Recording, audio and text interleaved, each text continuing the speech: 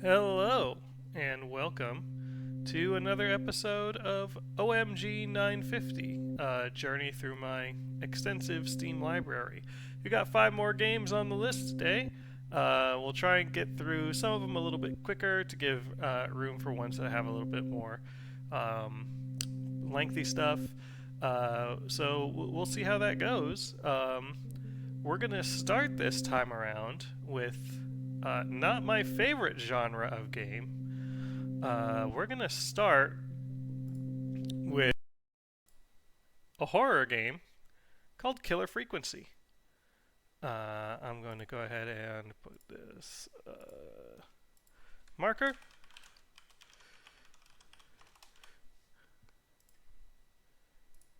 Okay. So you should be seeing the game now, and now you should be getting gameplay audio, which is just kind of rickety street sounds. It's very quiet. You might just hear like crickets and car trunks or something. I don't know what that noise is. Anyway, it's a horror game. I don't know anything at all about it other than that it's a horror game, and I don't do well with them. So this will probably be a short bit here where we take a look at this. So let's go ahead and get started.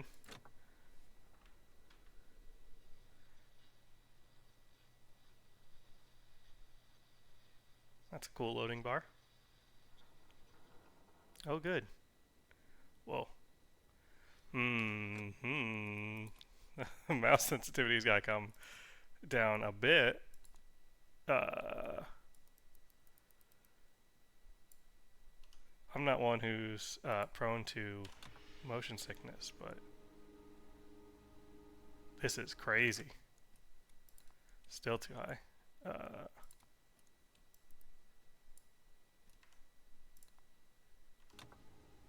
Okay. Is it? I gotta go way the heck down here. 20%.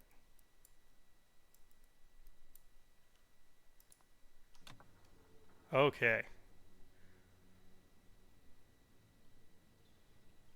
Great, okay. Move with WASDA.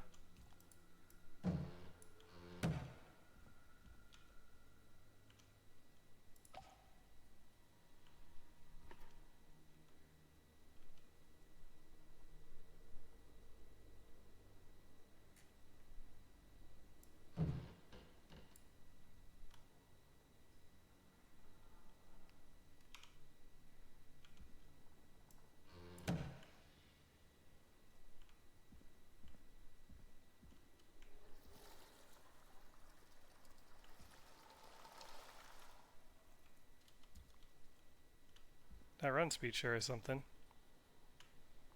And by run, I mean walk.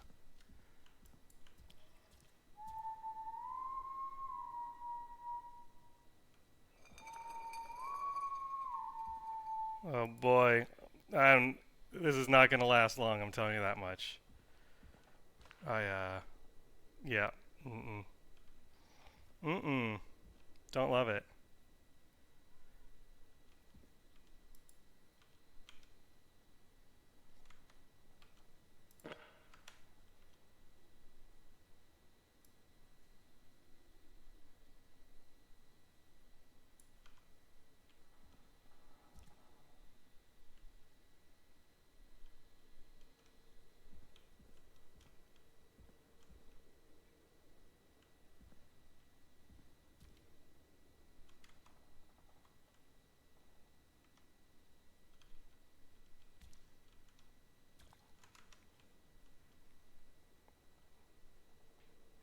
Why is it telling me to crouch already?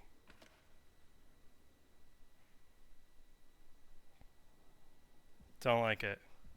Not a fan.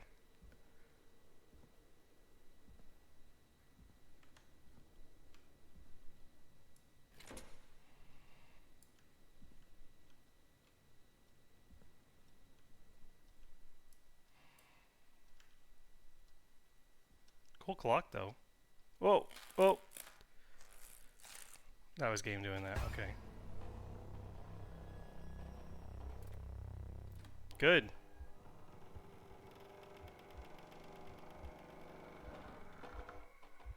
No. Mm-mm. Mm-mm. Mm-mm-mm-mm. Yeah, bad. Really bad start.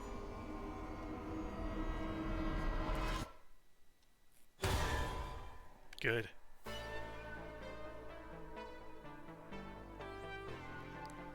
Hold on, though. This music.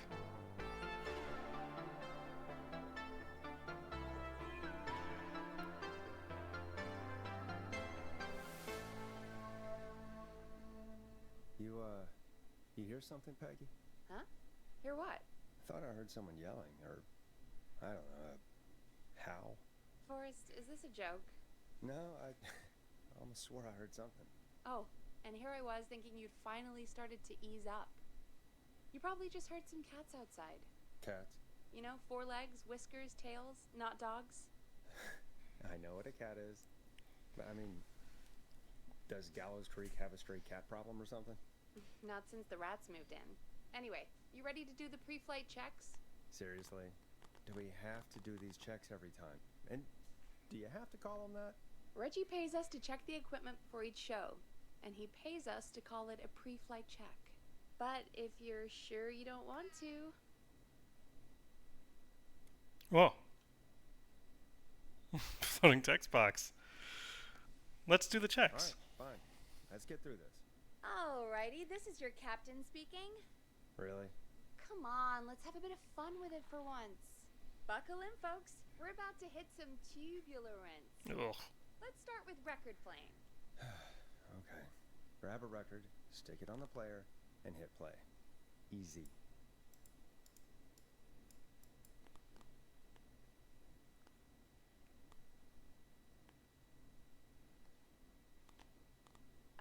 Forrest, you need to grab a record and stick it on the turntable. I know, I'm looking. I grabbed this one. This is not the one I want. This one seems cooler. Moonlight. The record box is on the left, and the record player is on the right. Pick a record and stick it on the turntable. Then hit play. Got it. Great. Now turn it off. Kobe. Alright, up next, phone line buttons. Your captain will be waiting to take your call on line 1.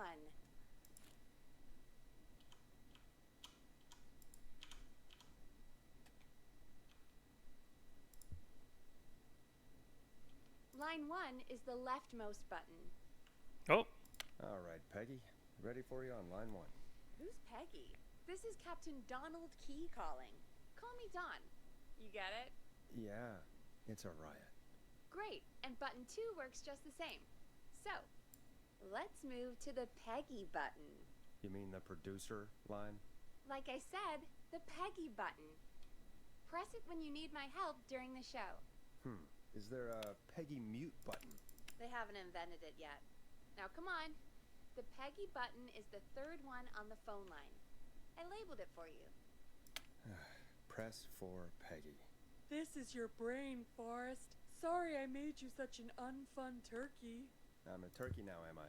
Okay. Are we almost done? Sound Blaster next. That's an easy one.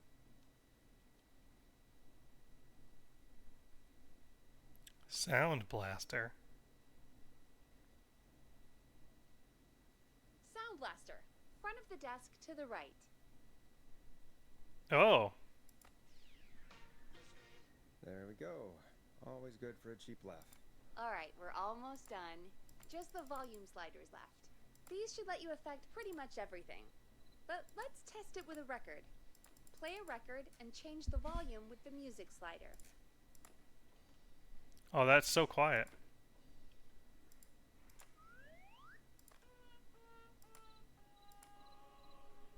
Play a song, grab the sliders, and move them up and down. Go nuts. Oh, because I have to turn this all the way up.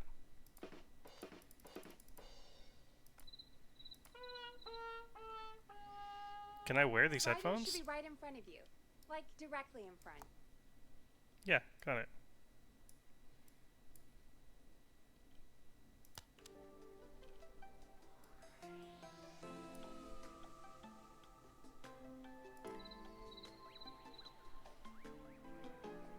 sliders should be right I in front of did. you.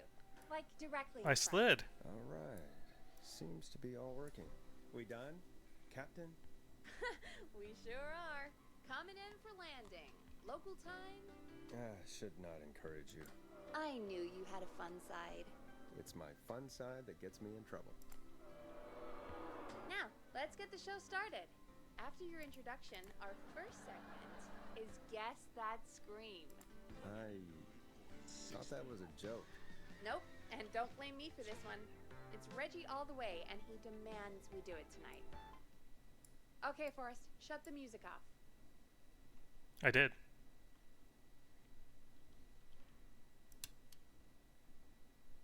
Okay, you're live in 3, 2... 189.16. Good evening, Gallows Creek. This is your host, Forrest Nash, and you're listening to 189.16, The Scream.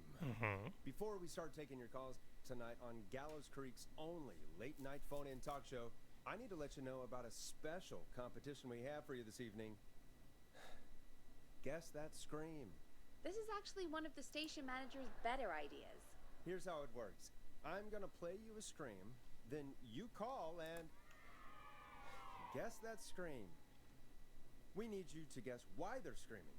Did they stub their toe, saw off a finger, or discover the corpse of a loved one? That's good. Now, Forrest, hit them with the tape. We'll play that scream in just a second. Listen close, and then call in to guess that scream. Peggy, what do you mean play the tape? I used to have a tape guy do that for me. You're not in Chicago anymore, Forrest. Here in Gallows Creek, you get to be your own tape guy. Come on, I gave it to you yesterday. Forrest, you do have the tape right. You knew we were doing this tonight. Peggy, let's be real. This one? Guess that scream is a terrible idea. No, I don't have the tape. It may be a stupid idea, but that doesn't mean it can't be fun. We're going to need a scream tonight, Forrest, and you're the one at the mic, so...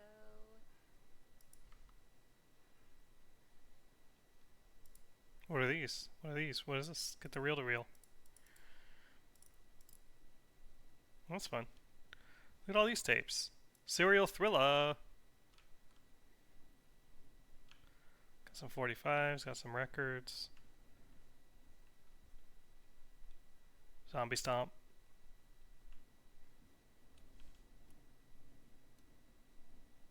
I used to go out all across America, and now I'm just screaming into a mic in a backwater town. There's a lot of dead air. Jesus. Come on, Forrest, just do it. That's enough dead air already. Just think of a scream and let it rip. Oh, God. Sorry about that. I'm back. Had to step away there for a second. Listen close, and then call in to guess that scream.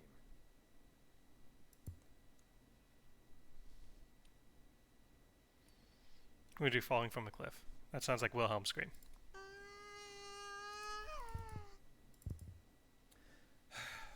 Well, folks, there you have it.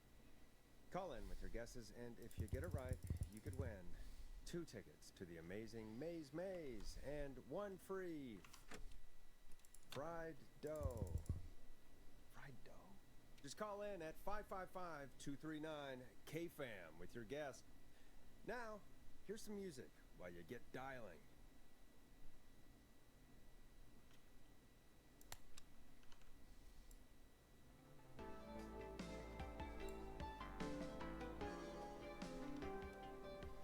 It's David Scopo with Moonlight.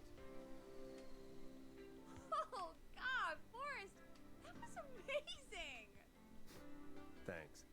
I can't wait to hear what people think that was. How the hell did I get into this mess? Lighten up, Forrest. That's going to be the highlight of my week.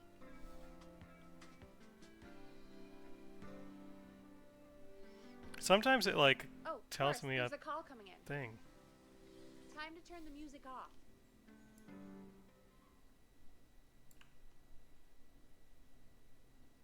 Where's the call?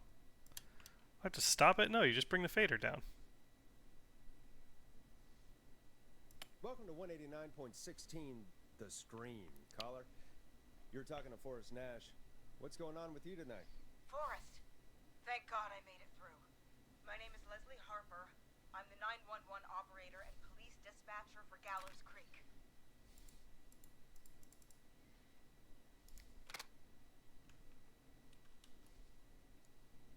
Welcome to the show, Leslie. Are you calling in to guess that scream? As a The floating 911 text boxes operator, are weird. I bet you may have an educated guess. What? No! Look, I found a body and I need your help. 911 is calling me to report a body. Interesting setup. All right, I'll bite. What's the punchline then? Forrest, I recognize her voice. I'm pretty sure that actually is our 911 operator. I think this is real. Peggy, I'm not going to be happy if this is a prank. I don't do prank segments on my shows. It's in my contract. Forrest, I really don't think this is a prank. Leslie, if you're telling the truth, you should report this to the sheriff. What was his name? Sheriff Andrews or whatever? This is very I'm at professional. the sheriff's office right now. Wait, what? Sheriff Matthews is dead. What? Sheriff Matthews is dead? I couldn't get any response from the department. That's never happened before, so I came to the station and Oh. I found him. Oh, God. Poor Sheriff Matthews. Do you know what happened to him? Someone got him.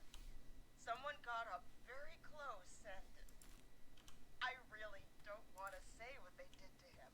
Did he fight back? I don't know. I think he tried. He's surrounded by bullet casings. I think he tried to shoot at whoever it was, but I don't understand. Where are the other officers? Do they know? Have they secured the scene or This is what I would do if what I had a are radio cops show. supposed to do? no, Oh. I checked everywhere. Deputy Martinez is here, but she's knocked out, tied up, and locked in a holding cell. I called you right after I found her. God. Wait. Please don't tell me that this hick town only has 2 cops. Don't be ridiculous. We have 3. But Officer Gunderson is on leave and can't move. Leslie, do you have any idea who could have done this? Not a clue. I didn't see anything on my way over. Leslie, you need to call over to Henderson or Quiet Ridge. They need to send someone over from their department. I tried, but I can't call anything but local numbers. Something's wrong. I'll have to go there myself, let them know what's going on, and bring help back with me. But if you leave while there's a murderer on the loose, who's gonna man the emergency line? That's why I called. Forrest, I've routed all 911 calls to come into you.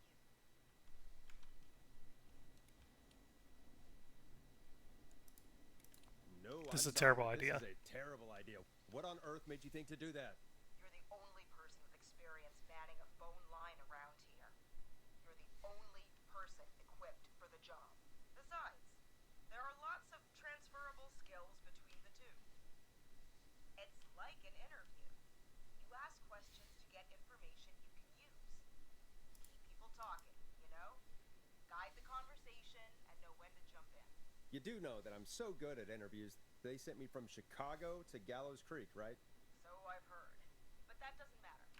And besides, there are 2 of you. You can talk to each other, discuss ideas, work together. Hell, let's have some on-the-job training right now. I have an emergency. I need to get an unconscious Deputy Martinez out of that holding cell. It looks like whoever attacked her threw the keys into the cell after they locked the door. Is there any way you can reach the keys? No. There aren't any bars to the cell, and the door itself only has a food tray slot. And that's too narrow for me to reach through. There's gotta be another way in.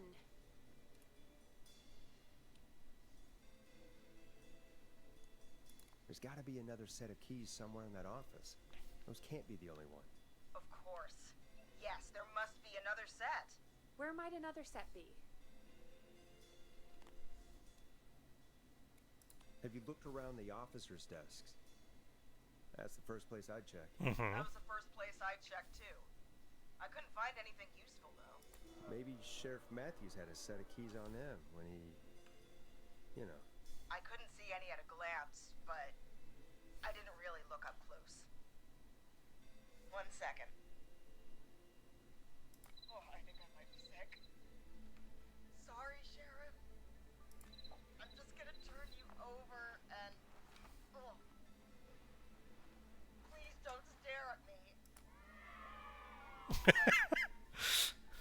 Oh, wait. That might be them. I think I got the cell keys. Looks like Sheriff Matthews might have saved his deputy. Do the keys work? They do. Yay. One-tie Deputy Martinez. I'll be right back. So far, so good, I suppose. How are you feeling, Forrest?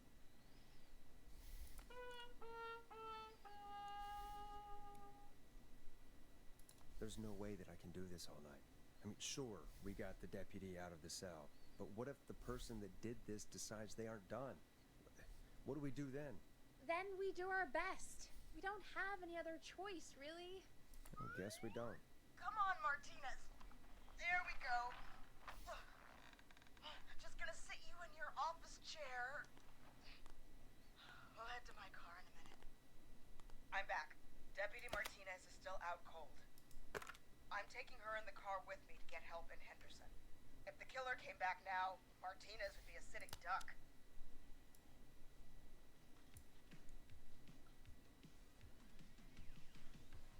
That's a good idea. We don't want to take any risks right now. Need some background Thank you, tunes. Forrest. You and Peggy just work together like you did earlier. You can do this. Now I'll be back as soon as I... What? My car! My car is on fire! What do you mean it's on fire? How the hell? Did it just go up in smoke? What happened? Wait. What? No way. This can't... Oh, Forrest, we have big trouble. What's happening? What's that noise? It sounds like whistling? Whistling? It can't be. Oh my god. I can see him, but he's dead, right? Right? With that mask, and how the hell is he? Who, Leslie? Who? The whistling man! The whistling Oh, man? the whistling Who's man. the whistling man? He was a serial killer back in the 50s, wore that mask. But he's dead! He's... What the hell? Oh, God. Do you think he attacked Sheriff Matthews and Deputy Martinez? He's coming this way. Leslie, stay inside and lock the doors. Right.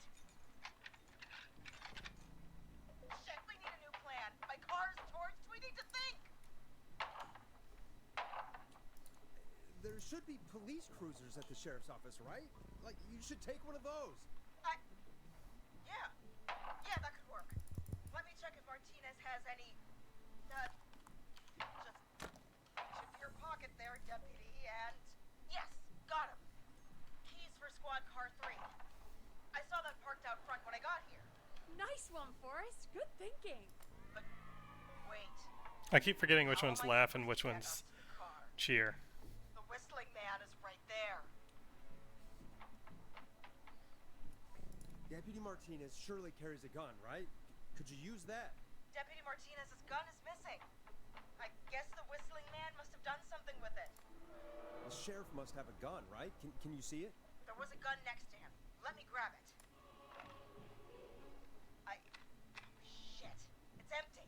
He must have emptied it trying to defend himself. Are there any other weapons lying around that you could use? I didn't see anything earlier. Let me check Deputy Martinez's belt.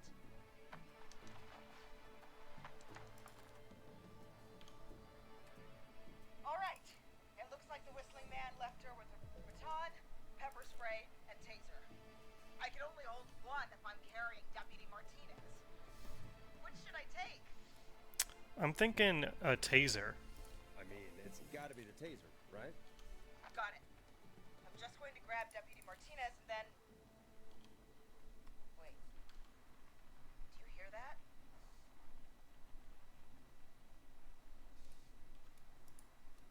No, I can't hear anything. Exactly. It's gone quiet. No more knocking. Be careful. I don't like it. Me neither. But it's an opening, and I've got to take it. Okay. Deputy Martinez? If you can hear me, it's time to move. Just lean on me. Yep. There you go. Are you sure about this, Leslie? No time like the present, right? So, here we go. Again, you're hooked into dispatch now, so I should be able to radio you when I reach the car. If I reach it. Speak to you soon. Good luck, Leslie. That's one brave woman. God, I hope she makes it through this. You know, I've got to say, this really wasn't what I expected when I came into work today. Well, they always say you have to be ready for everything in live radio. Oh, I think we've got Leslie back on the line. I'm putting the call through. I press the buttons. Forrest? Hello. Peggy? This is Leslie. Are you there? Over. We're here, Leslie. So I guess you made it to the car then. Over? Sorry about the CB chat. Old habit. But yes, we made it to the car. Deputy Martinez is in the passenger seat, still out cold. I don't see the whistling man anywhere, and I don't plan to wait for him. So I'm going to get us moving. Jesus! God damn it! Get back! Get away from her! Leslie, what's happening? The whistling! No! Get off her, you son of a bitch! Yeah! Take that! Yeah. Leslie, drive! Don't worry, Deputy Martinez. We're out of here.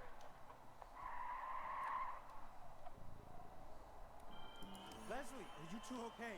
Did you get away, or... Forrest, that taser? Definitely the right call. Yeah. Oh my god, I can't believe we escaped.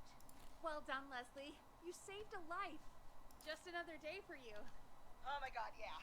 But let me tell you, I prefer doing it from your side of the boat. Leslie, how long do you think it's going to take to get help?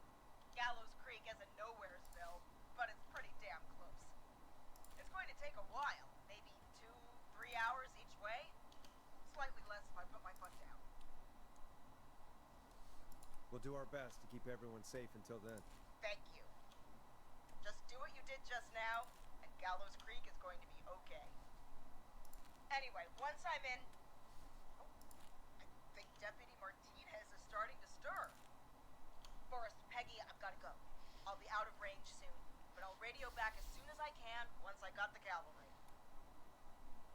All right. Take care, Leslie. Be safe out there. Good luck, Leslie.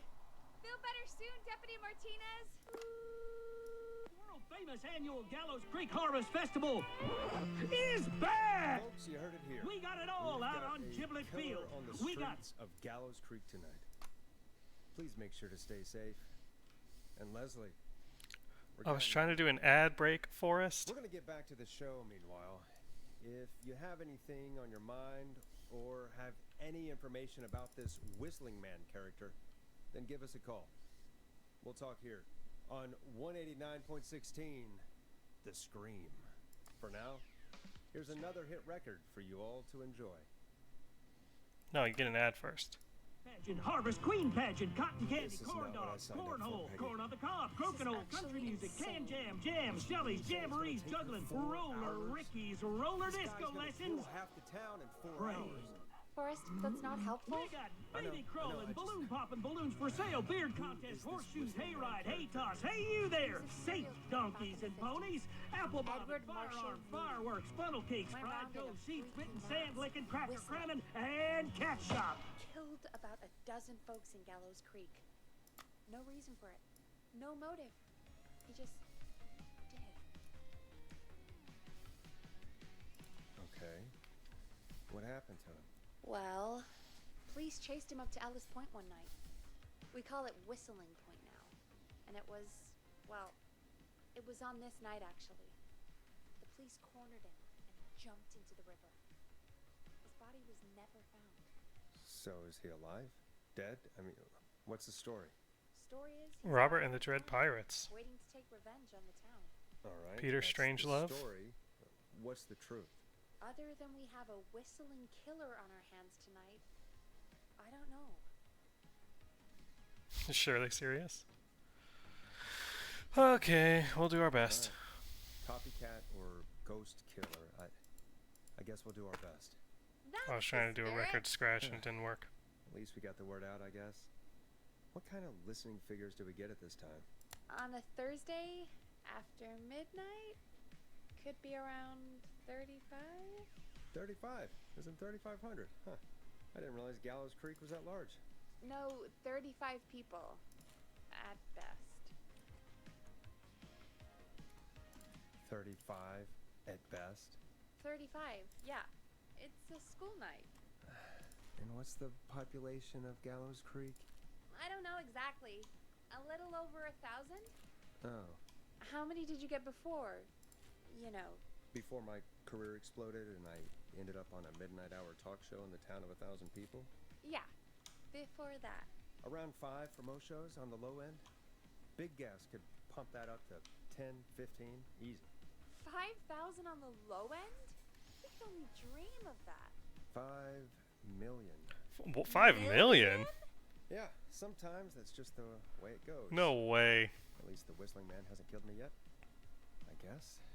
Yeah, I guess we're gonna learn a lot about perspective tonight, huh? Oh, we have a call coming in. Take it when you're ready. Alright, I think we're Okay, gonna Forrest, call shut it. the music off. I think we're gonna call it there and go to the next game. So let's go ahead and save this one. And then I'll be right back and we'll boot up the next one. So give me 1 second.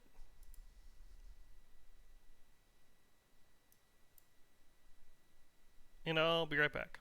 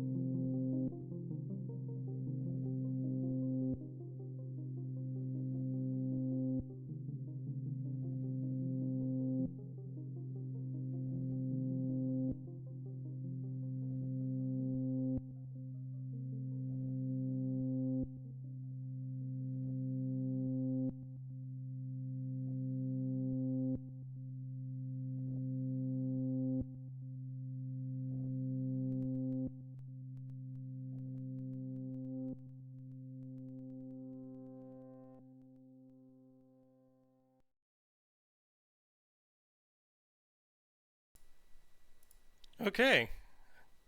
Our next game, the capture for this is a little funky, but we'll do what we do. Our next game is Pac-Man Championship Edition, which you should be getting the audio for. Well, you won't get the audio right now because it's being weird with the window capture. But once I go back in, let me just put the marker for Twitch. Let me just add the info.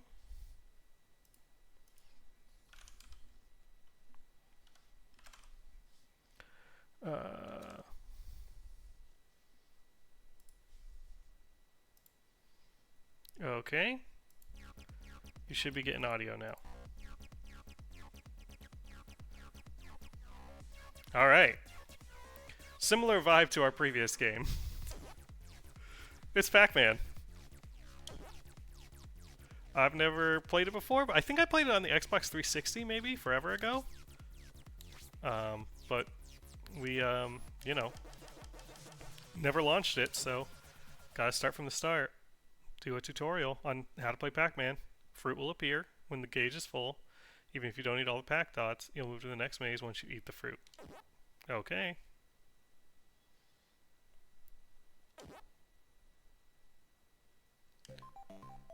Yeah, that's that Pac-Man music.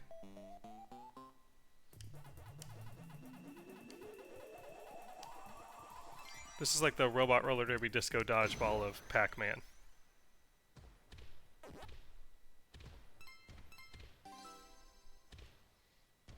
Alright, next.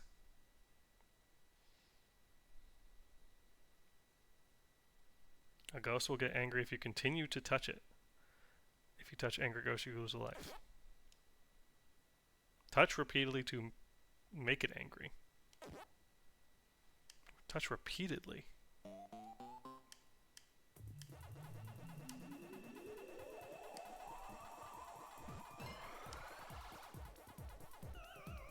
Oh, you got me.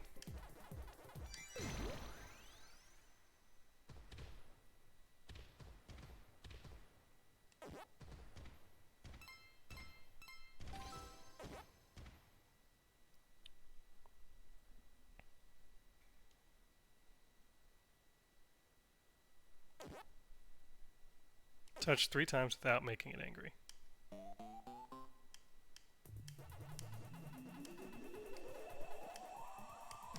I shouldn't be able to turn around. Pac-Man shouldn't turn around. I ain't with that.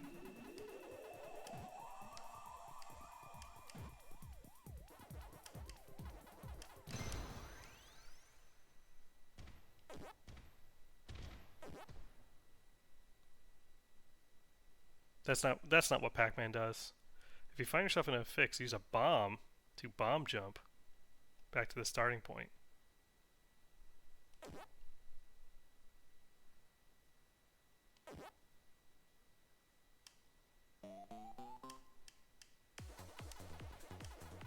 Good music though.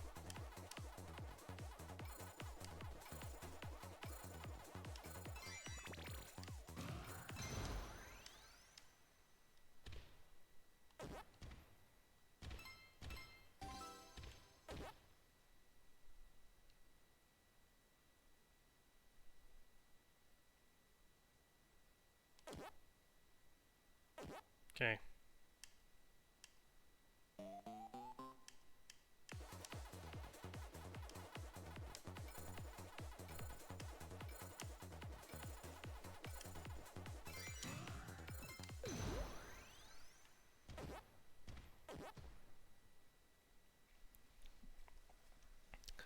Can't wait for the actual Pac-Man and a sleeping minion.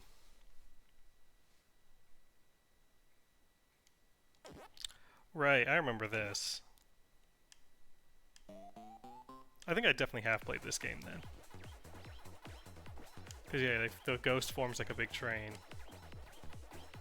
And then when you eat them, you eat like the whole train and you get a bunch of points.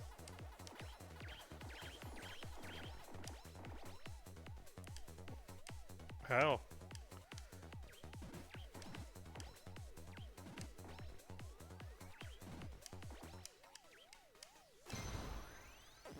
I wasn't paying attention. I could have been done with that earlier. Power pellets appear instead of apples. Eat the ghosts.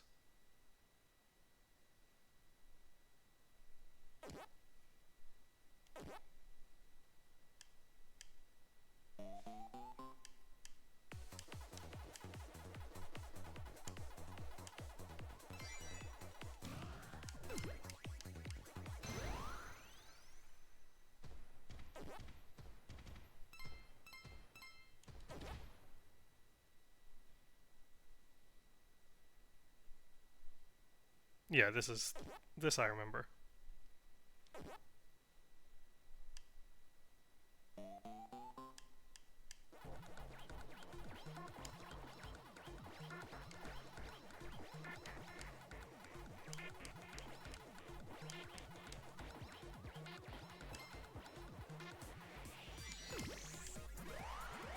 Yeah. I remember that animation. Maybe I played Championship Edition 1 on the Xbox 360?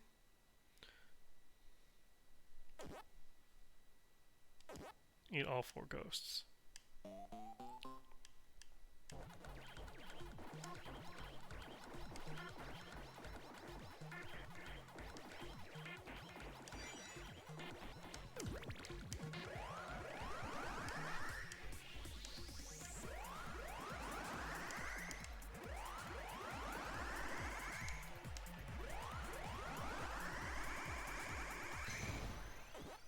I ate him.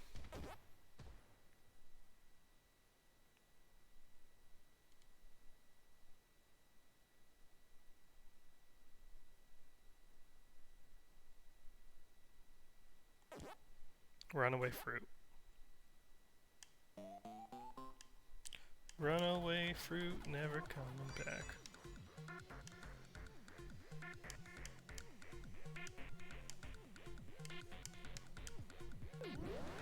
Gotcha.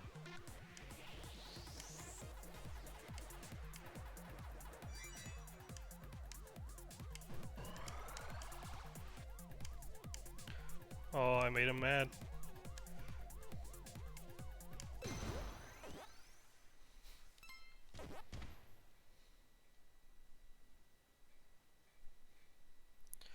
In boss battles, you have to clear each stage within a time limit or it's game over.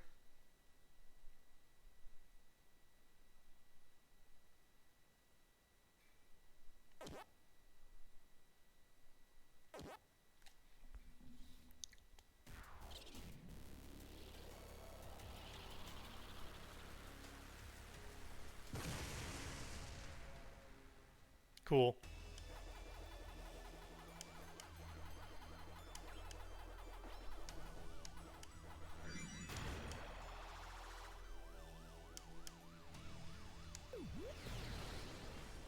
Cool. It's a nice effect every time.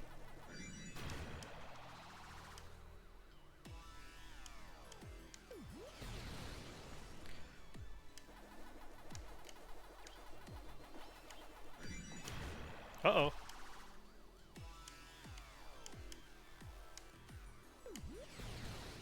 Close one.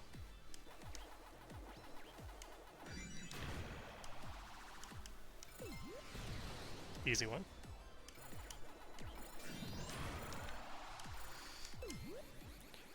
Now I'm gonna chomp the big ghost.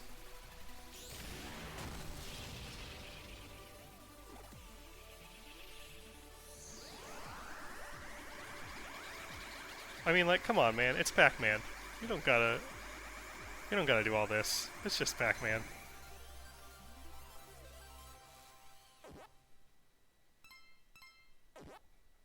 You have him meet the ghosts. Alright, now we can do score attack mode.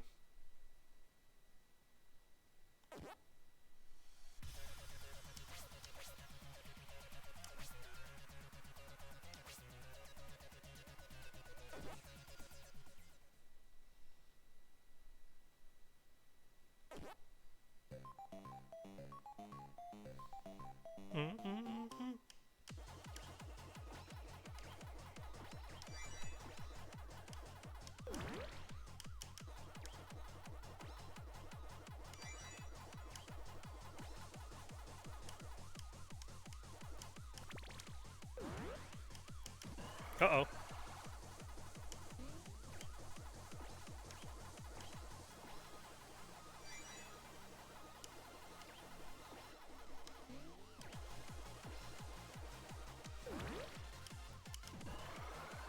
Uh-oh.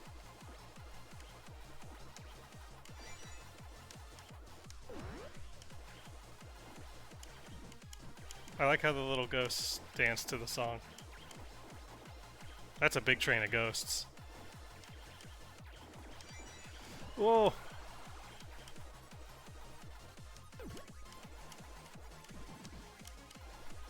He's so fast.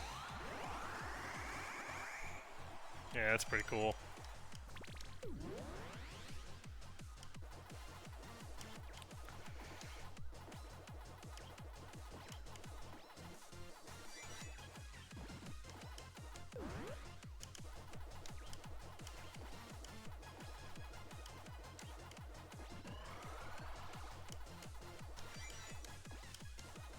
I don't know if I'm supposed to want to do all of the dots on the stage before eating the fruit or not.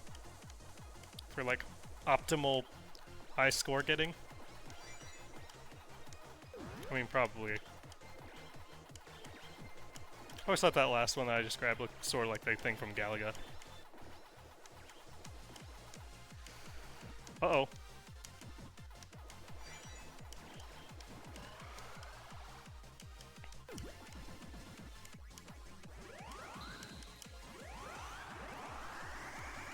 Get eaten.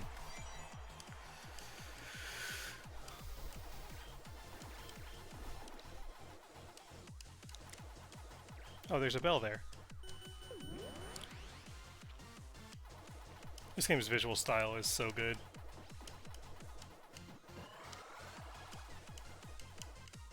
Oh god.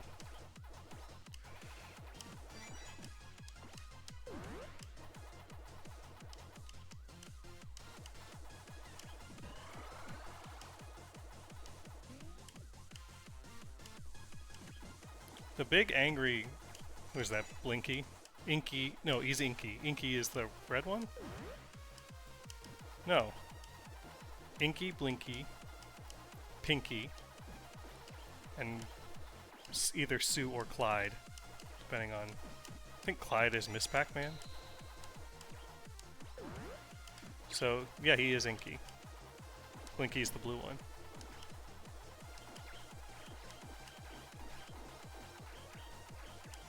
This just really really makes me want to play Robot Roller Derby Disco Dodgeball. Oh my god.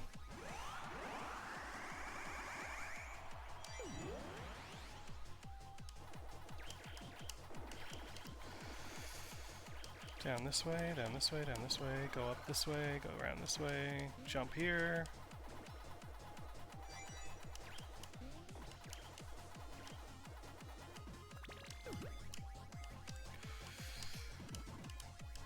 What? What? What?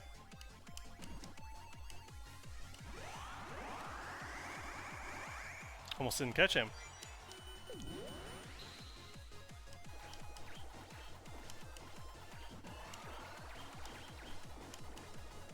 This is a chill time. I could do this for a long time. Oh, right, you can bomb jump. I forgot about that.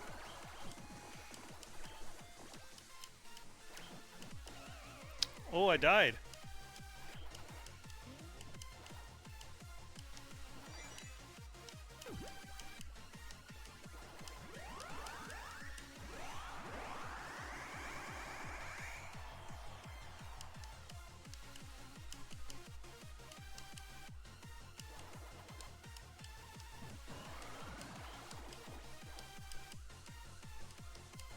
No!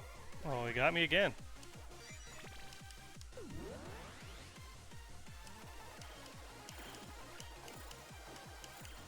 Almost out of time.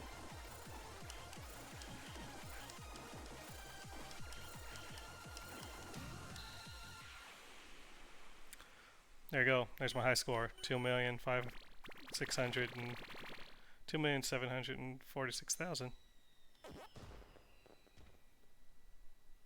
It's only B rank though.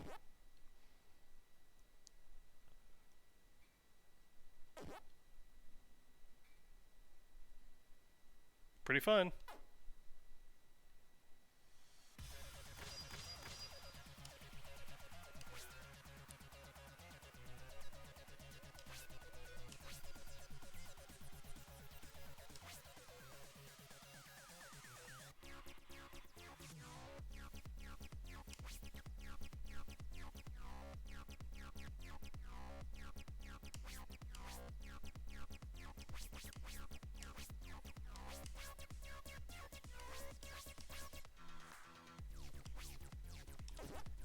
Okay, let's try jumping.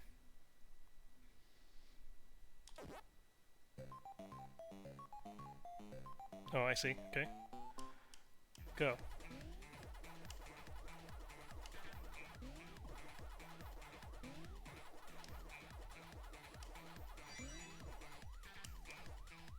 Uh-oh. I broke pattern.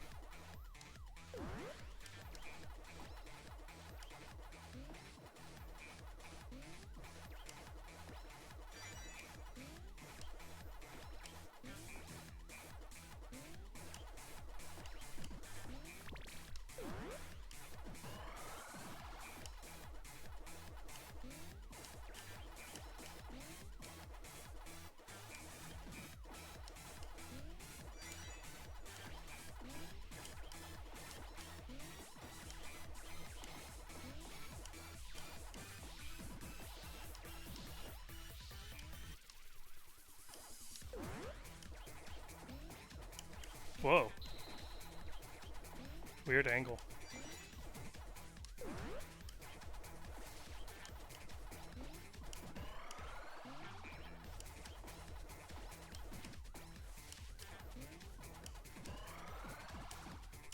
Oh god. Oh god. The angle of these is so bizarre that it's hard for me to keep track of what's happening.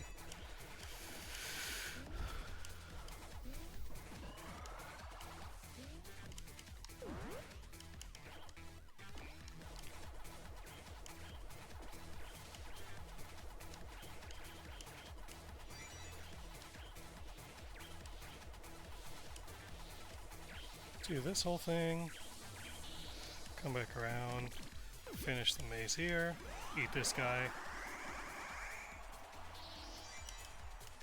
get the bananas.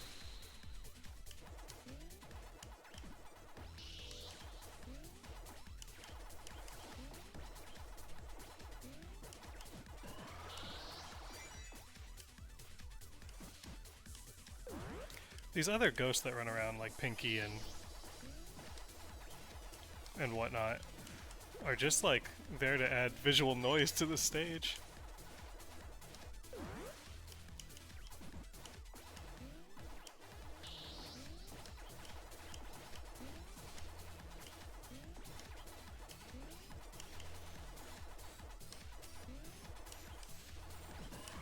Uh-oh.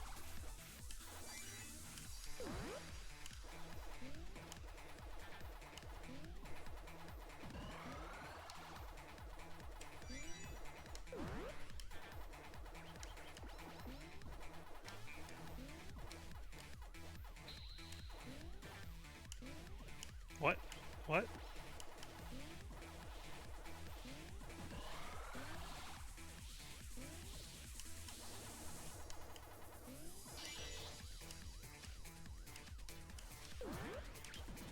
Oh god. Oh god, these turns. Okay, I'm gonna do this, we do this, we do this, we go around. We grab this. We eat him.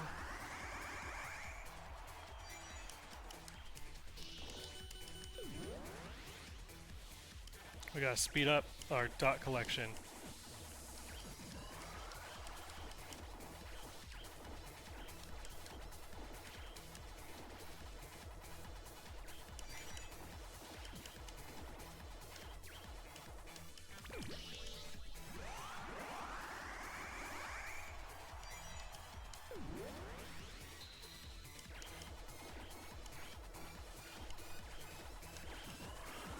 This music.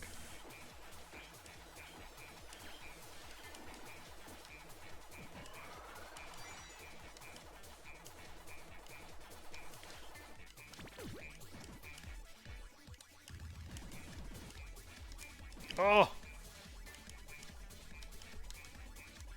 No, no, no. There we go. Oof. It was a close one. Oh no, I didn't get the extra life. 20 seconds.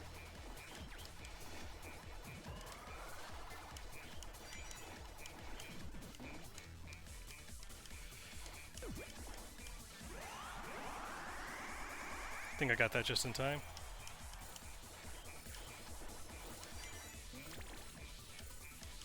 Get it, get it, get it! Woof! As I was leaving the board. That was close. Oh, I could have bombed back, I forgot. You get 1,000 points per bomb.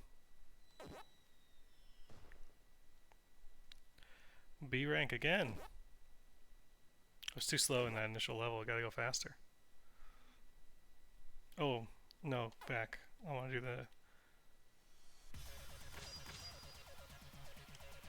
this.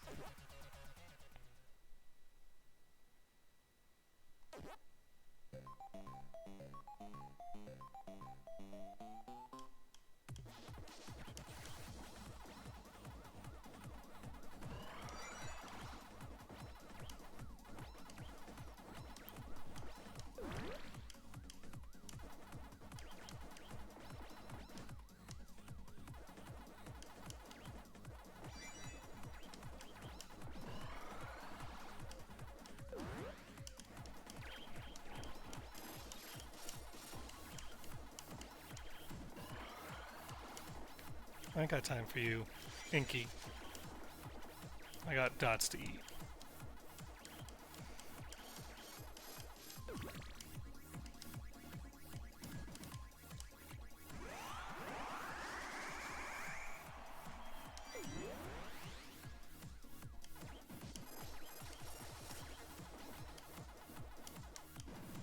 Oh god.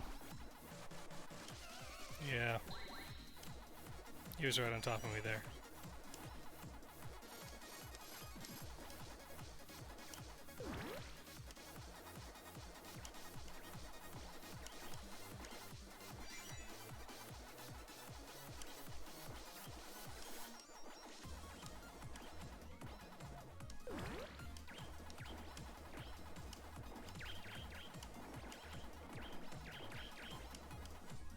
That's a big train of ghosts.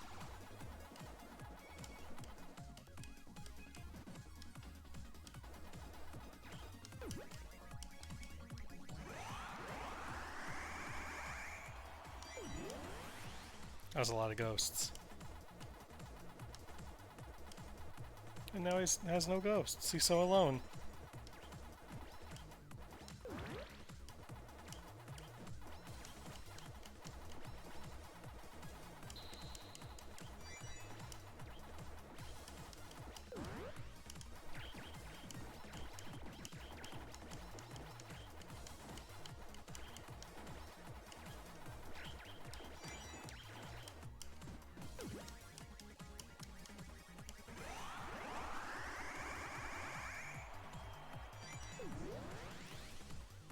Yeah, very satisfying to chomp up a big line of ghosts, not gonna lie.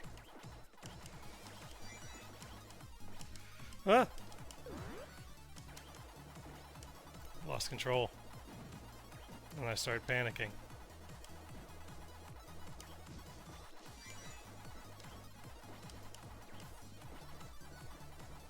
Eat this, go around here, do. Grab that.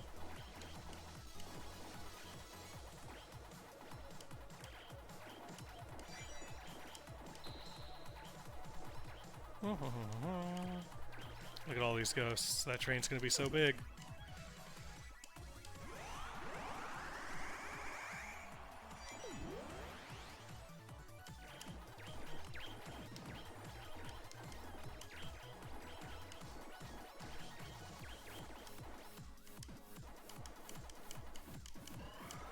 Uh-oh.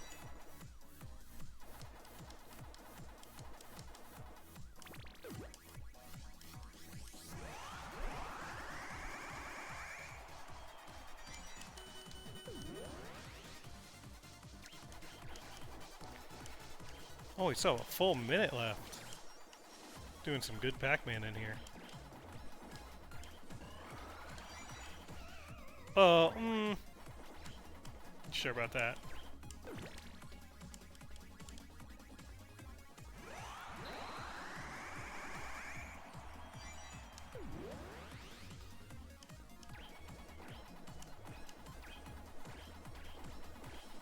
Go this way, go this way, go this way, go this way. Down here.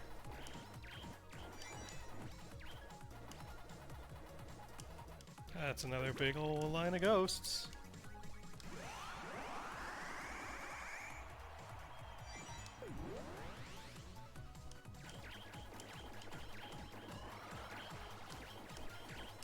I don't have time to wait. He's gotta get out of my way. That's what happens when you get impatient, though. You get eaten by the ghost. Look at all those ghosts.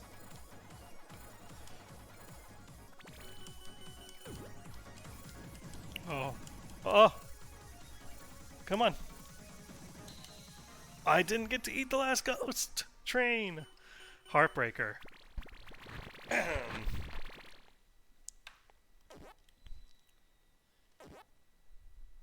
Oh, I was almost A rank there. That's exciting.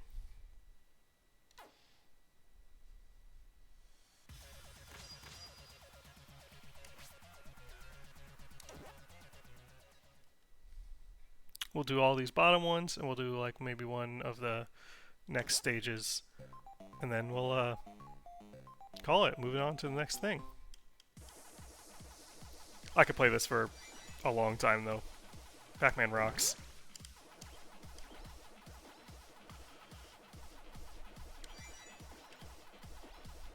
Controversial statement, I know, that Pac-Man rocks.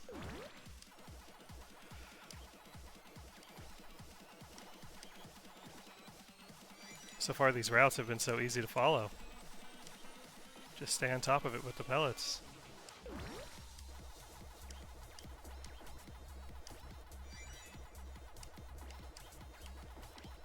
Alright, so I've mentioned it a couple times already, but this game very strongly reminds me of a game called Robot Roller Derby Disco Dodgeball, which is like one of the best indie games I've ever discovered in my random dealings on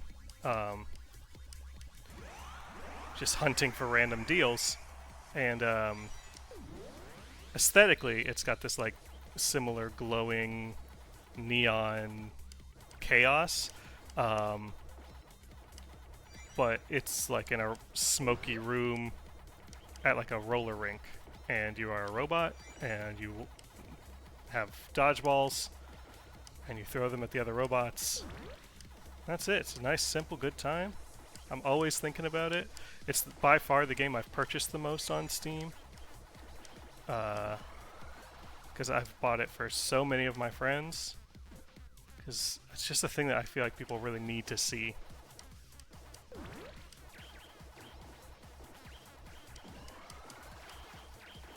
It's, you know, it's simple, but it nails what it's going for. Sometimes that's all you need. I lost the plot somewhere on this one. Oh, you... Yeah.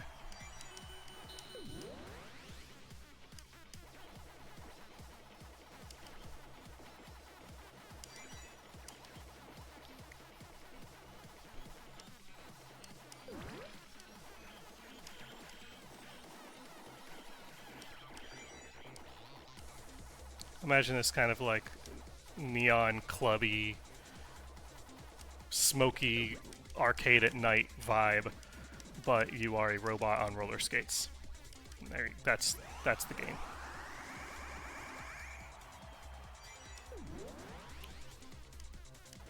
What's not to like? Going up here, going there.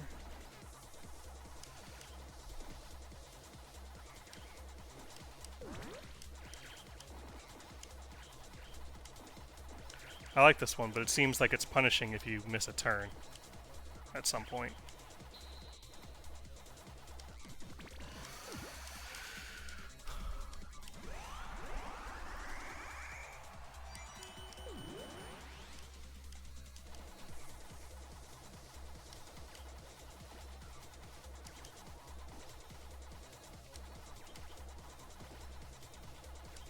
Then up. Then down, then this way, then that way.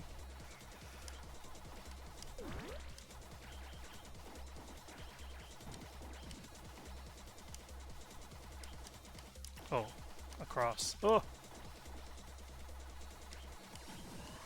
You can kind of, you know, make out where they want you to go with the dots. Ah, shit.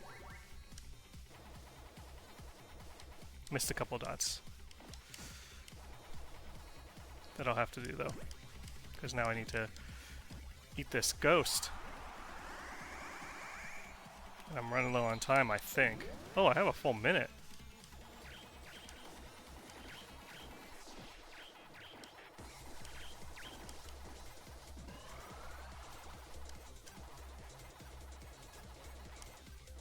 Go all the way up here. All the way down there. Uh-oh. See, that's what I mean. I missed that turn there.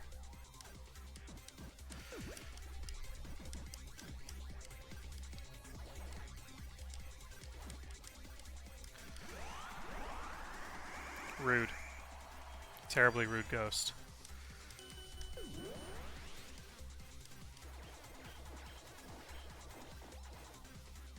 Uh-oh.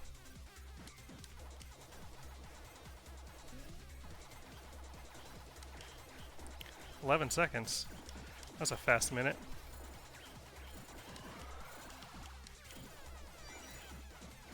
No way. There's too much stuff in my way. Yeah. Oh, B rank again. 20 bombs, though. Ooh, I got an A rank.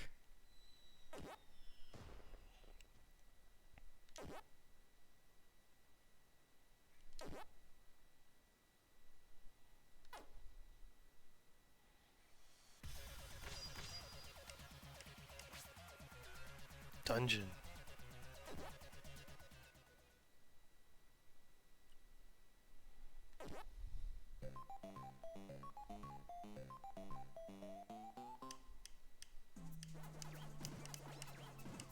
Come on. I got to such a fast speed on the other one that this feels slow. And I'm missing turns because I'm like hitting the thing just a little too early. Like that, I missed that turn entirely because I hit too early.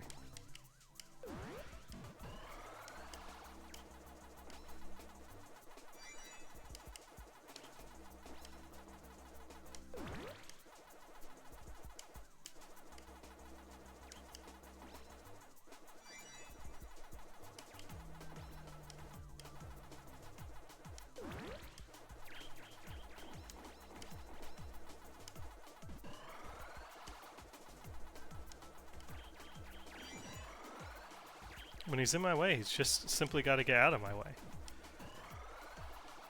I'm eating dots here. I don't have time for his ghost shenanigans.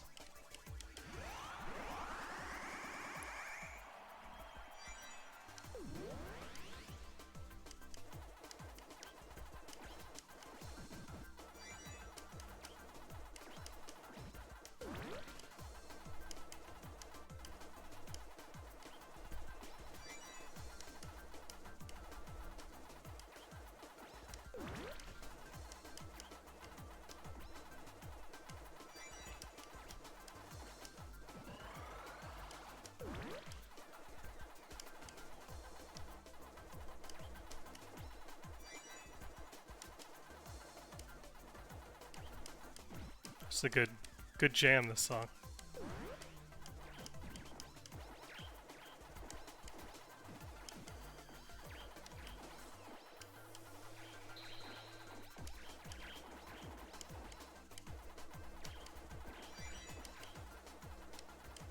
Look at that big ghost train.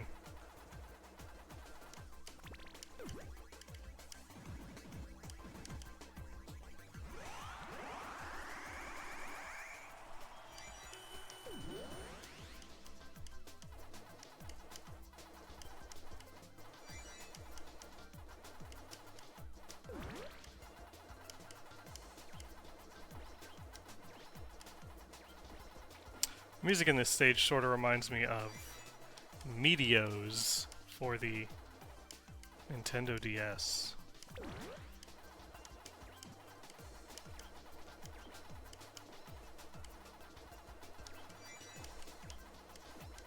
Seems like the kind of thing that would be on a Meteos stage.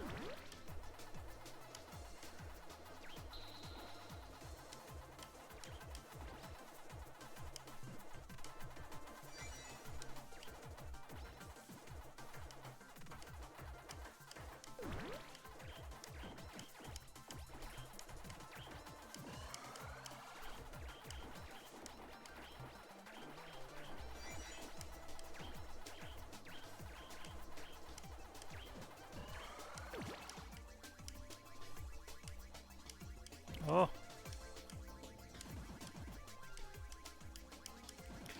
You crafty ghost. Whew. Felt like I wasn't going to get that one.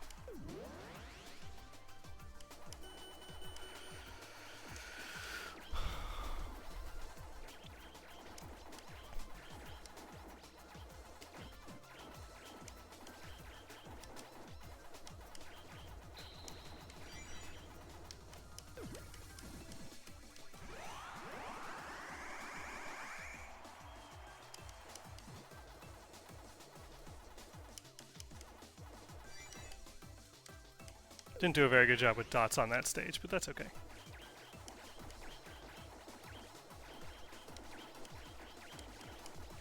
Oh, it was down. It was this way. And then across. Then you loop up. Then you come this way. And then you grab the dots, and then you're in a good position to eat the ghost.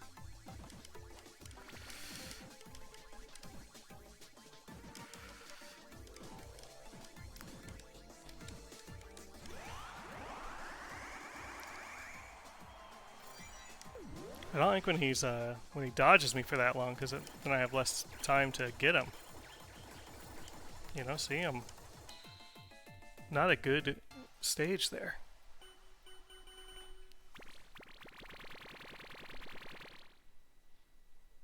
I mean, I still take 3.3. That's fine.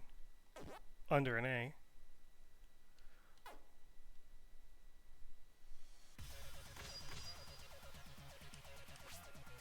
Mountain.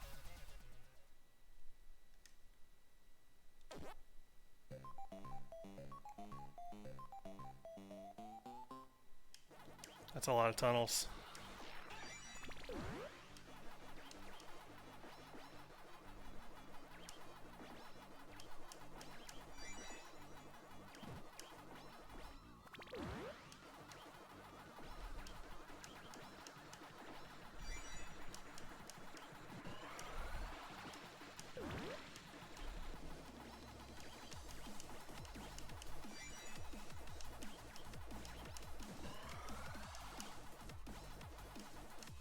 Ooh.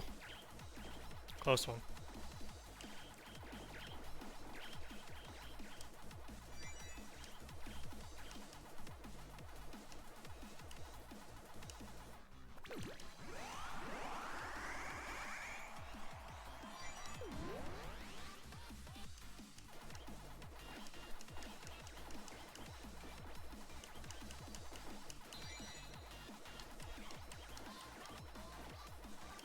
Yeah.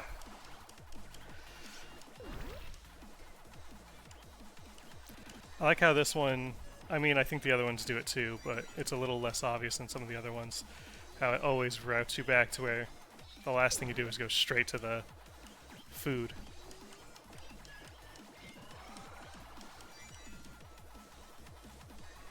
Like, I could have gone up there, but then I wouldn't be able to do that. And that's, like, part of the fun. Come down here, go this way, go this way, go this way.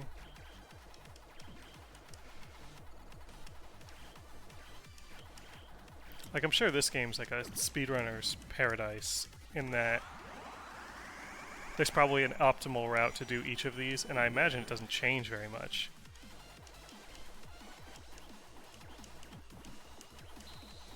So it's all about like mastering the turns to be exactly when you want them.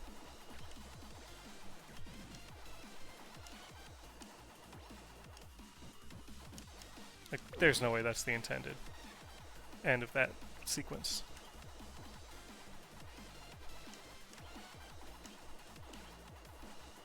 I like had to have made a wrong turn somewhere.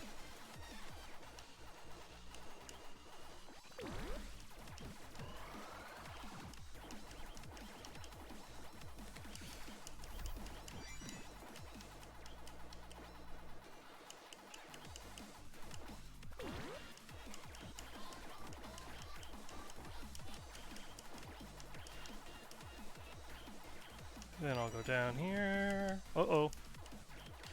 Missed a turn. Go up here. Hit this. And they're right in front of me.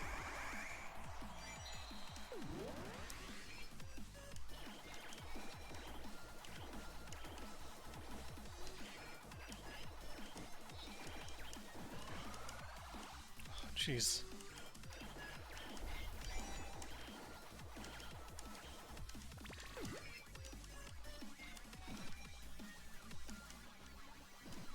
No, no, no.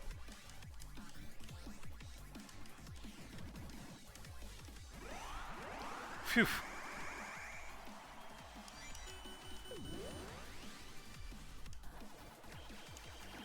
That was a rough ghost sequence there.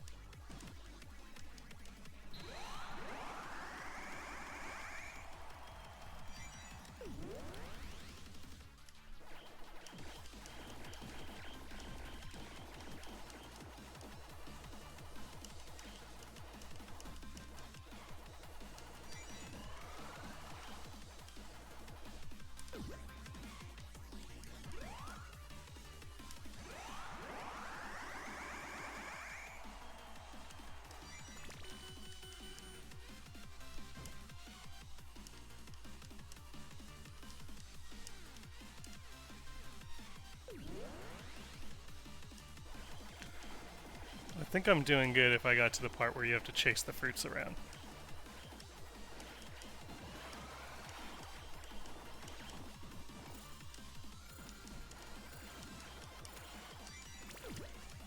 One last ghost. Yes! Got him. And the bonus fruit. Yeah, I felt pretty good.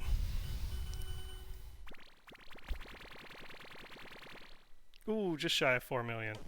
Is 4 million the S? Is there an S? I don't know. Felt good. That one felt good. 4 more? Nah, we might need to call it early.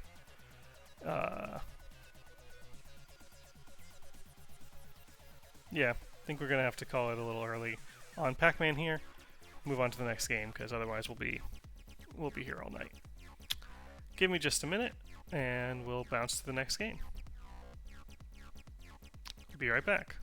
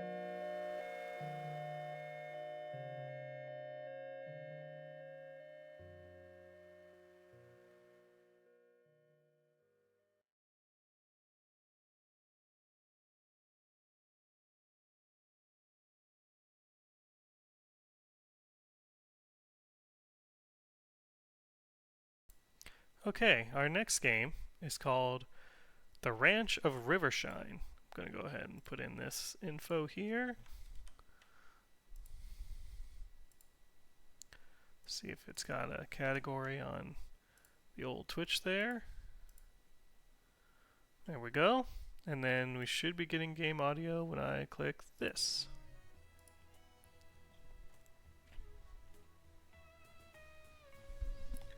Alright. I'm going to go ahead and assume without looking at this that this is a Stardew Valley or Harvest Moon-like. Oh yeah, Spring Year 1.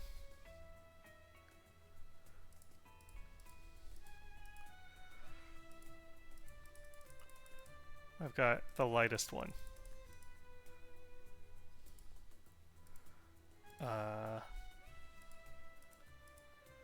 Okay, blue eyes.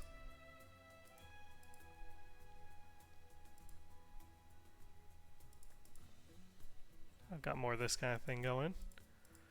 Hairstyle, none. None is not an option.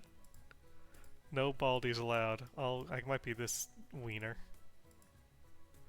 Yeah, I think I like this beetle.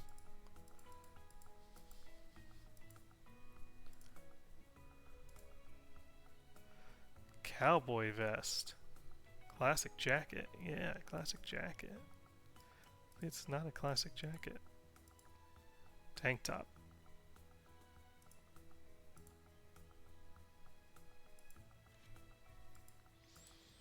Hoodie. Ooh, that knit sweater's pretty nice. I guess that's a classic short sleeve. A dress shirt. Okay.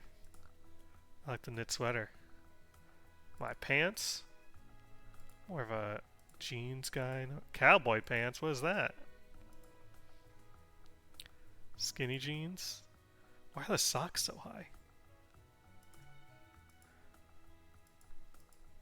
Why are they tucked into the socks? It's weirded me out. I'll wear... I can't wear cargo pants. I can't be seen in cargo pants. I'll wear classic riding pants. Breeches, as they say. Rain boots. Hiking boots. Classic boots. Western boots. Oh, those are good. Sneakers. I like the Western boots. They're pretty good.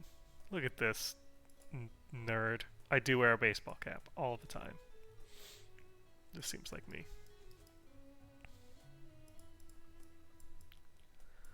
There he is. It's your boy.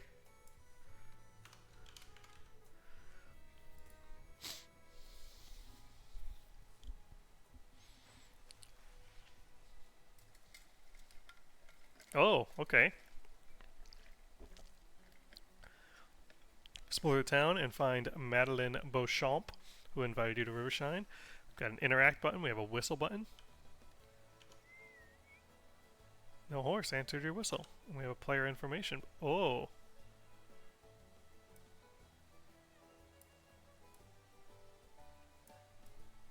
Okay.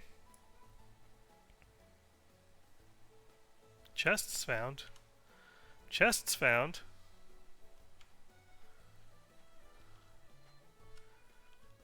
A stamina meter. Didn't see that coming. Chest. Found it. Brown bell boots. I didn't realize this is what we were doing. Picked a carrot. Got some straw. Can I pick these flowers? No. Now it may not look like it because I clearly have a mastery of the gameplay already. This game's movement is insane.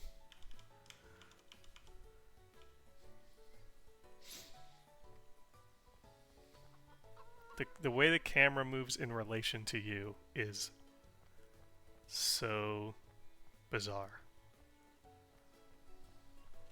Alright, let's go where we're supposed to go. I just know that there's treasure chests waiting to be found. It's just... The travel stone. I was like, what is this, a fast travel stone? A warp? As a matter of fact, yes. That's it. That's Madeline Beauchamp.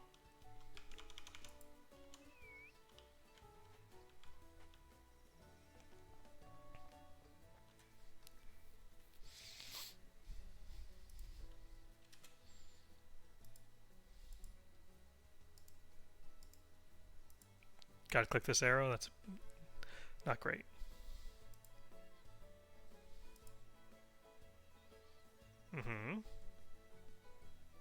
Very own champion. Okay.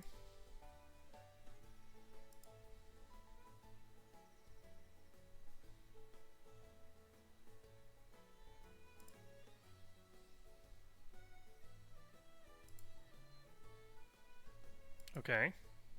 Pass or place a bid. Feel free to pass on any horses that don't interest you, but once you do, someone else will purchase it. You don't know that. If you see a horse that catches your eye, be sure to bid on it.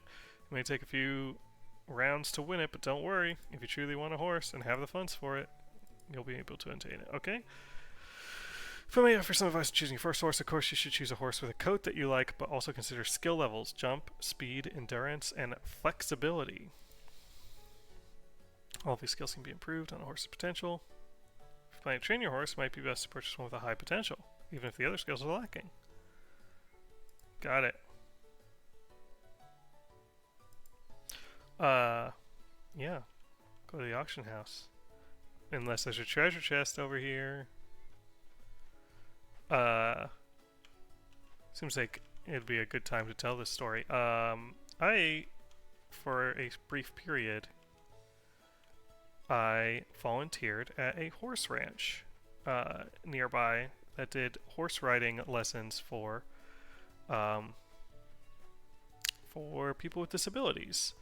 Like horse therapy is what they called it. And Did that for a season, six months, like a horse riding season. All right, sorry, hold on. I'll get back to this. Dreamy Ginger, the adult stallion, Onyx Black. Training trait strong.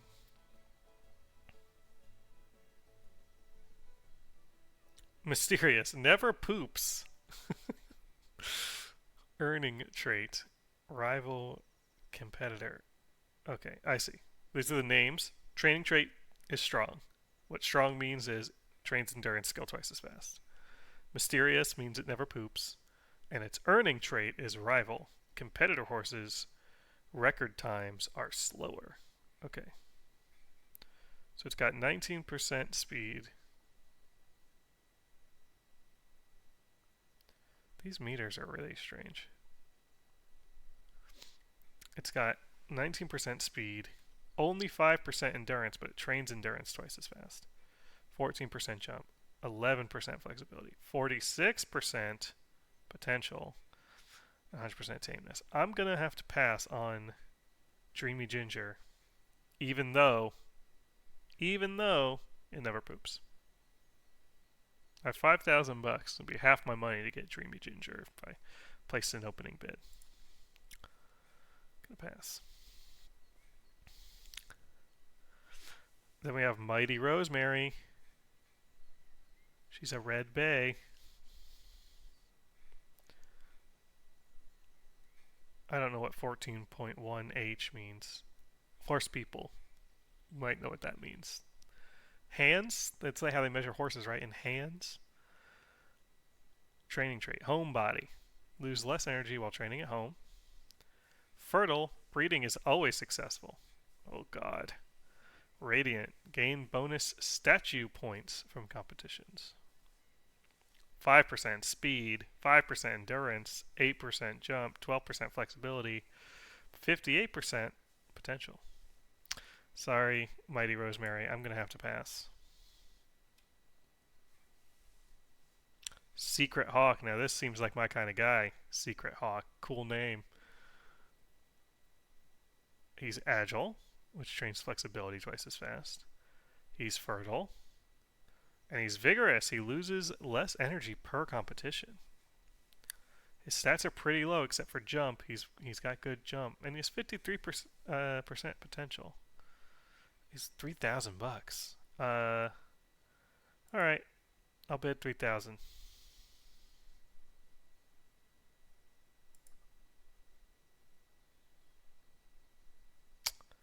Boy, someone wants this horse, huh? And that person is me. I got you, Secret Hawk.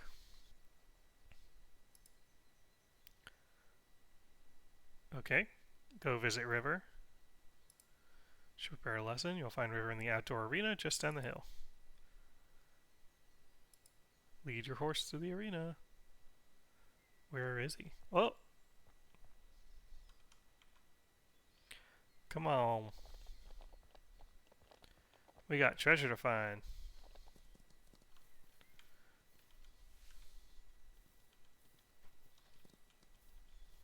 I bet you there's treasure back here. There's not, but there's shiny grass and a carrot.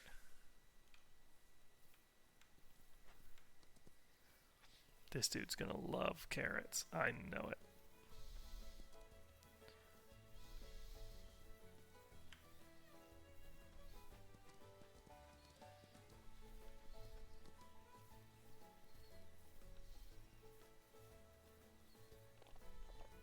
Look at all that stuff.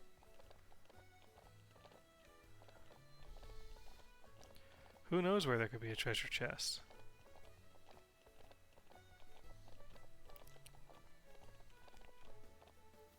Try and get through this tutorial stuff, blast through this, and get gameplay. Your name's River, and the ranch is called Rivershine, named after you.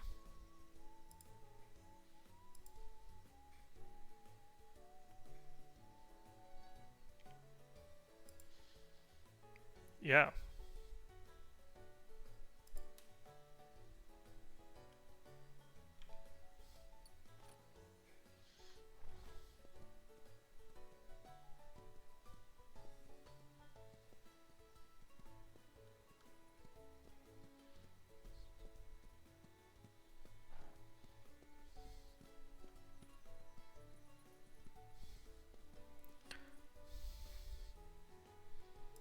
Thanks. Take it easy with gallop, as your horse doesn't have a lot of endurance just yet. It's always better to slow down to canter before your horse fully runs out of energy. Look at my boots in the background. They're freaking out.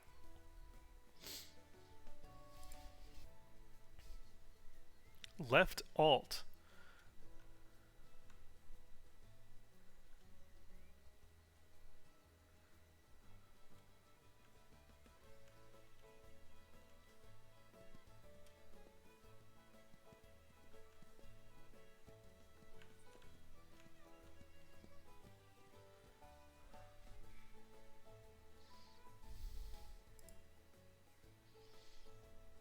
Has to be trot or faster.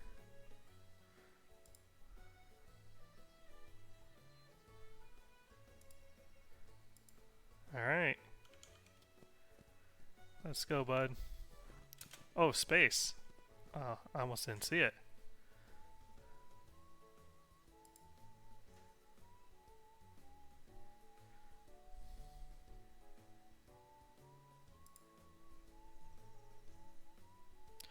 On the other cavalettes. Is that what you call the jumps?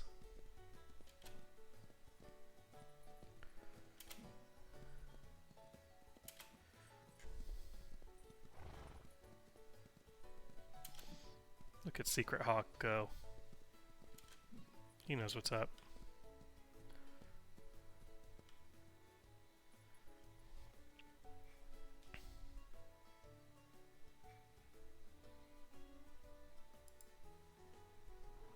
Wait, is this town not my ranch?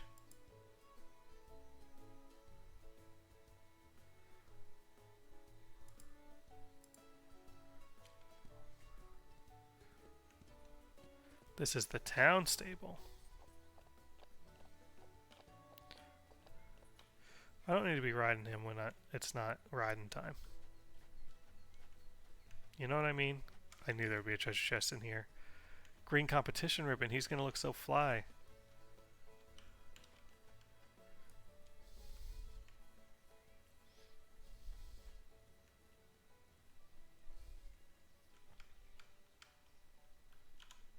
Come on.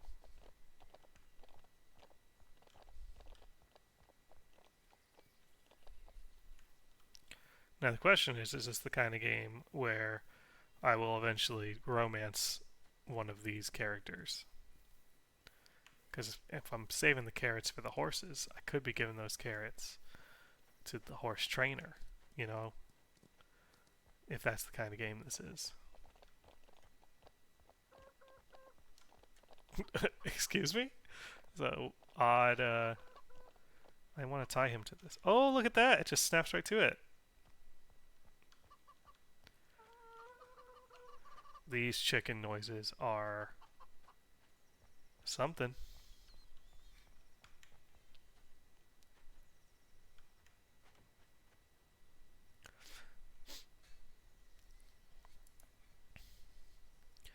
Very little care package should get you settled in. It's got a few tools, some hay, grain, and bedding. Uh-huh.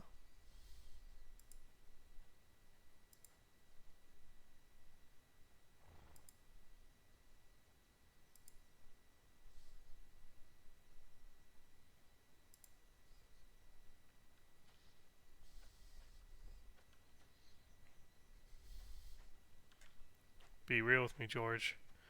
You hiding treasure?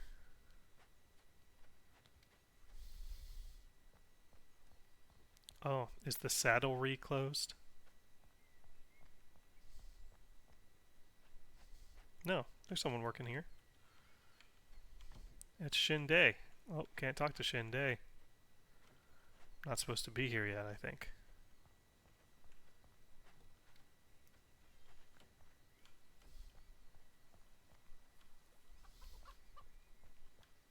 You can't set me loose in a game like this. My desire to run around and do stuff is too strong. Who's this? That's Traveler. What's up, Traveler? The Traveler ponders about the closed stores. Yeah, me too. The vet is closed. That can't be good. Who's that? Hello, traveler.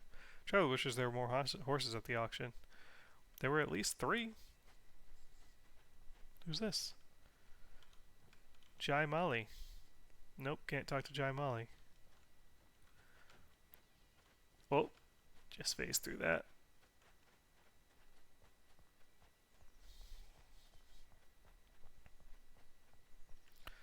Alright, Secret Hawk. Let's go.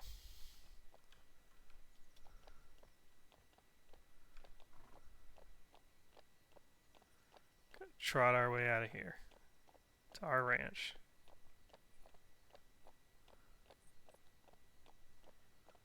There's so many treasure chests, I bet. Just like hanging out. I bet there's one under the bridge. There's a waterfall. There's one next to the waterfall for sure.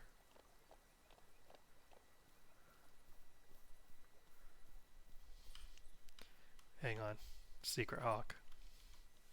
Gotta get this stuff. It's free stuff. How am I not supposed to get it?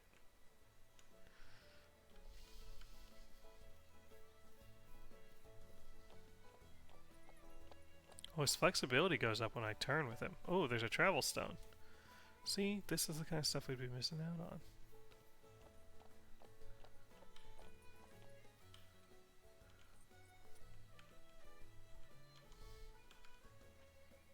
Doesn't react.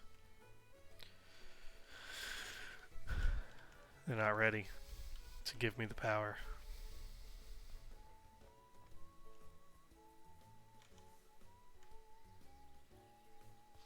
Okay, sorry. For real.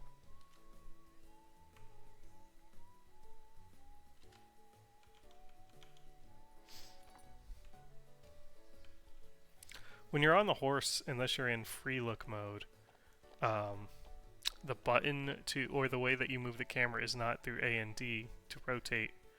It is moving the mouse back and forth, which is like this left on the mouse, right on the mouse. Which is a choice. See, look at all this stuff. Secret Hawk, there's so much free stuff on the ground.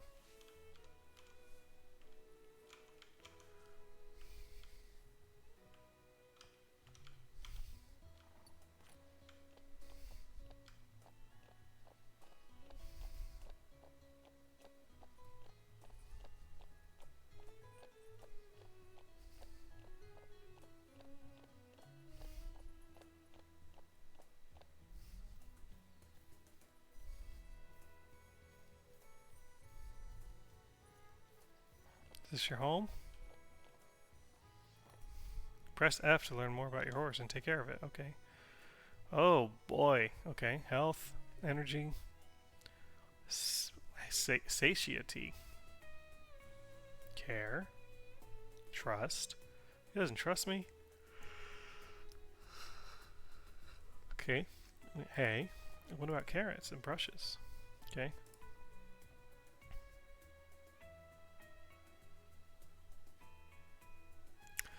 I see. Okay, the grass only gives you 25%. The Timothy hay gives you 50, and the alfalfa gives you 75. What did this say about hay? I already forgot what this said. Grain can be given once a day, but is not necessary. It can satiate your horse, or be used to boost their training. I've got some oats. He doesn't need it.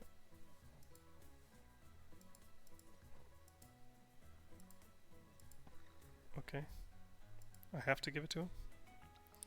Treats! Give him midday to regenerate your horse's energy.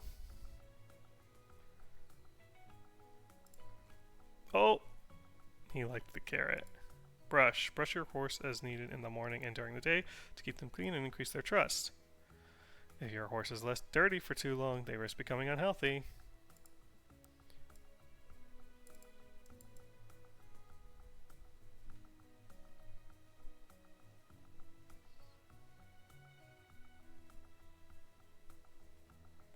I think he likes that. I can't tell. I don't know when they're clean or dirty.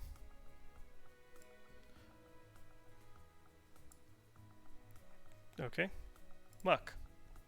Clean your horse's stall when they've left the stables when they're left in the stables overnight. You can also place down straw to keep your house comfortable indoors. Pitchfork.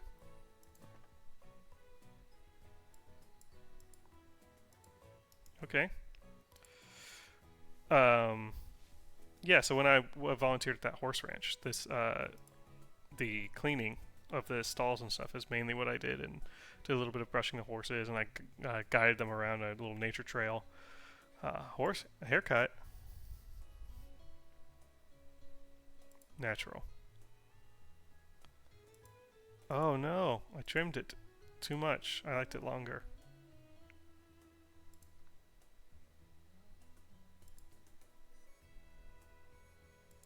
What have I done? Tail. We like a long tail. We like a medium tail. This all appears to be the same. Long.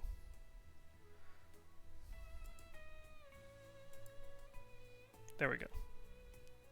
Like a medium tail. Okay, hay. Give him once a day. Medicine. He doesn't need medicine. He's got 90% health. I guess I'll get him to 100. It wants me to do that.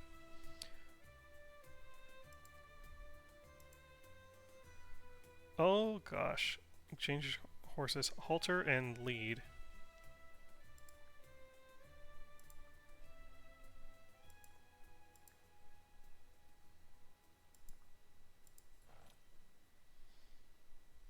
Change their bridle, saddle pad, saddle, leg wraps, breast collar, accessories.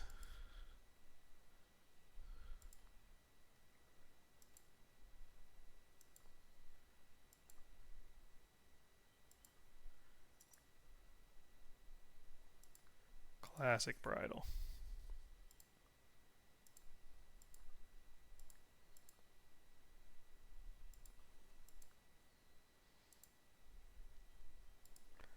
Our saddle pad, our western saddle.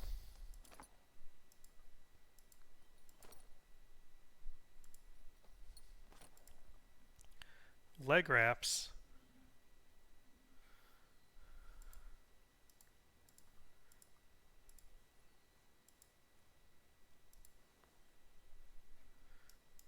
What is this changing?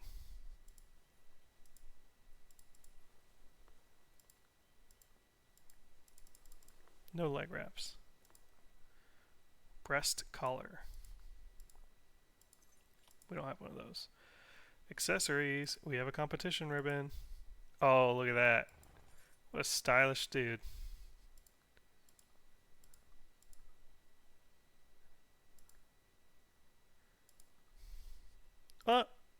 Why'd you take it off? Oh. Equip your horse with a blanket to wear in the stables and in the pasture. Cover up your horses to keep them warm and dry in the cold.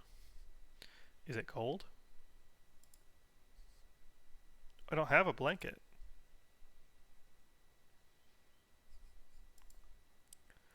Keep each of your horses either in the stable or in the pasture. Horses kept in the stable will have more energy the next day, but need to be cared for. Horses kept in the pasture don't need to be fed or cleaned daily, but they lose potential. No, he's going to stay in the stable, because he's a good boy.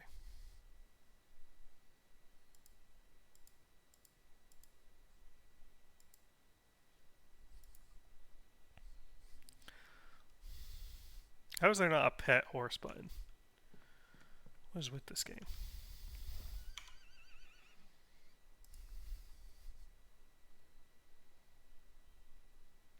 Okay, got a little board to do some quick management. Multiple horses. It's cool.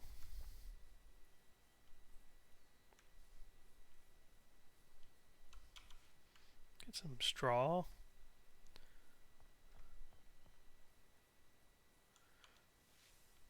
Orchard grass. Oh, orchard grass seeds.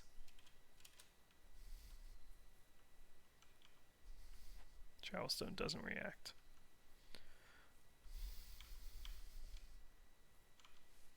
Orchard grass, straw.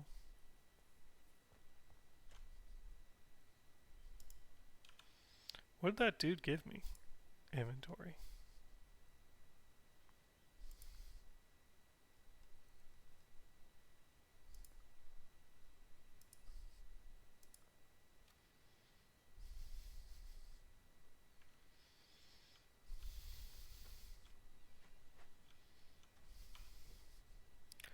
Okay, dresser.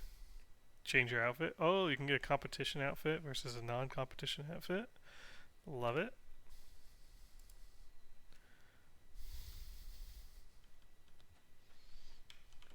Can't do anything with that. Sleep in bed, I'm assuming. The way this stuff pops up to what you can and can't interact with, not my favorite. Oh, look at that.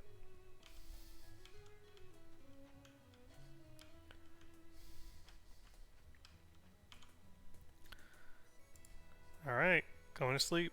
Day 1. Good day at the ranch.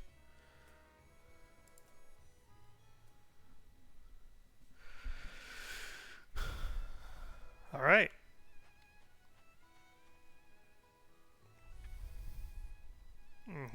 Why don't you come by for a chat and I'll set you up a new training course to practice with your horse. You have first competition to get ready for.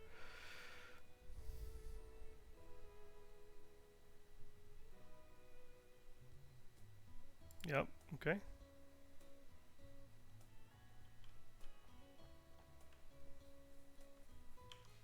Who will give me the magic of using the warp stone?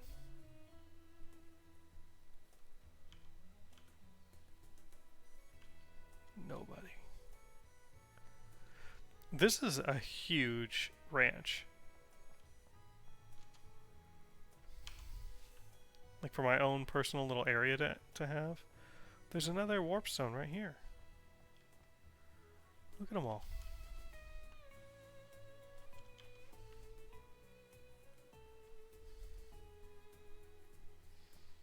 Good morning, Secret Hawk. Oh, look at that.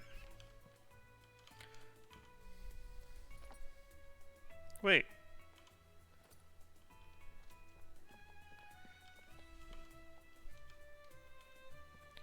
I gotta clean this.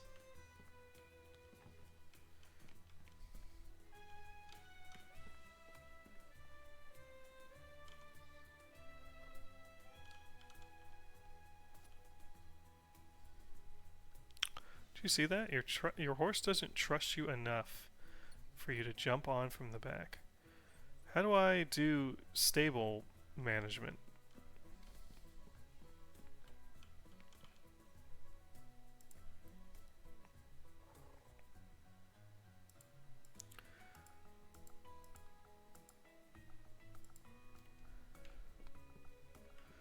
Can I just not do it right now? I want to clean his stable out.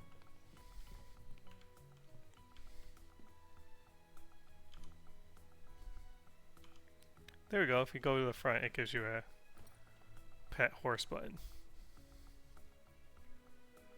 Okay. They were like, alright, you don't get an arrow. Figure it out. Joke's on them. I know where I'm going. Sort takes forever to get there, though.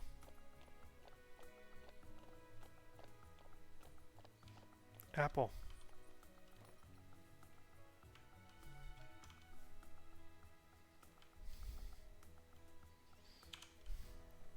Yeah, leading is much faster without tiring out your horse. I'm on a horse. 1 horse per herd.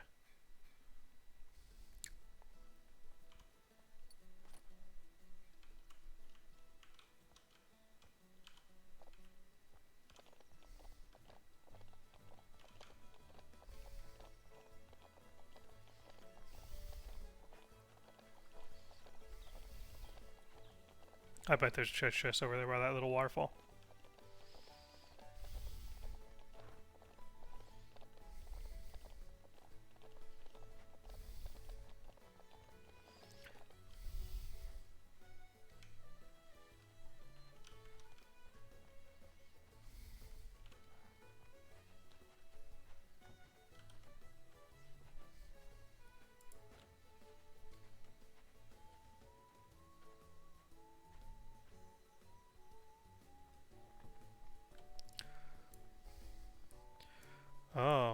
Jai is tricky. Jai's at his house.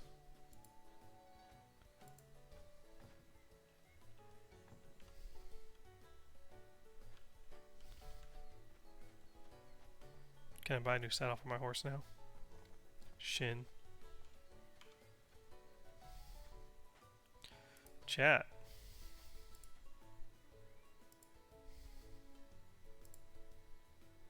Quest.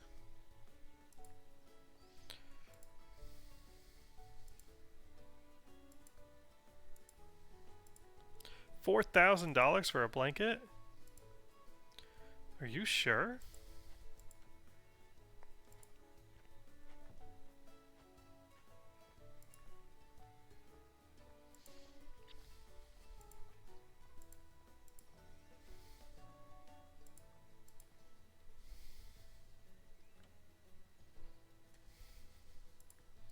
You give me 37 per orchard grass? Dang. No wonder your prices are so inflated. You have no idea how to do business.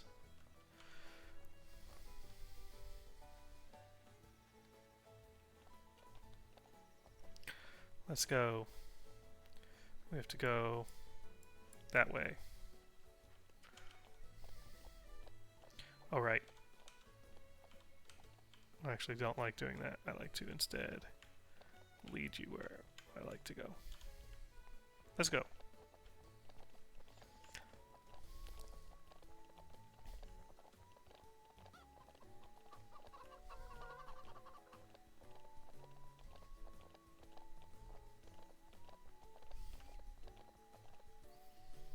That's his house.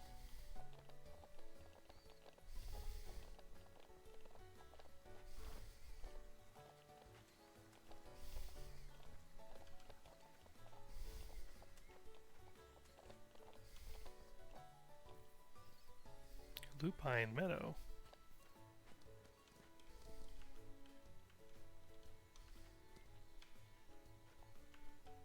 Oh, it doesn't want it. There you go.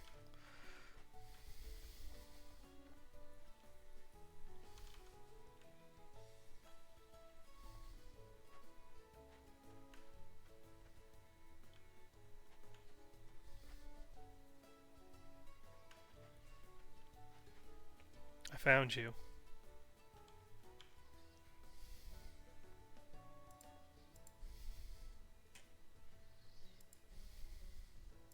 Okay.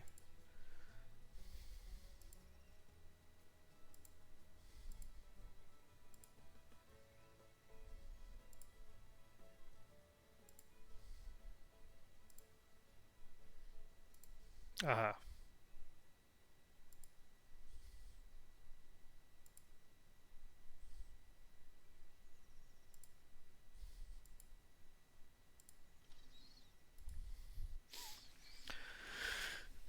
I was gonna say, what do you have for sale? But you don't have anything for sale. I can just sell you stuff for now. Alright, later.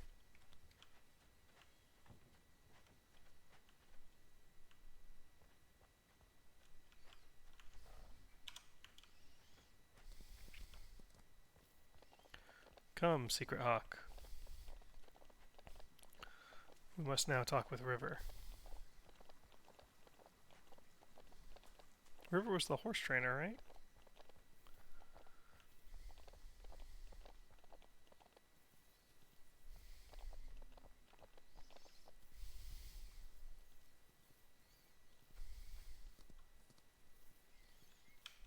See, I can gather while I'm guiding around.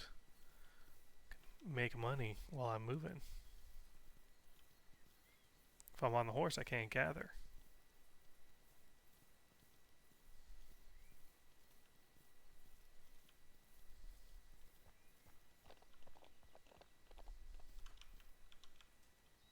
I really like the little snap to the post feature.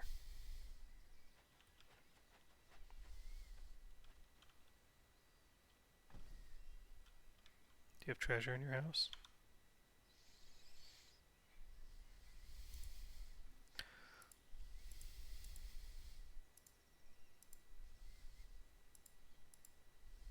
I'm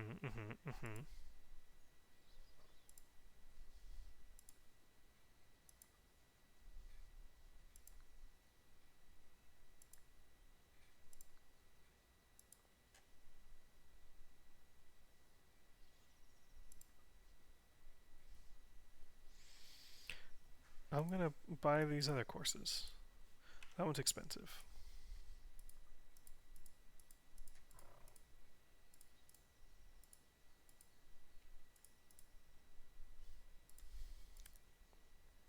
Mm-hmm.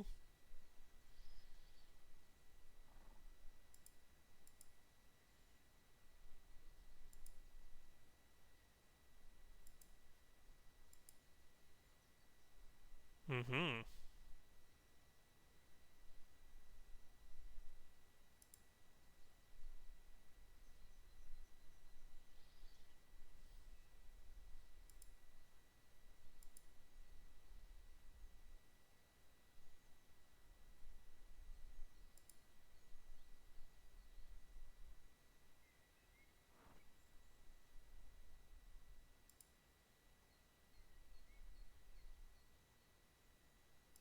I see.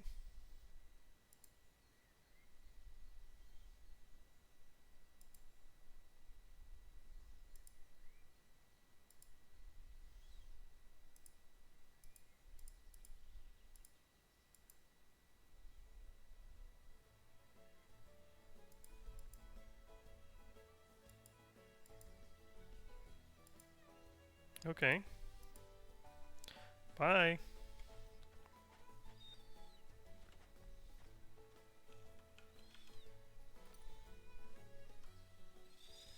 Come along, Secret Hawk.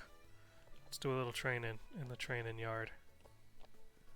I want to do beginner flower fence.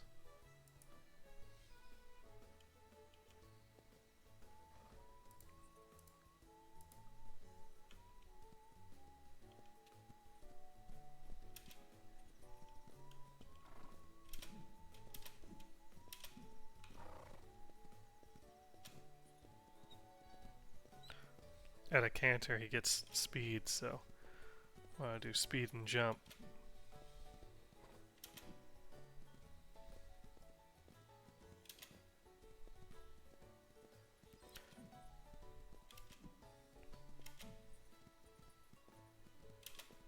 Oh!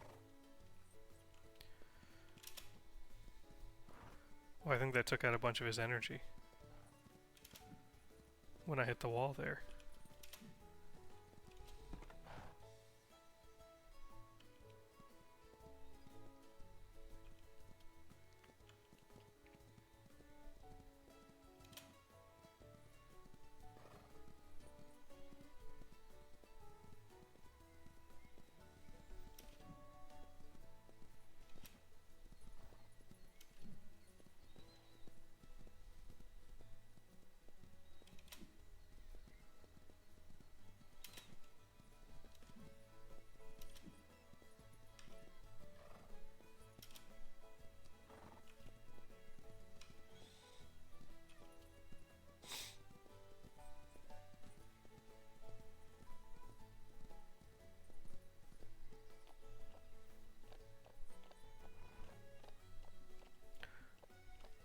That was a nice little horse exercise.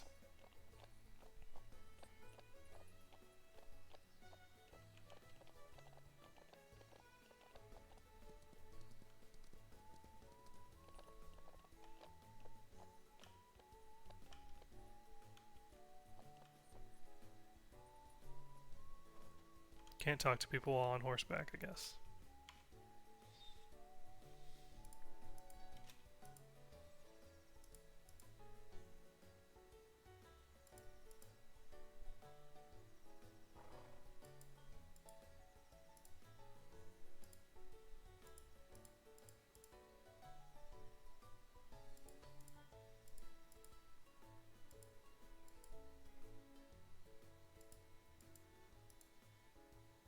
Okay.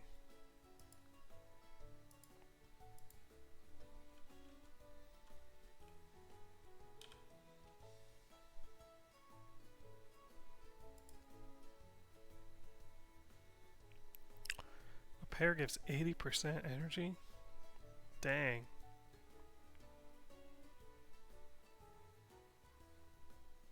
Look at this jump. It's almost up to 20% jump. Gotta get that speed up. Give him an apple.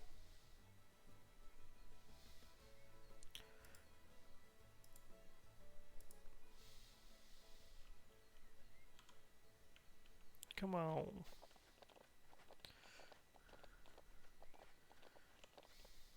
Debut race. Look at all these other places.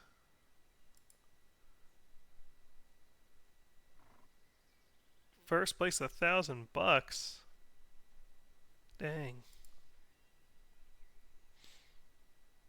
Should have given him more energy. I'm sure he'll be fine.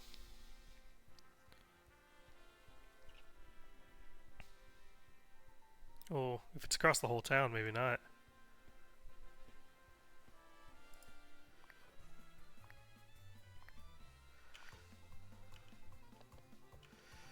Let's go.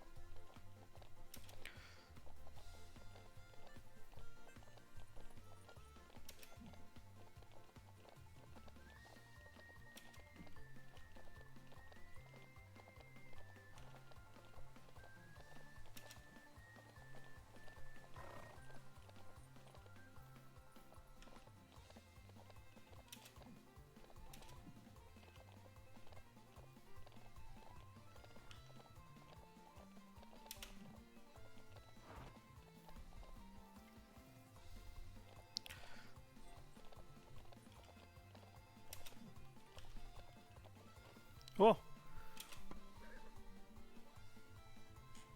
Where'd that put me? Oh God.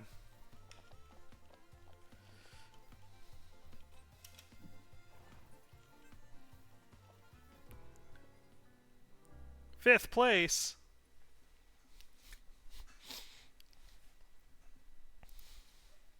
Should have been galloping more.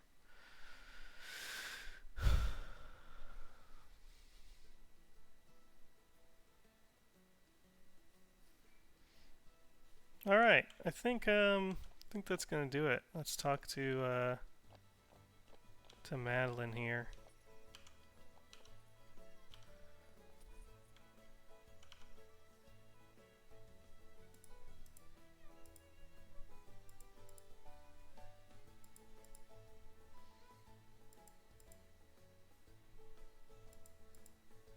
Uh-huh.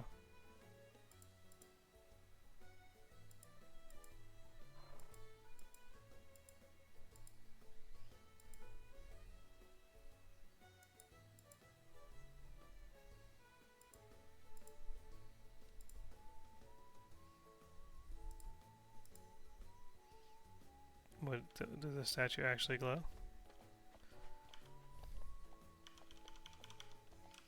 Doesn't seem like it. Secret Horse, where are you going? I call him Secret Horse. His name is Secret Hawk.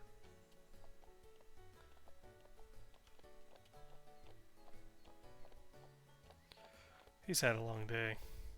Gotta get him back to the farm.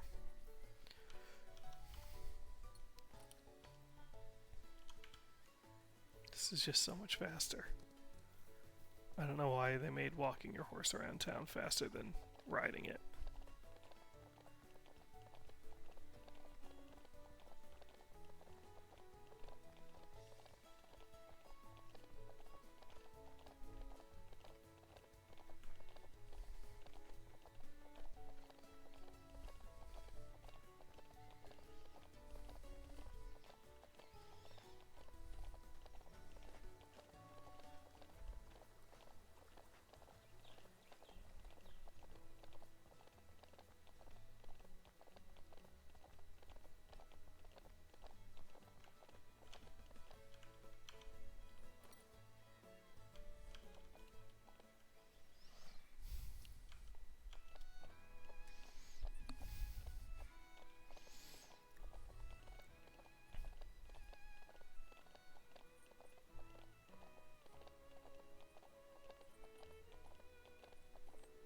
Yeah, +1 speed.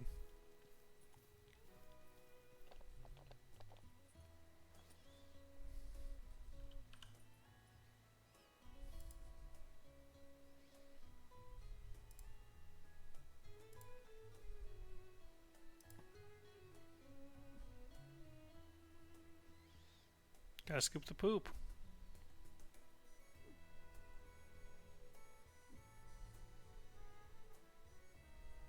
Put down some straw.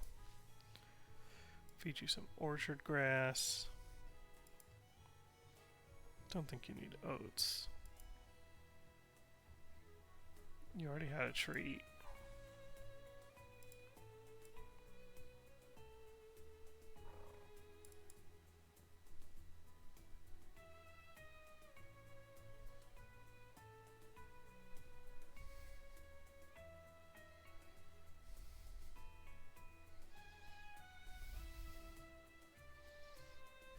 Looking good, bud. Gotta get you a blanket.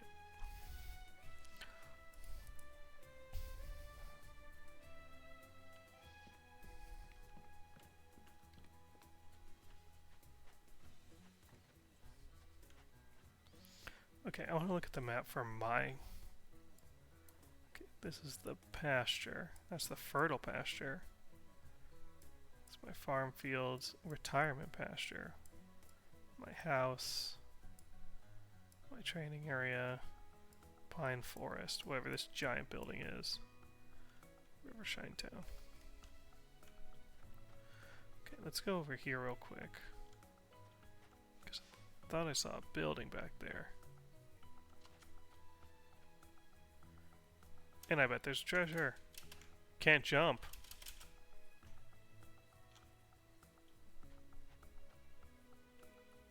How am I gonna get the treasure?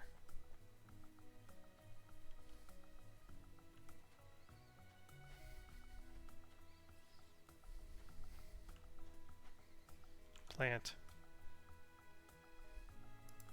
Oh, that's an orchard seed. I'm sorry. I want like a field seed.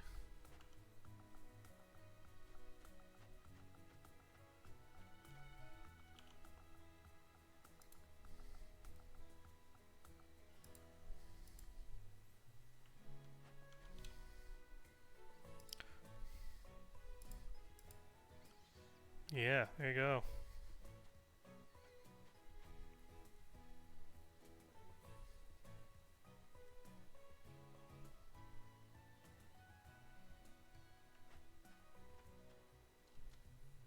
There's gotta be, if you make a video game, you gotta put a treasure chest behind the waterfall.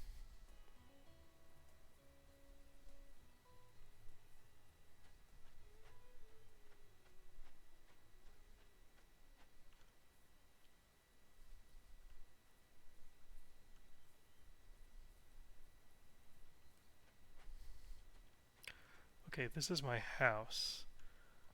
No, I don't want to go to my house. I want to go to that really big building on the other... Where is this in relation to it?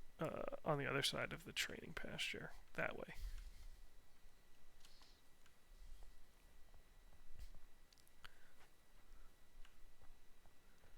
Is that like an event venue? Can host weddings at my horse ranch? That's what it looks like.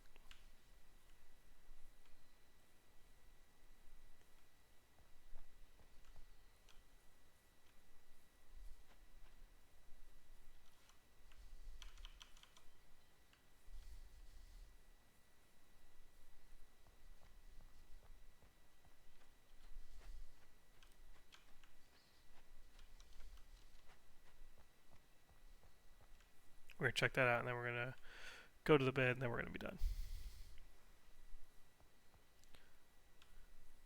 Aha! Free blanket. See, and I would have paid that dude for a blanket. Wouldn't I have looked like a fool? Like, why put this here if I can't find stuff? There's got to be a treasure chest back here, right?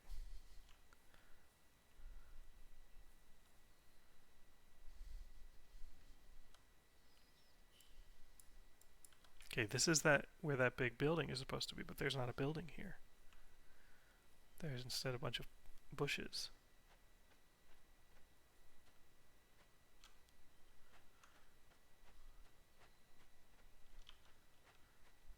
This is just another training facility. Training zone.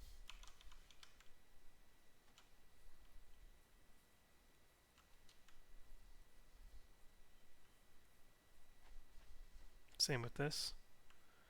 That's too small to be a training zone. That must be something else.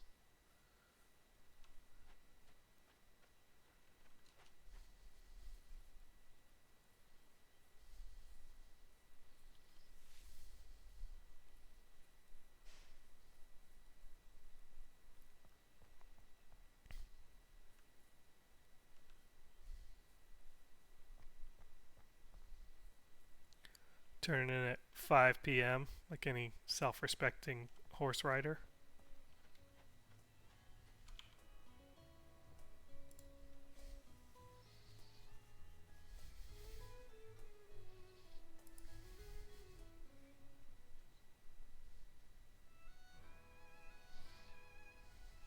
Game saved.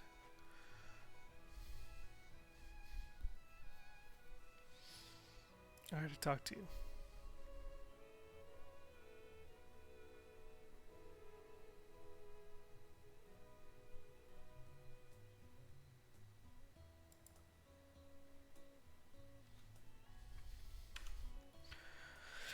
Alright, that's going to do it for the Ranch of Rivershine here for now. I'll be right back and we'll move on to the next game. Give me just a moment.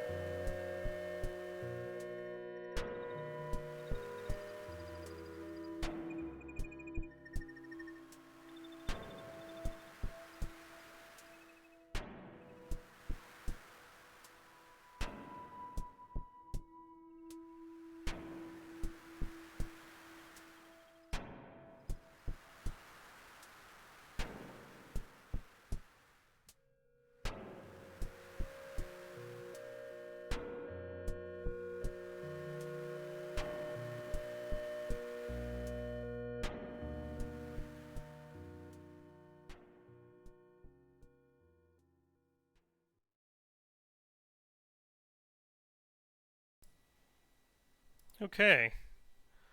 Our next game, which you should be seeing now, is called AI War Fleet Command.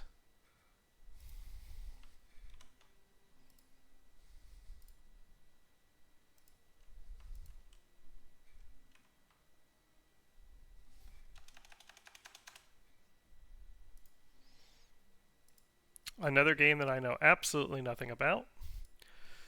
The in-game audio for me is quite loud, so I'll probably bring it down a little bit. You're about to get the audio now. Just go to settings here. Just bring down the music, and let's bring down just the master volume in general.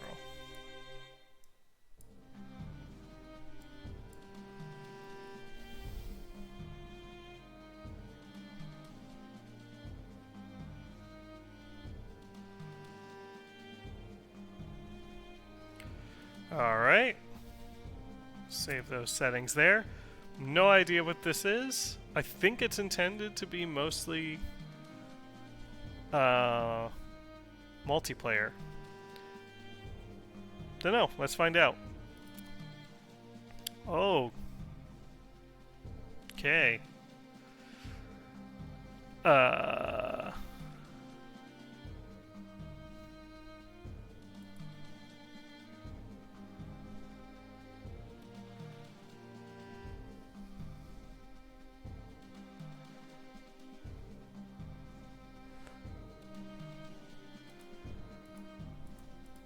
Just gonna set all these to closed.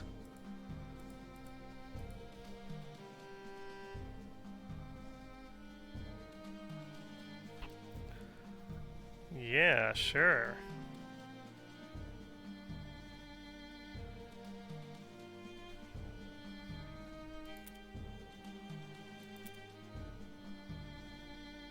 I'm gonna go with all these defaults. AI plots? Okay. Just gonna go with all these defaults. Okay.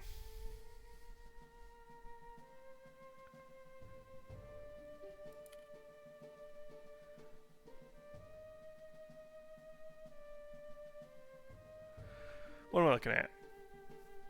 Okay, this is our metal. It shows the amount of metal we've accumulated. This is our energy. This is our science, our knowledge, I guess. Hacking progress. Okay. This is our mercenary space dock. We've got our orbital command station. Our regular space dock. Our energy collector. Starship constructor. Starship constructor is tough to say. Our science lab. A force field generator. Some engineer drones. Scout drones. Oh. Got some settlements.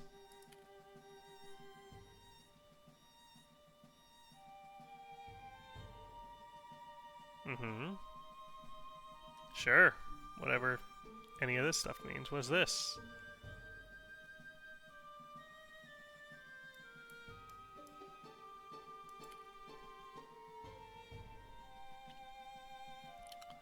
Command ship.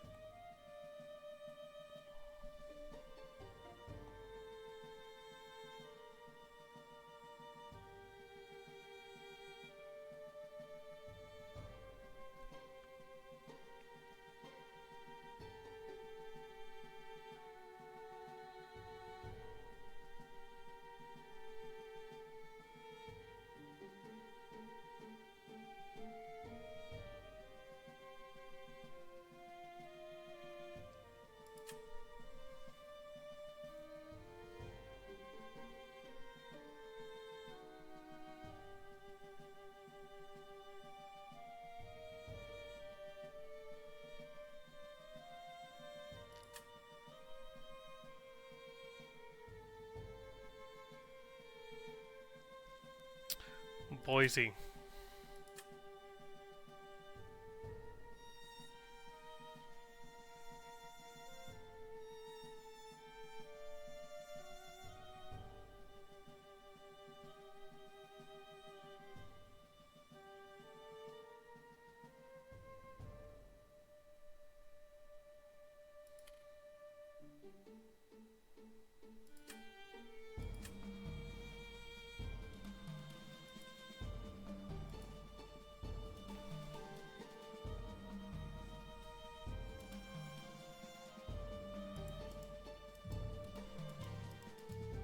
When I do that, it makes a noise.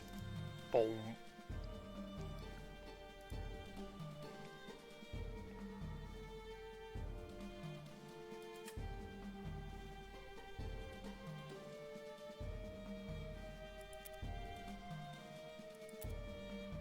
What am I looking at?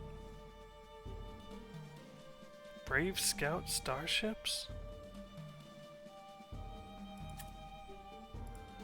What? Scout drone.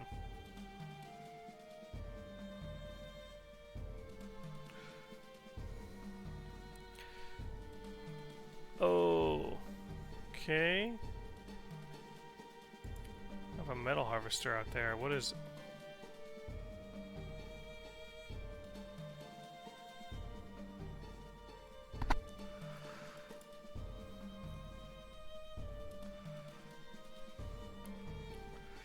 I think that there's maybe a tutorial that I missed somewhere by accidentally opening and then closing this game quickly. Okay. Yeah, we should probably get a fighter. What does a raider do?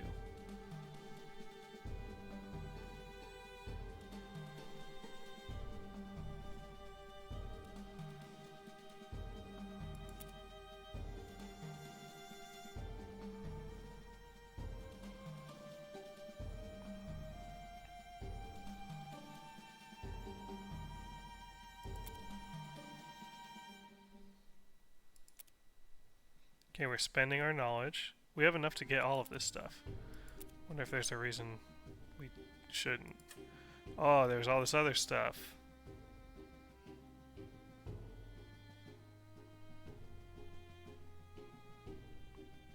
Could have gotten a flagship. What are you thinking? Okay.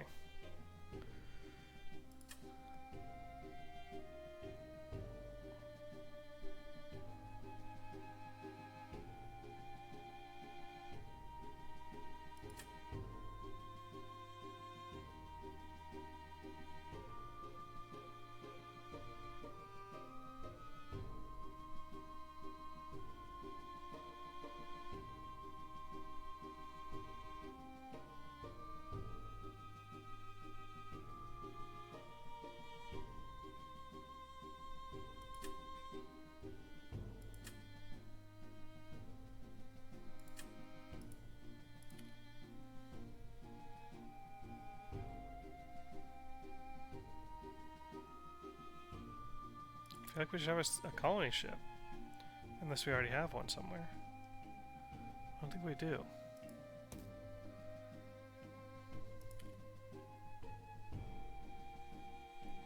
It says normal operation. Oh! I clicked and he made a noise.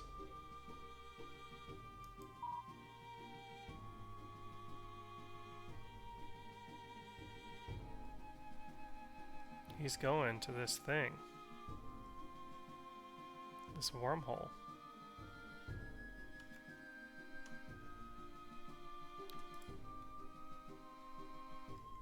Whoa, okay. Yeah. Go through that. Uh-oh.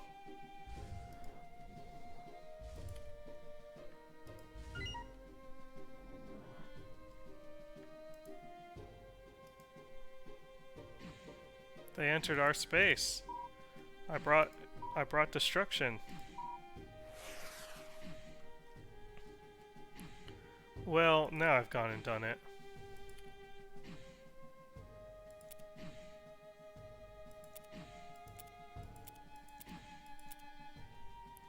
I need a bunch of fighters.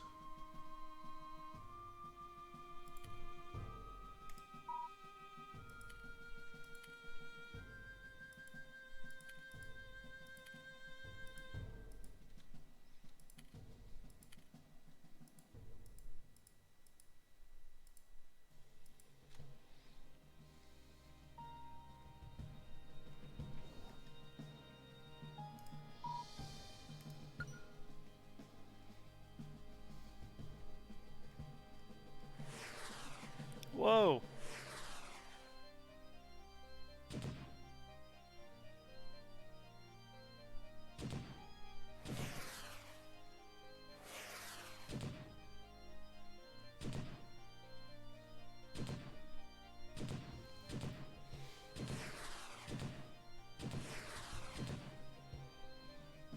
Get him!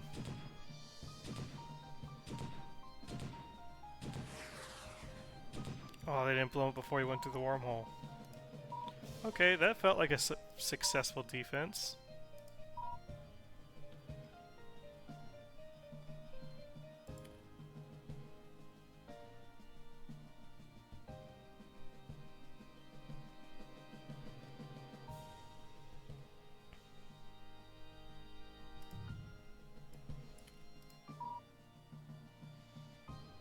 Okay, you guys hang out there.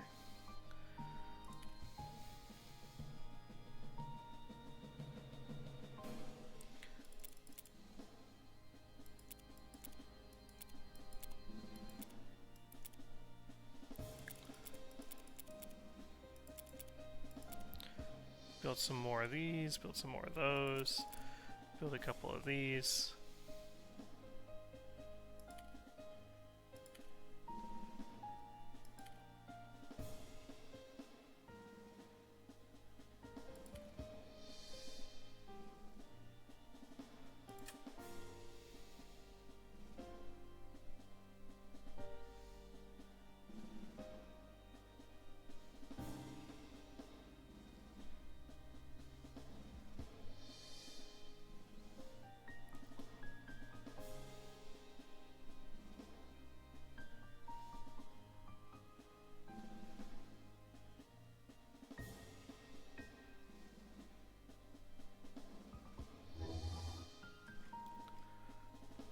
Gee, what was that noise?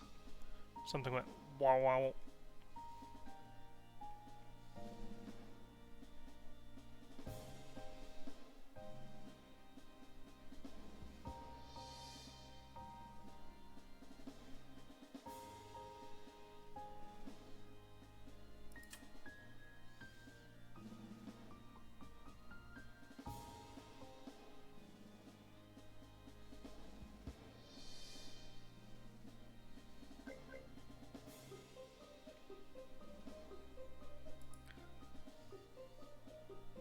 I got an achievement, maxed out resources of some kind.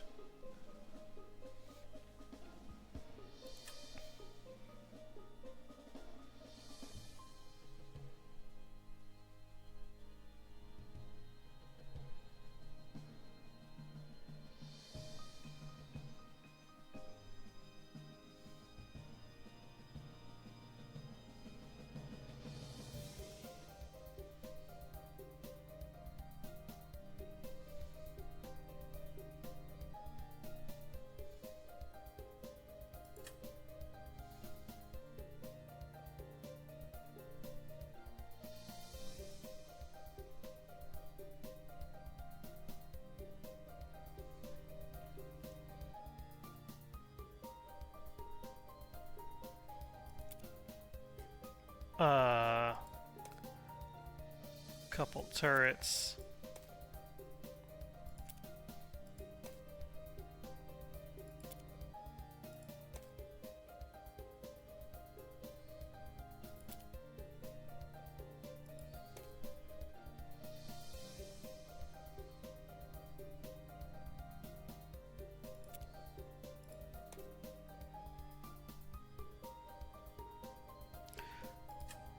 It says for planetary bases. Do I have...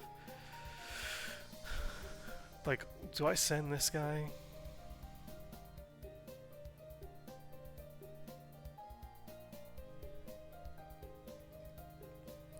I think I need to send him somewhere else. Okay. Let's get him out here. Then let's get a couple raiders. Couple fighters.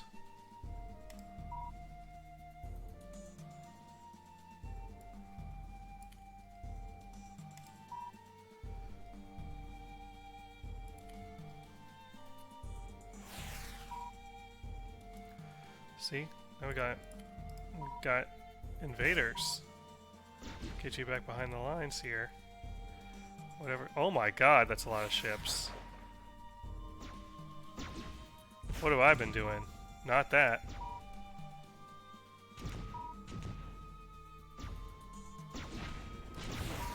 Get him!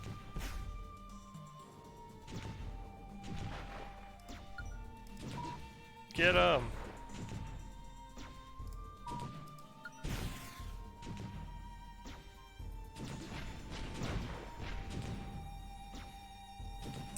Alright, I didn't realize this was an RTS.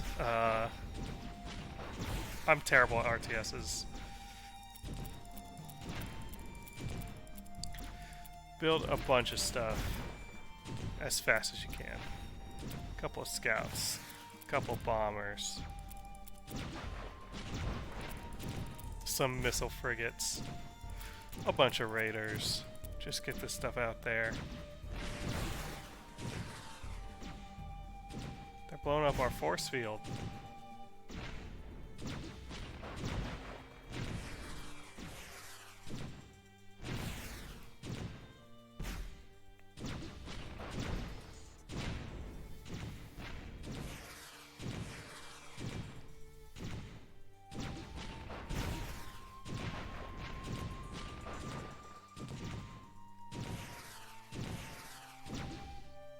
Yeah, this didn't go so great.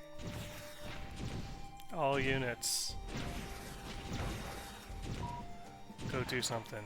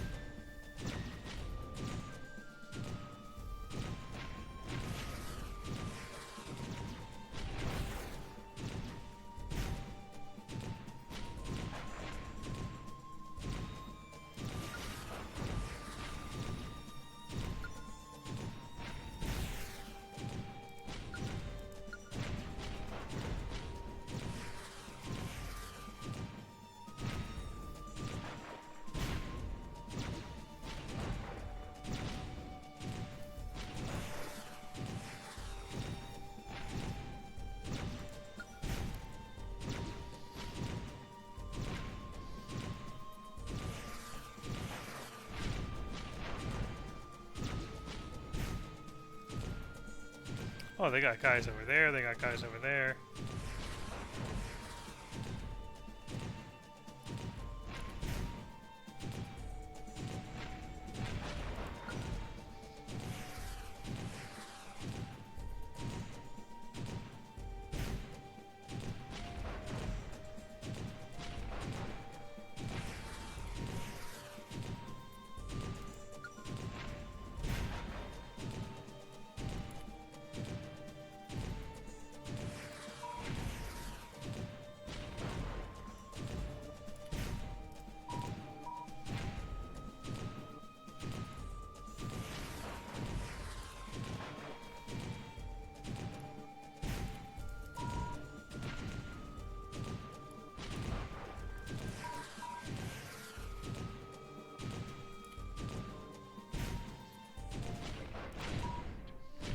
Yeah, well,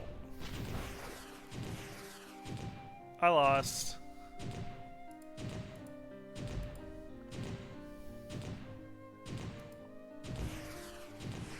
I think that's still like, okay, here, there's more stuff.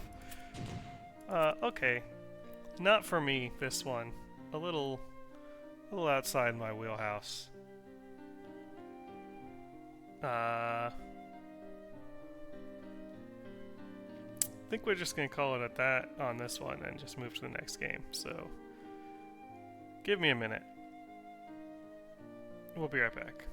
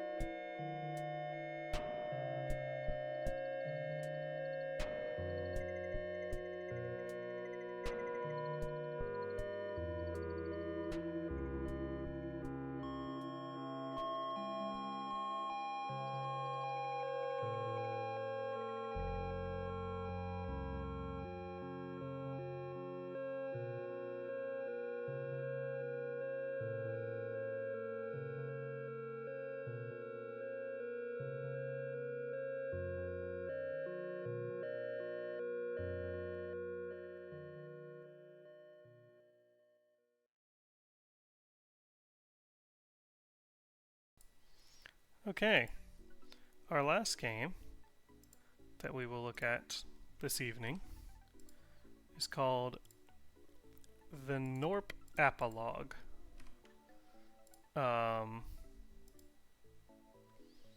Which is it's a weird game, really weird. I've gotten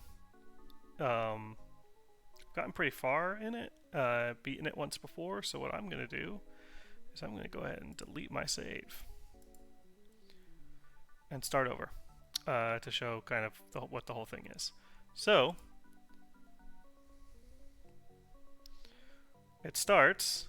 You got your three little guys here. You see that one of them goes over there. He's going to look at this big rock, which is your talent tree, which we'll get later. And then he goes over and looks at the rock. And the rock, when you click it,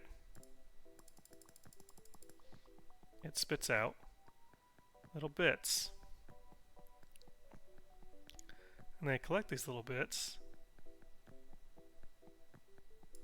And that one, oh, he turned it into a thing called the stash.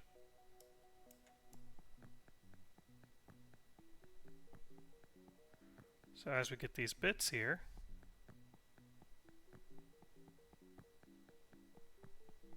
a couple things happen. You see that little meter at the top next to the 2.0. We have some unlocks. It says I have talent points to spend. I shouldn't have any talent points to spend.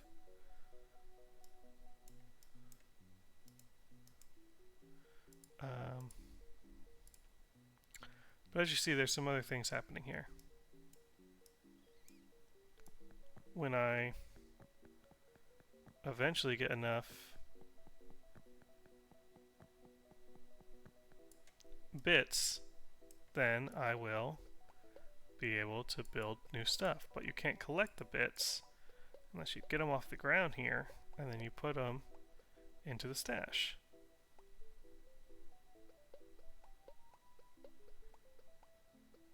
But, you know, it can get boring and tedious to just scoop up these little bits, bit by bit here. 18, and I need 100 in order to get the next thing. But at this, I can get, oh sorry, I only need 10. So I can get the Express. And if I build the Express, oh, would you look at that? They got guys that come to collect. We assign one we have our bits up here, we have our guys up here, and then we have this special resource called Zibellium at the top. And as you'll see, this little runner will go back and forth, and he'll put the bits into the stash. But we need more people, so let's build some more housing. So we'll start to get some more Gnorps. While that little runner goes and he collects bits. You see underneath the little symbol of the Gnorps there that says 1+1. We have one available and one that is being built, and when he hits that progress bar, there he is. Now we can use him. Now we could assign another one to be a runner, or we could wait until we have enough to increase their capacity so they can collect more than one at a time. But every time we have to click on that rock, which is no fun. So what if we built a thing called the Slam Club? So they'll go over that way, and they're going to build the Slam Club. But just like before, that used my Gnorps that were available to construct and staff the club, which means I don't have any Gnorps available to become slammers. So I still have to hit this rock until, oh, I have enough to build housing. Let's build housing. So they built another house. We'll have 2 more guys. In the meantime, I'll keep hitting this rock. Oh, we have one that's available. Let's make him a slammer. So he goes, and he slams the rock, and then he jumps back. Now I could get warm up, and he jumps a few times before hitting the rock, and then it will increase the amount of rock damage per jump. Or I can get meditation, which he will meditate before slamming. He spends 4 seconds pre-slam, but he has additional range, and it makes the shards fly farther this direction, so the runner has less distance to walk. So let's assign another runner for now.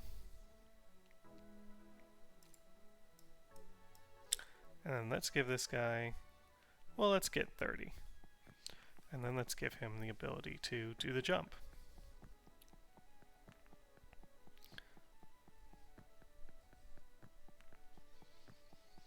And if you can see right here, without me clicking, we are generating between 59 and 61 shards per second, I guess. Minute, probably. I don't know what per this is. And we're collecting 24, between 22 and 24. So we are currently producing more than we are collecting. Down here at the bottom, you'll notice this thing that says, this bar that's sticking up, it's called compression. And so the compression is when the pile is so big in comparison to the amount that we're collecting, this will reach this end and it will shrink down, and then everything will be doubled. Similar to Prestige. Except the difference in this game is as you reach new compression tiers, the amount of these stack, and then when you prestige, you get talent points, which affect your entire production line. So we're going to go ahead and get some more housing, and we're going to get this guy the ability to jump.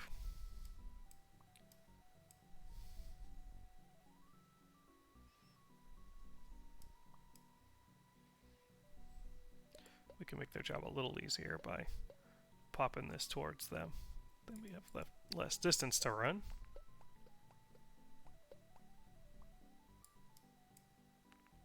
We can get these guys meditation, so they'll think before they hit. Which increases the distance that the shards fly by just a little bit. See, now it's flying there, and they can grab that one and not have to walk all the way.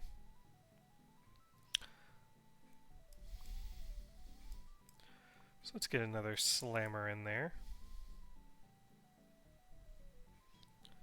so that even more can be produced. And then we'll get another runner as well.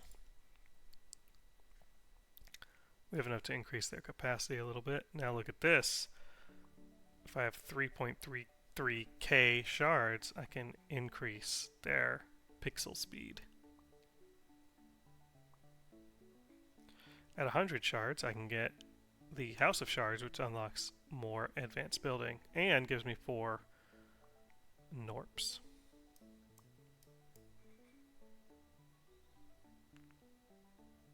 So we should be able to get that pretty soon. It might not be worth it to up our collection rate, and we can just hang on to it. Considering now our collection rate is outpacing our damage rate.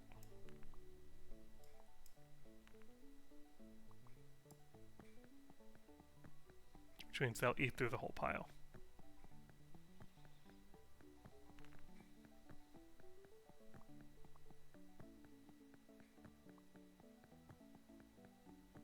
With cooking, I am exceeding once again. Generally speaking, for this game, you want your damage to exceed your collection.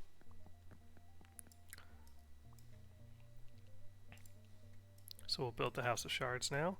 You see this Gnorp here is carrying the box where he will build the House of Shards. Now this allows us to build an archery range, a propulsion lab, a cocoa cafe, a rock analysis lab, and the gun versus rock, the armory. The archery range, they have bows and arrows. The propulsion lab, they get jetpacks and they fall down onto the rock. The Cocoa Cafe and gets mountaineers, and so once this gets a certain level, the mountaineers will climb up the pile and they'll throw them from the top of the pile this way.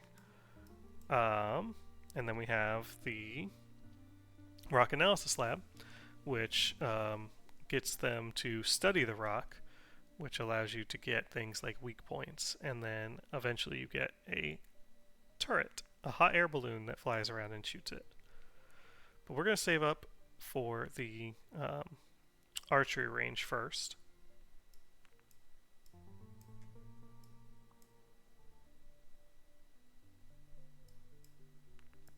Which is the same reason we're not adding more Gnorps to the Slam Club. And increasing our damage output, because once we have the archery range at 200, we can assign archers.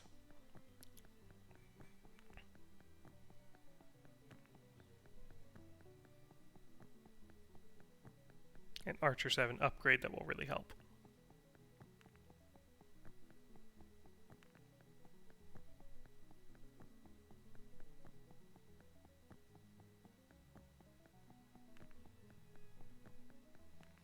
Alright, we're going to be reaching 200 any second now. There we go. By the archery range. Now, of course, we can't assign any archers.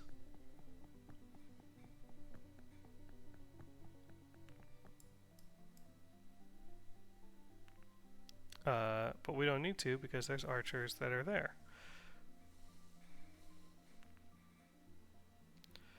But at 650 shards, they'll be able to shoot fire arrows.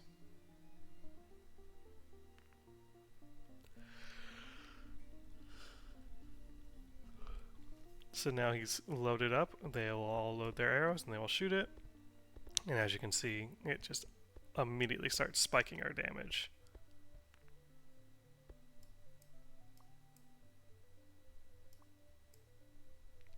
So now we can build some more housing. Increase their capacity.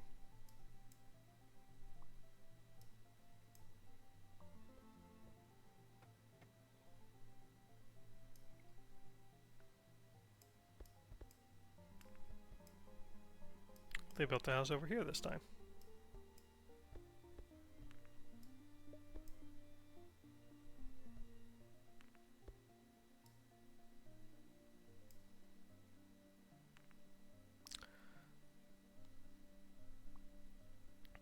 So in order to get talent points on the talent tree, which is over here, you need to increase your collection rate. But in order to get the thing to compress, and you get some fancy resources and some other stuff, you need to increase your damage rate.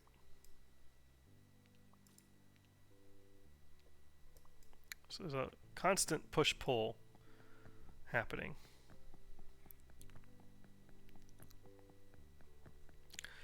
This up here is, it depletes over time, but you can click the rock to increase it again, and it keeps your multiplier up, and eventually you get things to increase your multiplier more. Get some more jumps, get some more slammers, and we'll get a couple, we'll get one more runner. For now, hang on to this last one, because we're going to need some more if we want to unlock the jetpacks, which will be our next mission.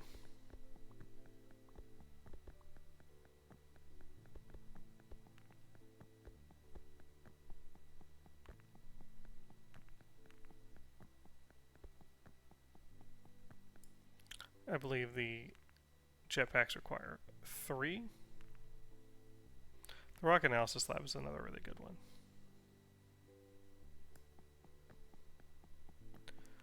It's not quite as useful in the early game, before you start getting into talents, but once you start getting into talents, it's a really good one to have early. and to have close to the rock, because as you build your buildings, they build farther and farther out this way. So it's generally good to have one close to the rock.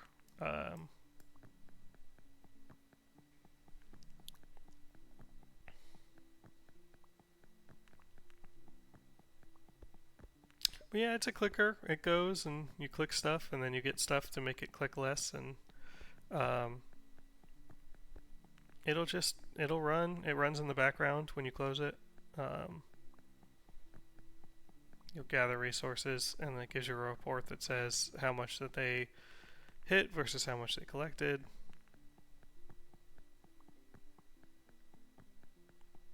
You got to be in the right mindset to enjoy a clicker. 303 Gnorps, we have that. So we'll go ahead and build that. And there is our propulsion lab. Now we need another house so that we can assign someone to it.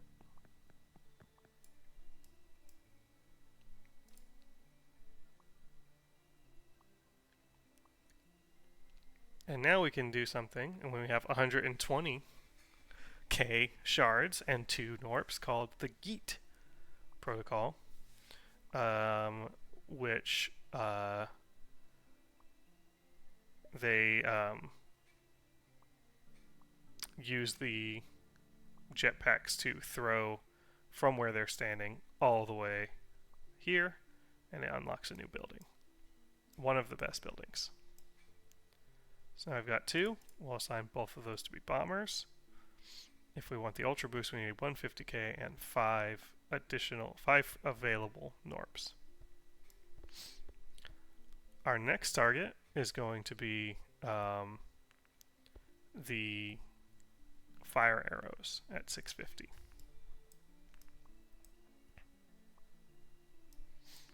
Oh right, and then we can get here combo chance, which we will go ahead and get. So that gives them a chance when they hit it to then hit the rock immediately again, like that. You can kind of see. You see how he gets the little fire. So it's now a 20% chance every time they hit the rock to do that.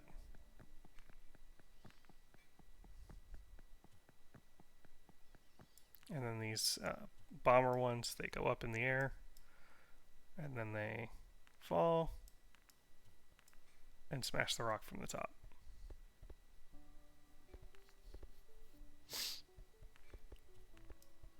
So the fire arrows will get at 650. That'll be our next little power spike. We may as well up the capacity, collection capacity a little bit here in the early game.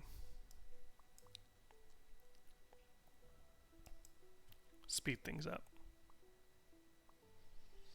Generally speaking, once you get into the progression, you don't want to increase capacity too fast because you want this pile to build up as fast as possible.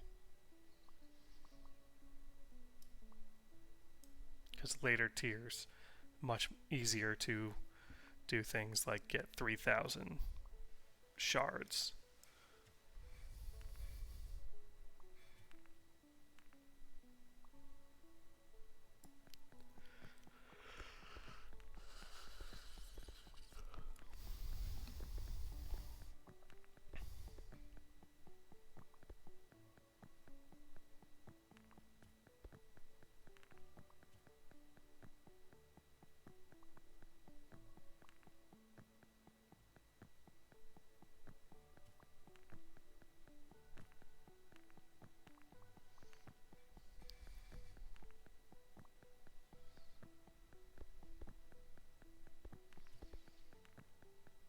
Getting pretty close, 525.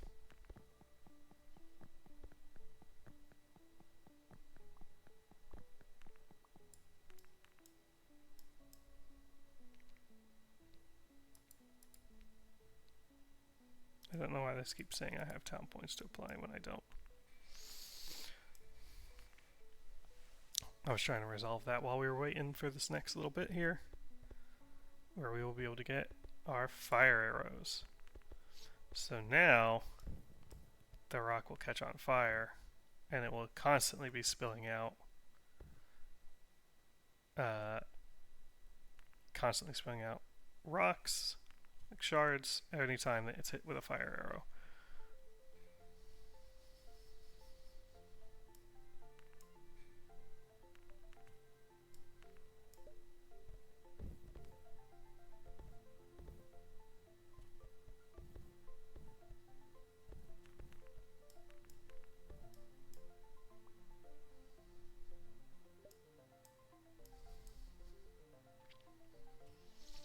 Our next thing that we're going to buy, it will be the rock analysis lab. The drones are good, and we can get them now. Drones, instead of requiring Gnorps to do stuff, they will collect it automatically. However, when you get a compression, it kills all the drones. And then you have to buy them again. And every time you build one, it goes up in price. So it's a thing you have to weigh. Generally speaking, they're good. But in the early game, they're not quite as good.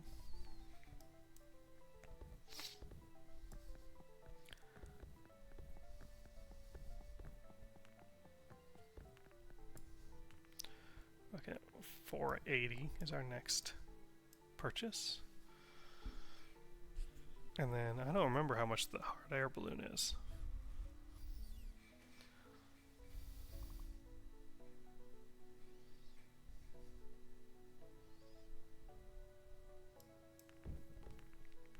But that has another benefit as well. And now that we have the jetpacks, the build's a little faster. So this is weak spot discovery is our next thing. And so a weak spot will appear on the rock, and your Gnorps can hit the weak spot. And then when they do, it does like 5 times the amount of damage. So you generate even more shards, even faster.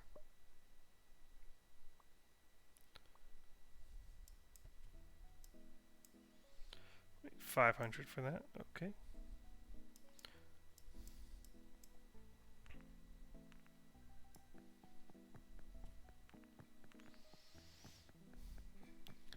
Currently it's generating 1,000, almost 1,100. Yeah, 1,100 worth of shards per time, but we're only collecting 260, which means this pile that we're looking at here is going to start to reach compression status pretty soon.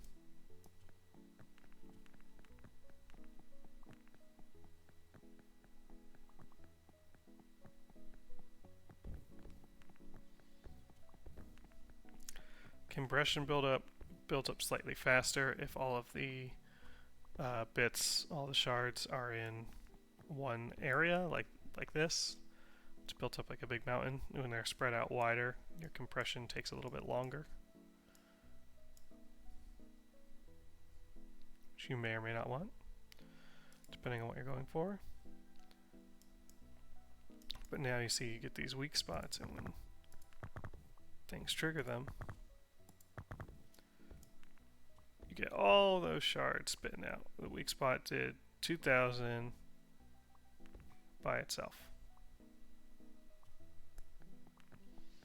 And as you can see, we're almost full with this meter down here.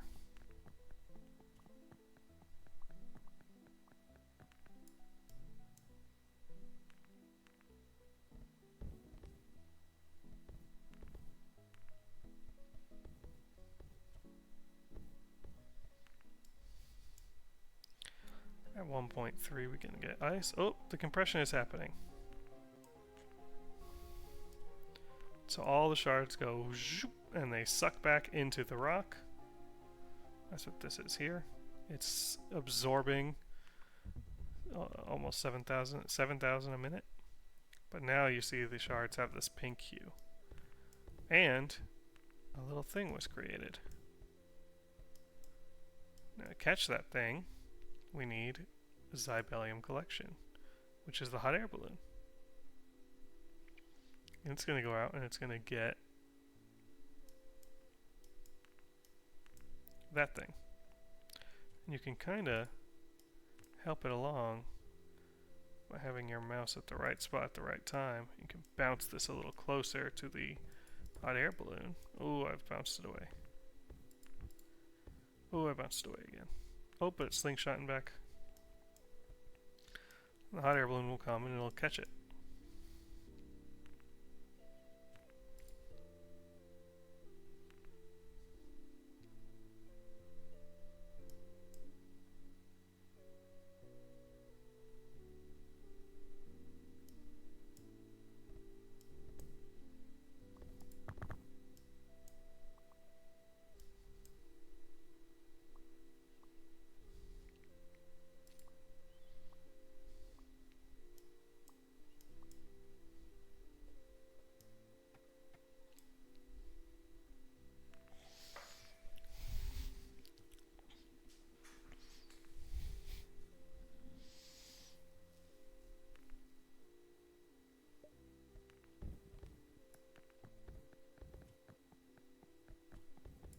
And as you can see, it is always pulling back a little bit of its shards, currently 121 worth per tick.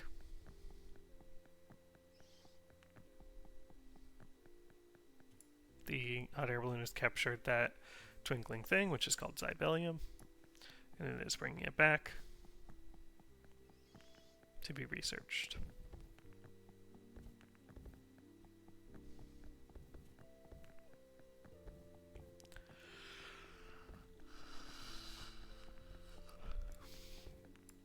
Yeah, I don't know if you saw up here, but our prestige bar was starting to go up a little bit, but they weren't able to quite keep up with it.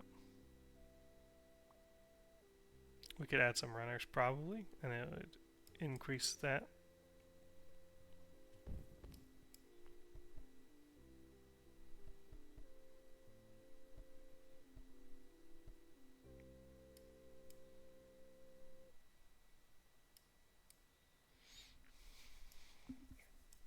Now we could get the Cocoa Cafe, get the Mountaineers.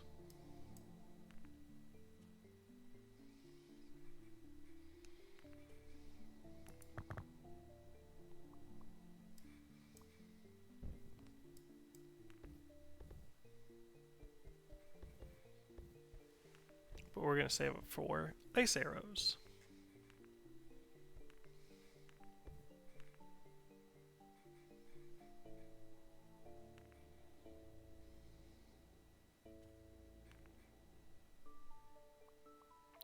And we just got our Zybellium. It was collected and put in here. So now we could use our Zybellium to get time shift impact on our bombers, which they shift back in time after hitting the rock, and can do a consecutive strike. It's very similar to the combo from these guys. These guys, their combo power. So if you get combos up high enough where they can do multiple in a row, every third hit they get 5 times the damage. You can give them fire breath, so instead of slamming into the rock, after 6 successful hits on the 7th one, they breathe fire instead, which is 30 times the amount of damage. We can get the garden, which requires a lot, but you get the flowers, which they build up the flowers to give potions. We can get the academy, which lets us have a psychic Gnorp, which is a faster collector. We can get rocket arrows. We can get Zybellium arrows. We already looked at those guys. Nothing over here. We can get teleportation. So instead of the runners walking, they immediately just warp over, grab the thing, and warp back. There's some other stuff worth hanging on to. We're just about up. Oh, we have the ice arrows. So now ice arrows, the rock freezes after 6 arrows.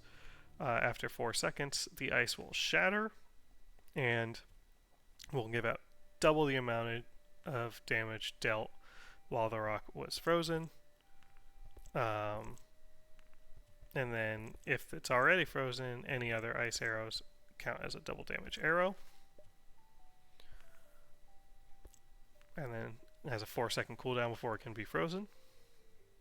If fire touches it, it immediately shatters the ice. And that's it.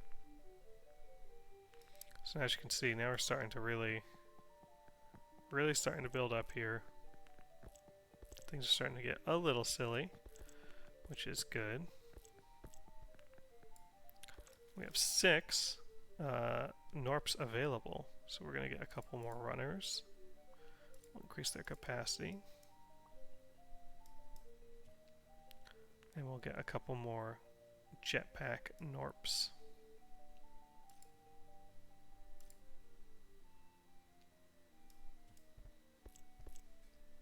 You can never get more archers. You just have the 3. We're also going to up our combo chance here in a second.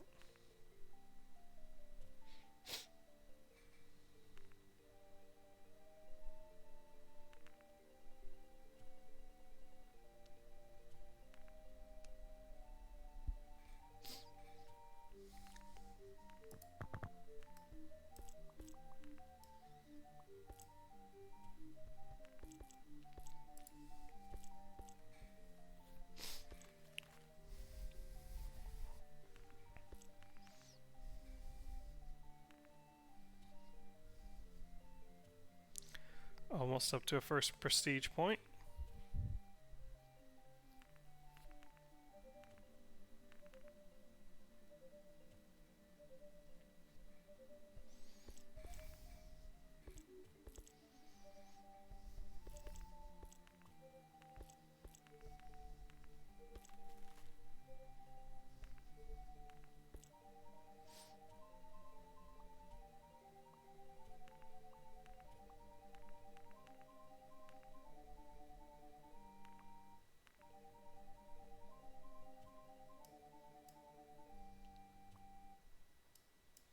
And there we go.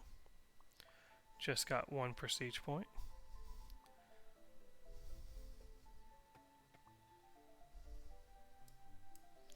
We'll build another house, because then we'll go ahead and we'll build the robotics department. The guns will be our next big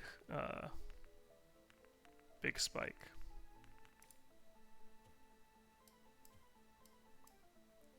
So the drones go over here because they are on the collection side. This is the collection side, the other side is the damage side. Now with drones, like I said, they cost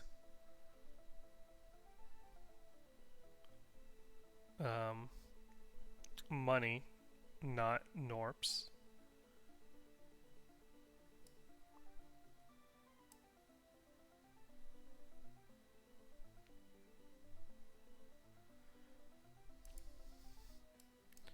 But they get very good at collection.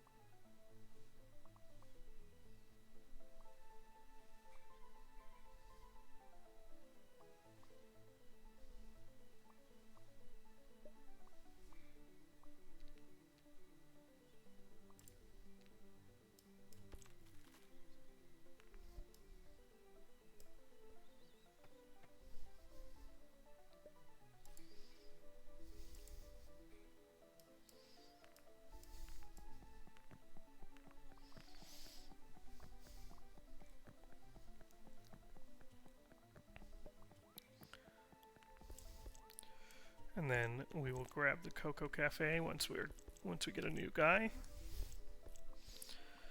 He's almost done being developed.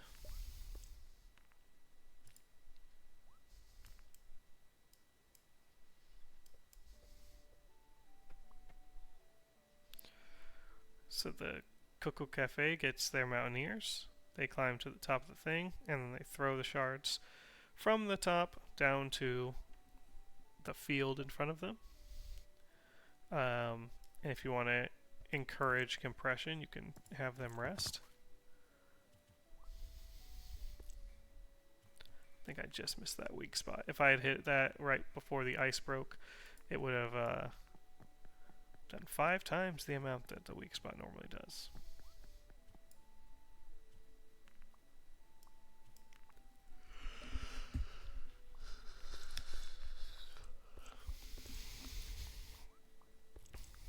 Starting to really speed up now. We're into 1K territory.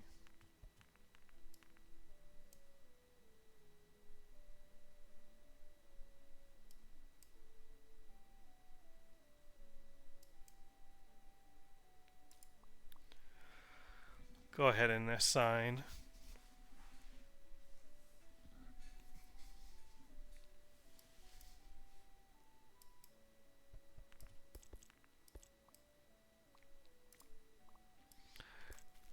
they are very similar. The Mountaineers are very similar to the drones in terms of functionality. You see he's climbing up the mountain.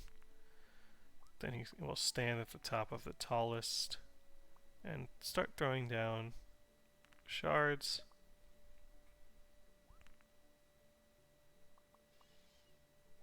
It just moves them a little bit closer so that the other guys can grab them faster, grab the shards faster. And then we can spend 3 Gnorps, but it doubles the amount that they're able to dig. And so now when he starts throwing, he throws lots of shards at a time.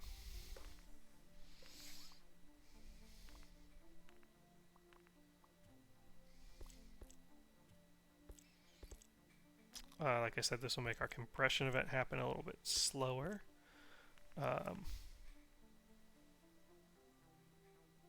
But it's worth it. It also gives our runners an ability that we can purchase called Break Time at 9.6k, which makes them stop collecting. Well, rather, it makes their movement speed 20% of their normal one, very, very slow. But then they get twice the carrying capacity and move speed.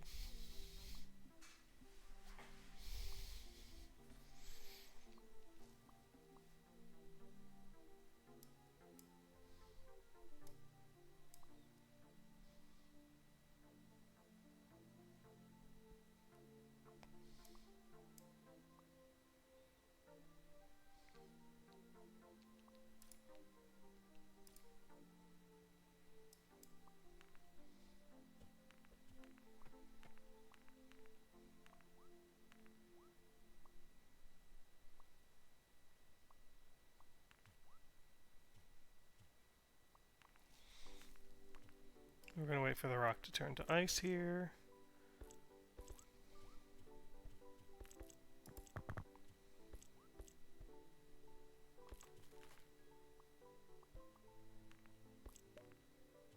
Got another talent point.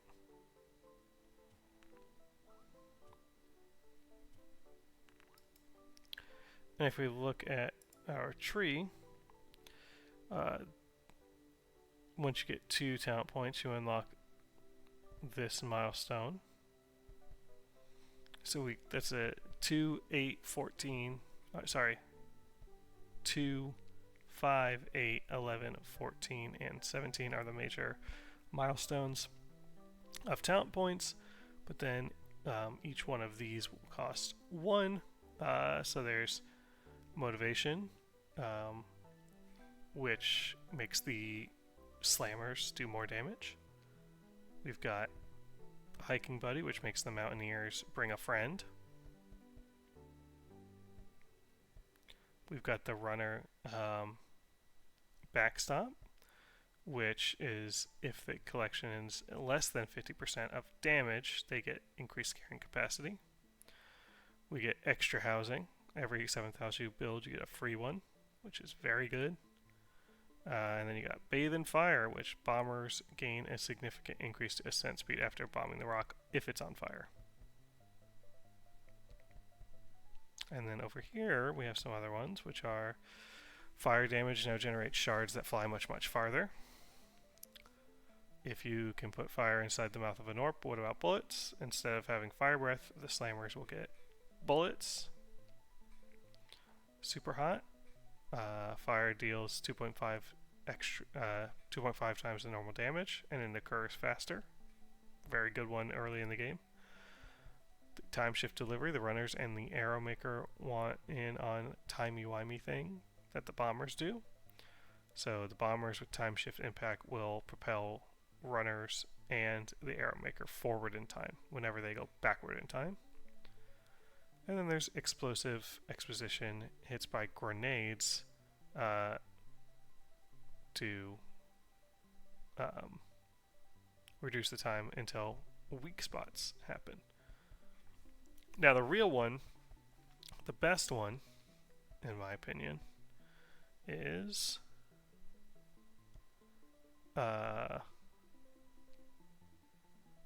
is it? Super Shatter is good. This Constellation one is very good for rockets later.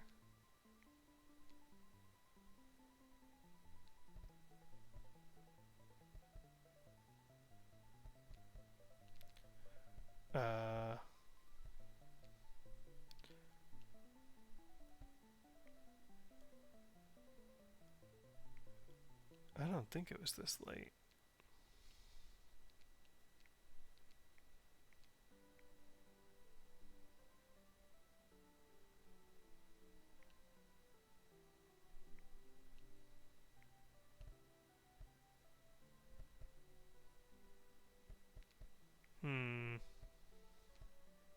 Maybe it's not in the actual talent tree, and maybe it's just an ability that these guys get.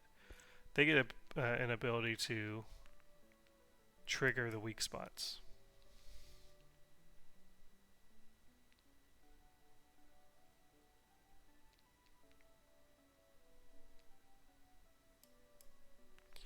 And it's very good. Okay, once again, as soon as it freezes, we will hit these weak spots.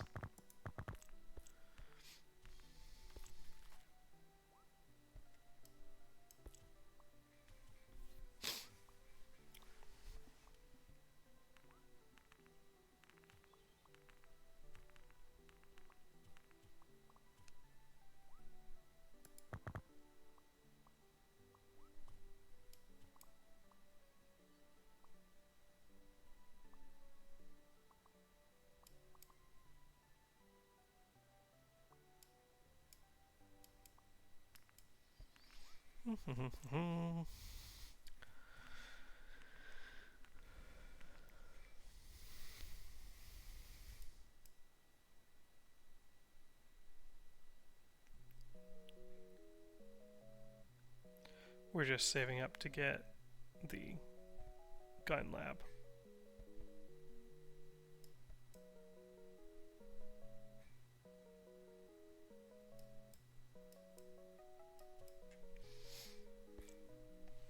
Which will be pretty soon.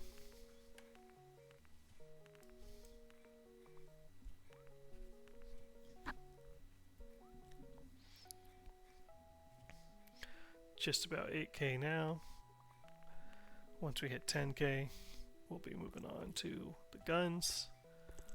And then it'll be time to start thinking about prestiging.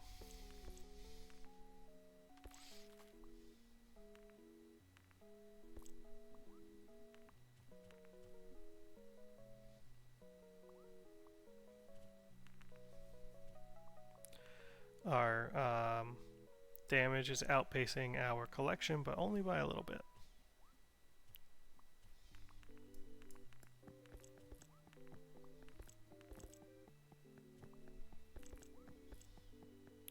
doing some cooking, not just to increase the amount of damage we're putting out, which gets us closer to compression, but build up our multiplier meter again.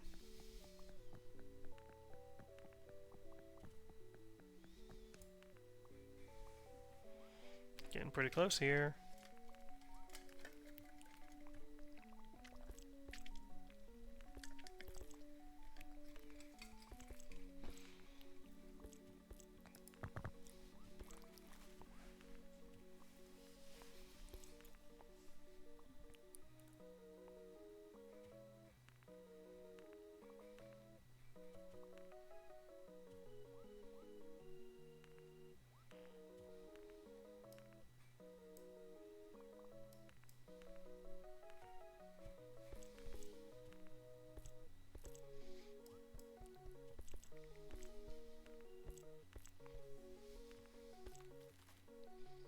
There we go.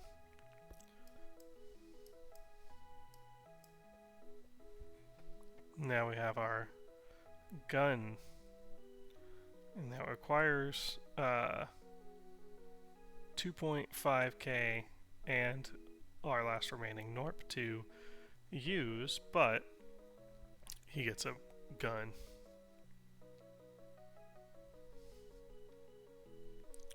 Or I could get 4 Gnorps and 1 Zybelium to get Gatling.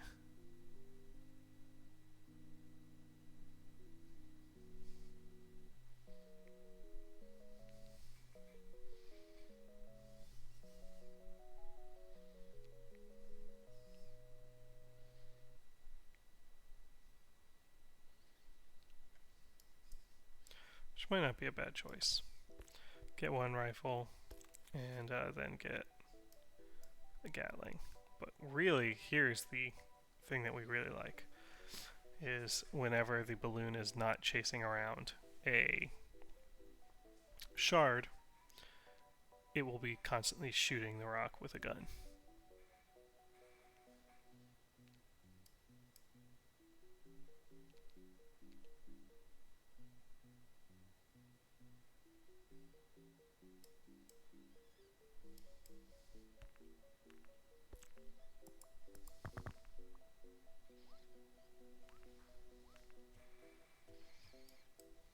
Which we're about to activate. Now here he goes. You'll see he's got his little gun that comes out.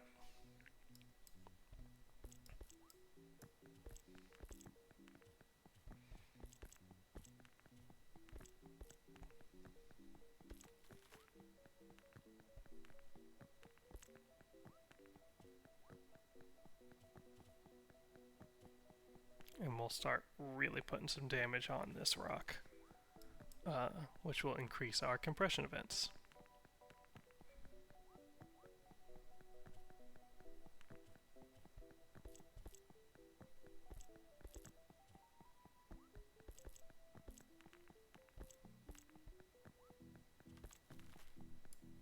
So this is part of the reason you want the balloon closer,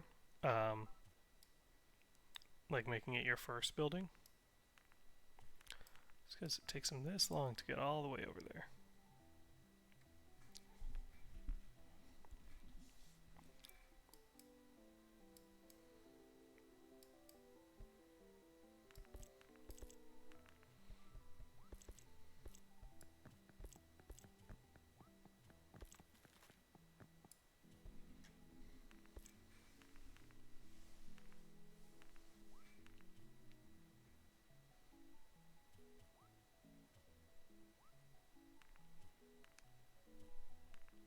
Now he's getting in position to start shooting.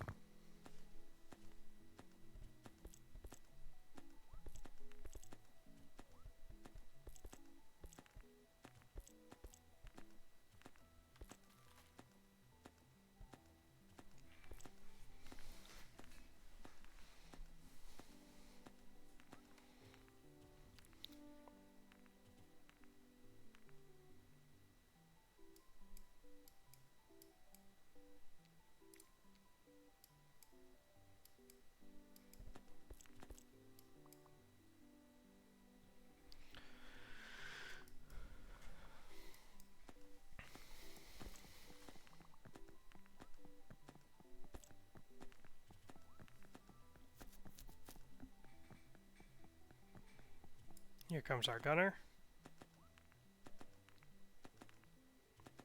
And as you can see, they start dealing damage very fast.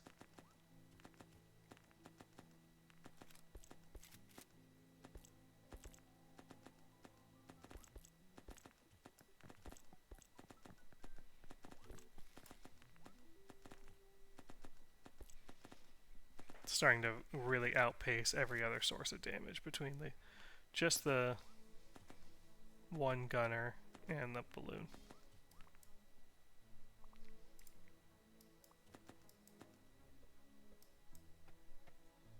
Next gunner's gonna cost me 10k though, and I'm starting to slow down on how much I'm collecting, so what we might want to do instead with this new house I just built is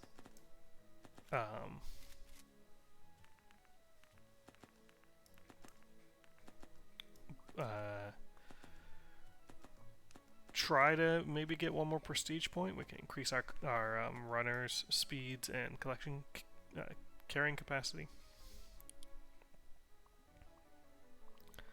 We can make both these runners.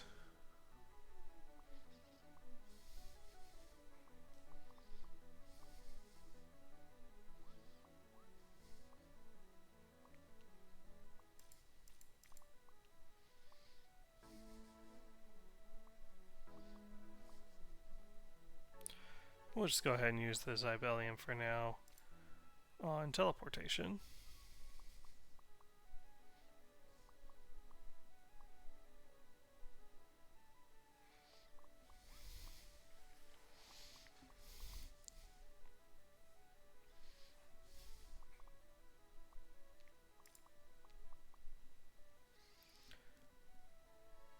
That's going to get us our new prestige point. Don't think we'll be able to get another one with our current setup without significant time effort. Oh, you know what?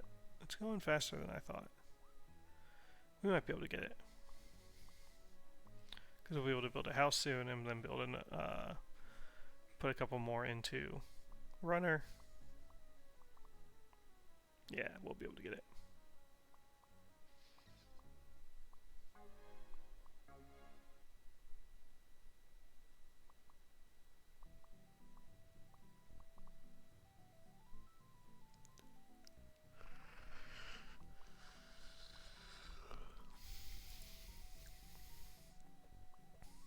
There's another house.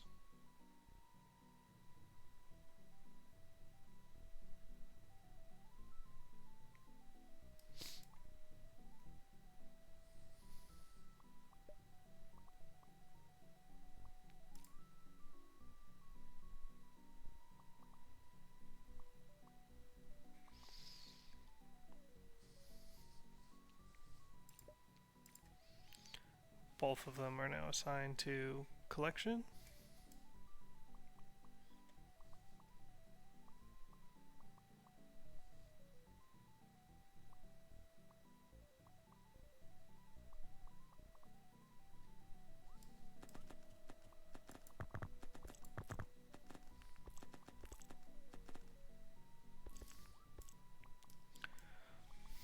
And we're about to get our 4th prestige point. And then we'll see if we can sneak a 5th without too much of a wait.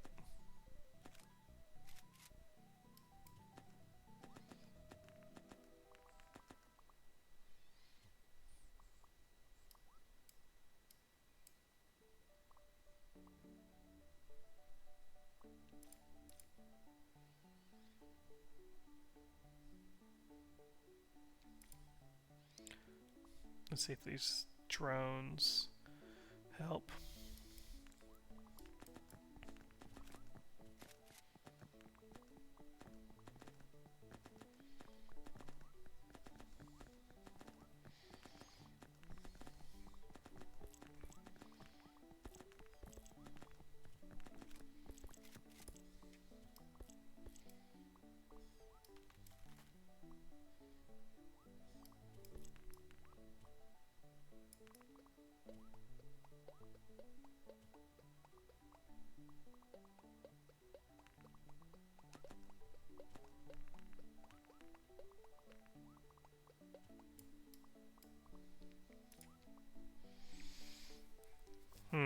I don't know if we're going to be able to sneak a fifth one without significant waiting.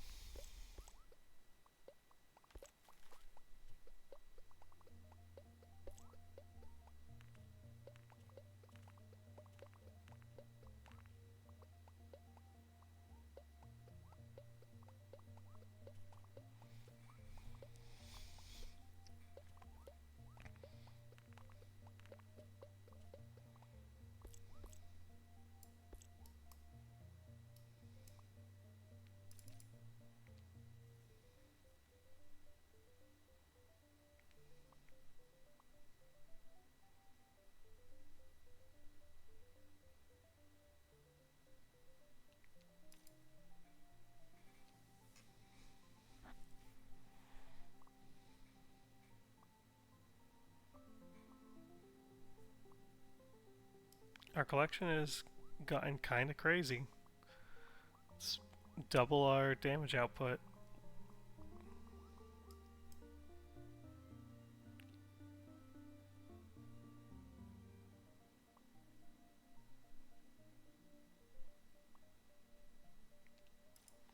Oh yeah, if we increase their capacity, we'll get that fifth point pretty soon here.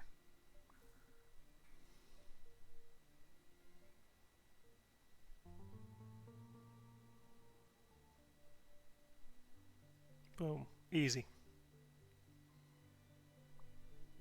So now we'll go ahead and prestige.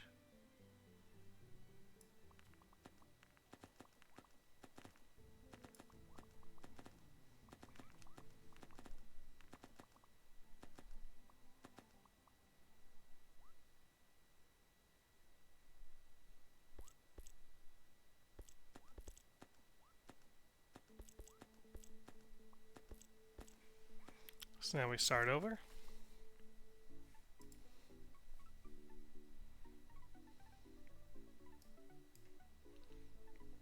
As you can see, we already have those two by default. Get some other ones. We like our motivation.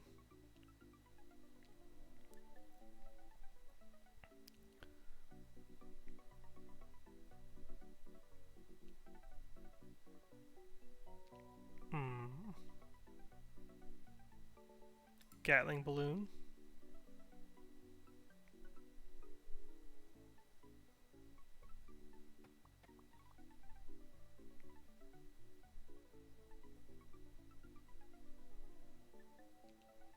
Extra housing, of course.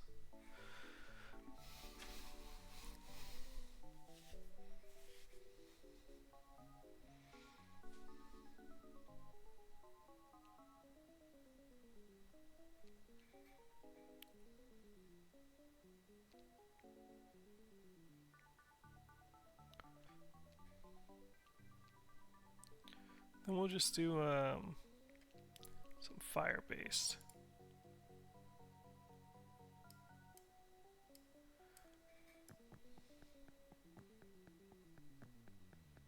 Get this initial rock going.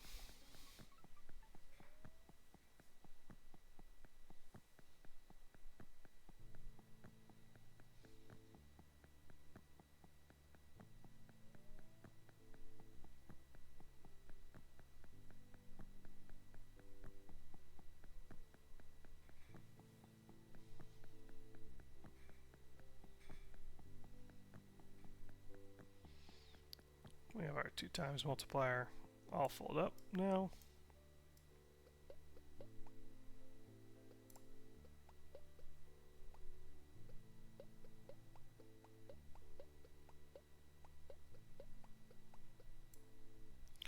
Let's get our express. Let's build our house. And now we have the ability to do auto housing.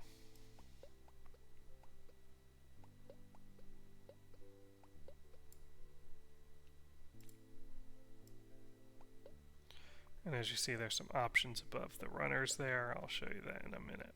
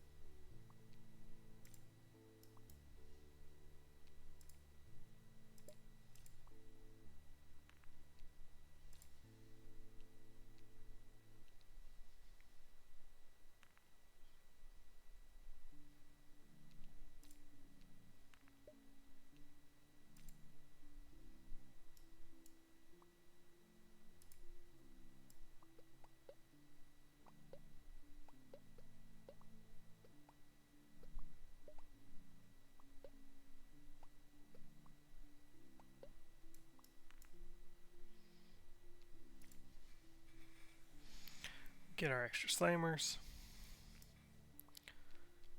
Build a house.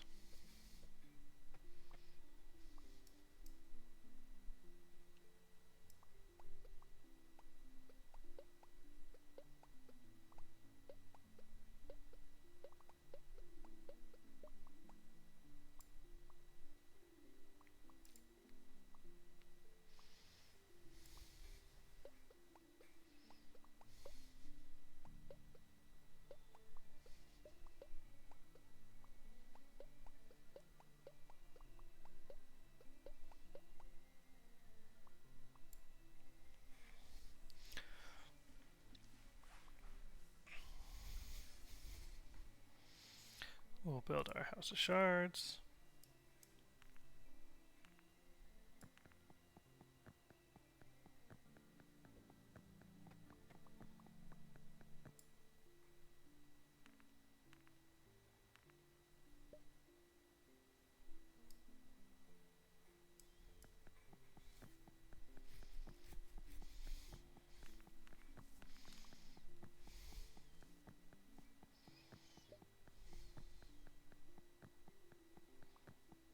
We're actually going to go propulsion lab first.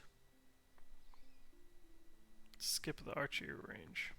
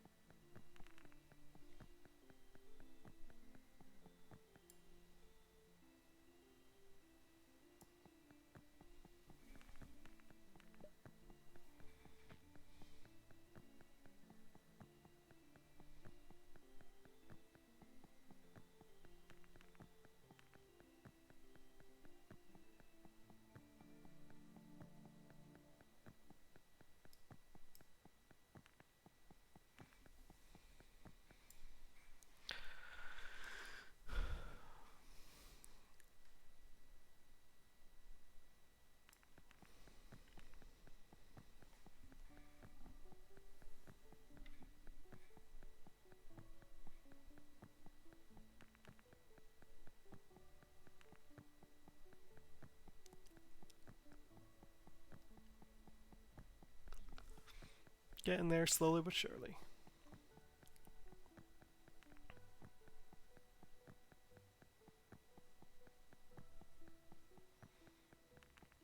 I guess while we wait for that, I can talk about the thing that I had mentioned, which is these up here. So these are the motivations. They require certain things to be true. So for example, we need 5 mountaineers for this, and this increases carrying capacity by 10% per active mountaineer. This one is for the Gnorps. They no longer need to jump to deliver, they just throw from the ground. And then once you have the garden, the directors give some pointers to increase the Geet chance, which Geet unlocks a building later. That's very good. This one, if we have 10 runners, the slammer's movement speed is doubled by the runners. Or if we have 10 drones, the slammers do 3 additional jumps for free. Now we've got enough for the archery range. We're getting close for the propulsion lab.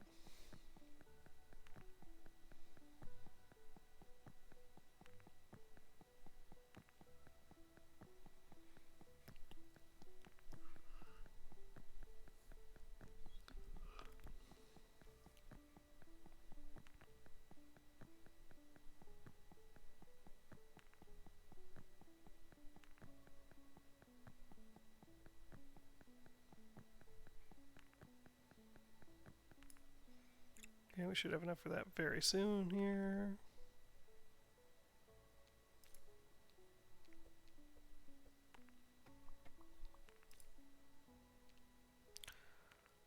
It's this one that I was talking about earlier. Once we have weak spots unlocked, the bombers can trigger those, which is very good.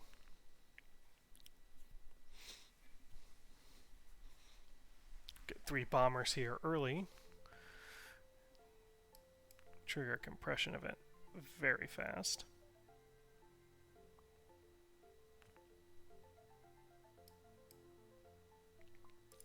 Then we're going to need some houses because we also need the archery range. And we need fire arrows to activate this and this.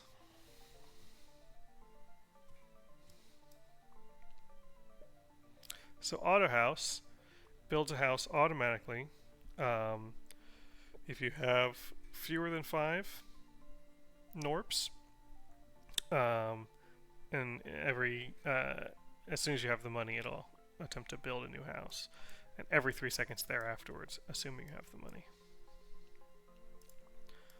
And we need 3.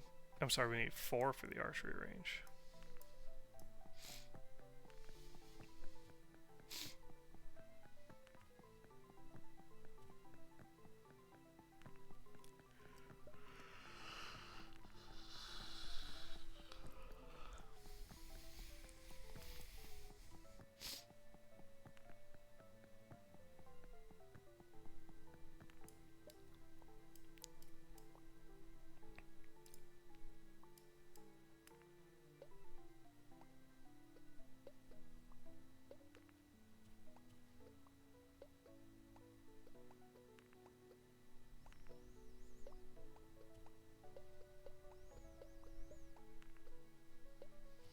While we're waiting for the archery, I might as well explain some more about that horse ranch volunteering that I did. When I volunteered there, they had a horse who had one eye, whose name was Kermit.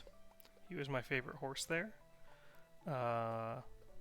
When I was cleaning stalls and taking care of the horses, he was always my favorite one to take care of. He was a very sweet horse. I'm not typically all that into horses, but it was a really nice thing to volunteer at because, you know, you got to be on a ranch. It was early in the morning, so get there, you have your coffee and hang out with the horses, start your day.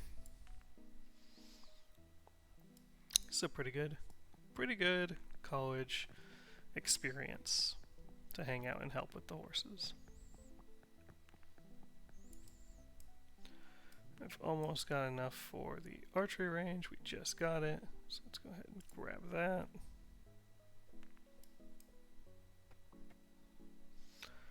And then once we get fire arrows, things are gonna really start to get out of control.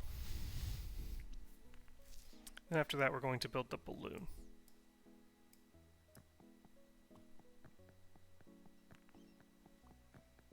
Because as you saw last time, the balloon can get a gun, and now we have a thing that allows the balloon to get a Gatling gun instead of the rifle that I had earlier, the slow firing rifle.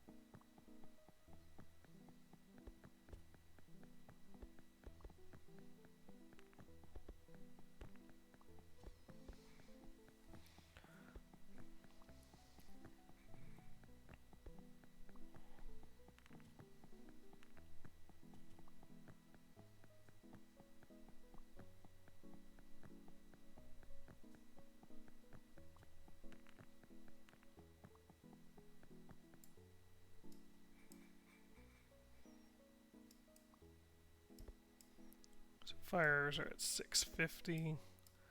I'm going to assign this runner here, increase their capacity a little bit.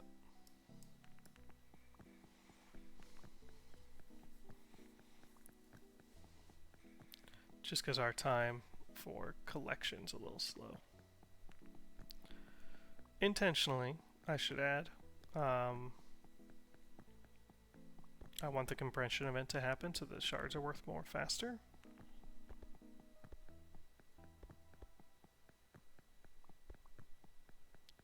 But we need the pace to pick up just a little bit so that we can get fire arrows.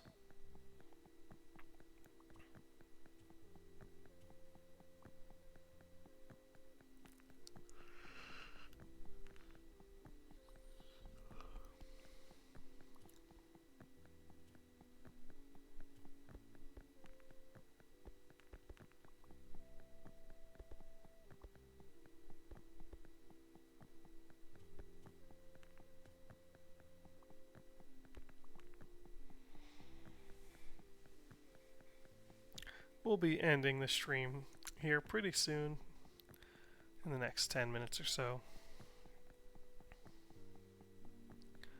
But you get the general idea of the Gnorp Apologue. It goes like this, and then it gets increasingly silly. You get psychic Gnorps, you get Gnorps that drink potions that make them throw up on the rock, and the stomach acid dissolves the rock faster. All sorts of silly stuff. But it's got a very satisfying loop if you like clickers at all.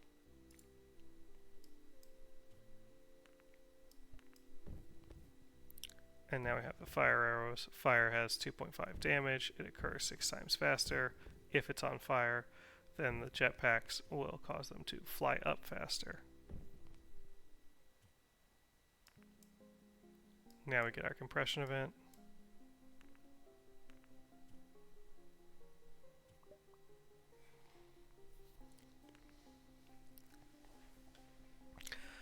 And then we're going to build our balloon.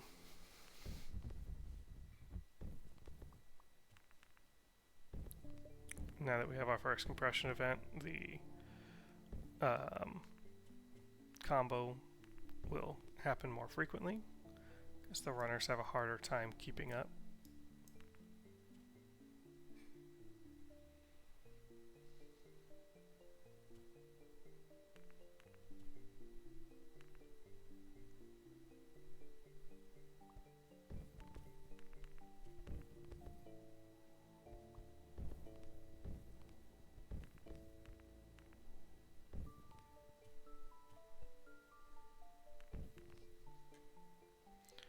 Almost have enough.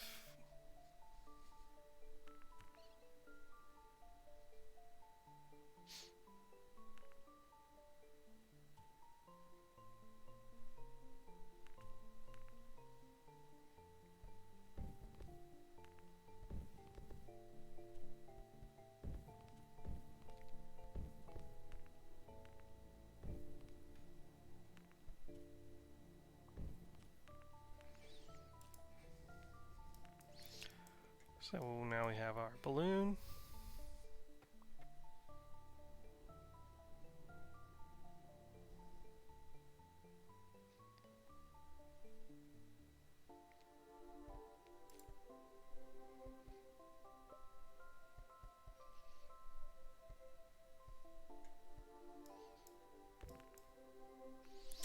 We triggered that weak spot, or we triggered this first compression event, by the way, which is as far as we got last time when we got to compression stage 1.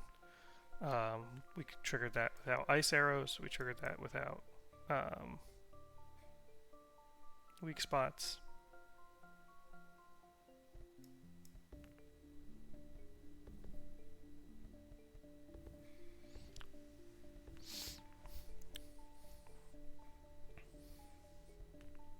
Without combos even.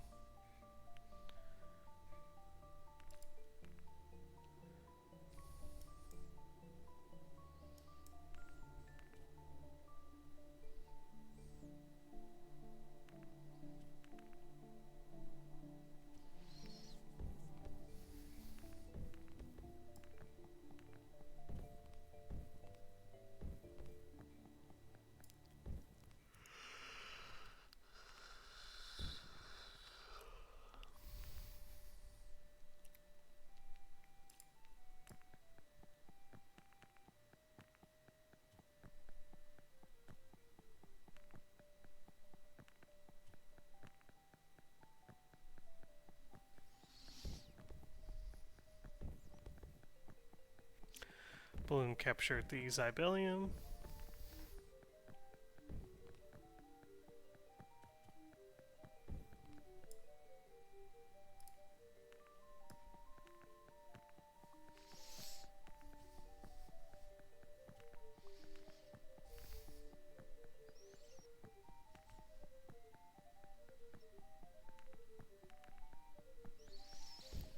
I believe 500 is when we can research weak spots, and then the bombers can activate the weak spots.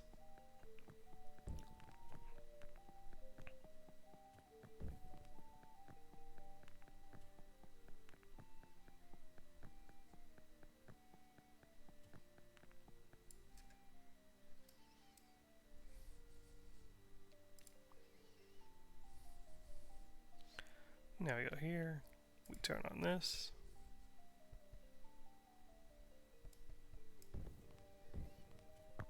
Now they trigger it for me.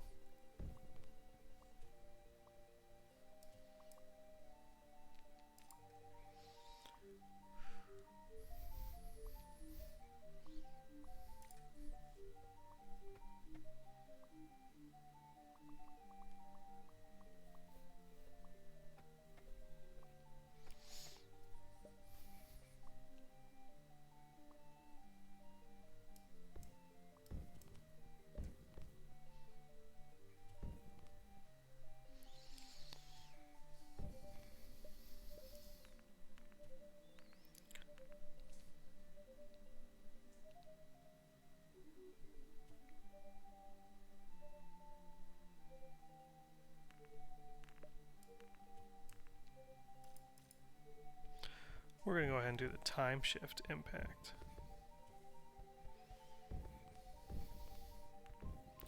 And really make our bombers more impactful.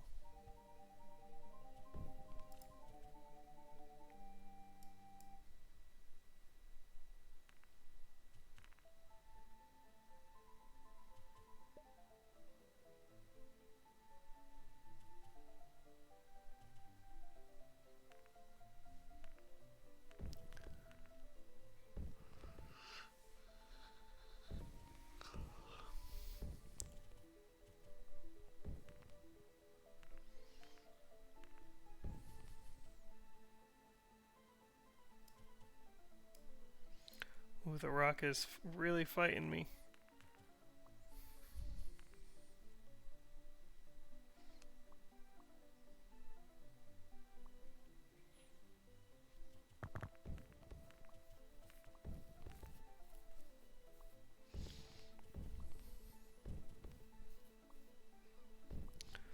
As we get closer and closer to compression, it wants more and more to fight that.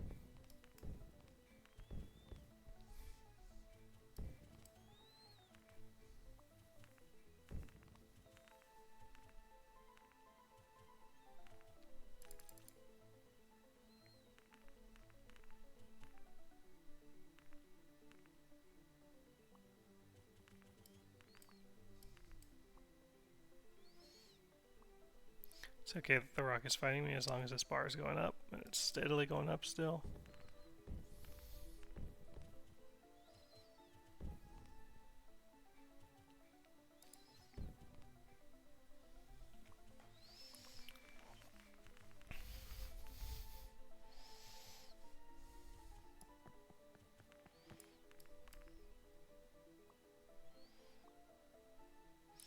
Our next move will be to build more houses.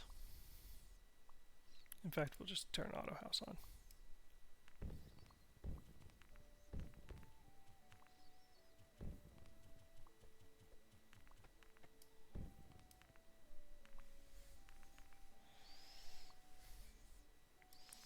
We're about to have our compression event.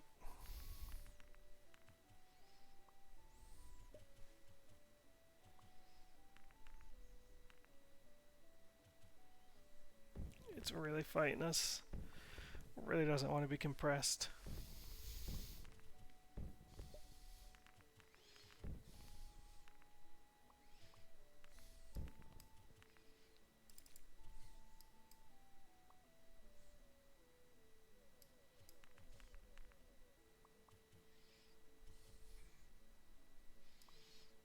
Mountain's quite high.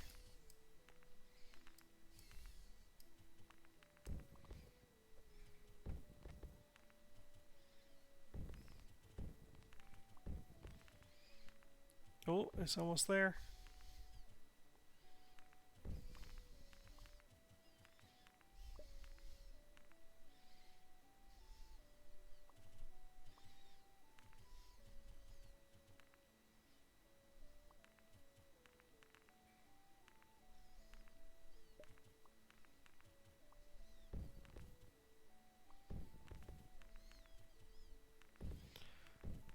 Come on. Come on. Yes.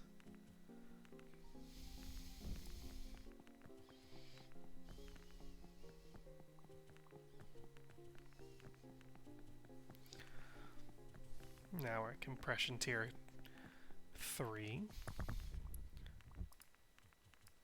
We get another Zybellium. And now they're worth even more. We do need to increase our collection because our collection speed is severely lacking.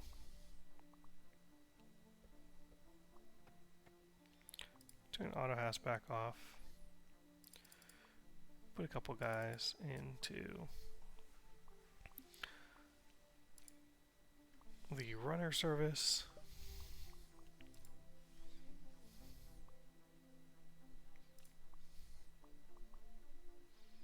And some more resources into the runner service as well.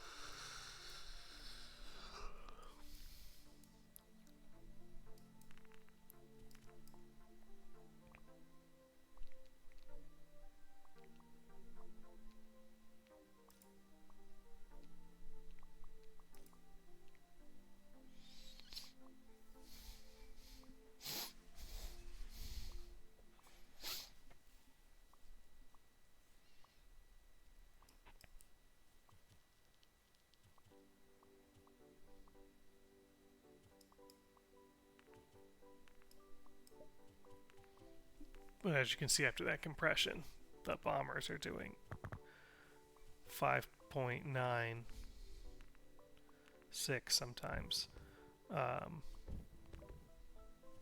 worth of damage alone. So they're putting in a ton of work.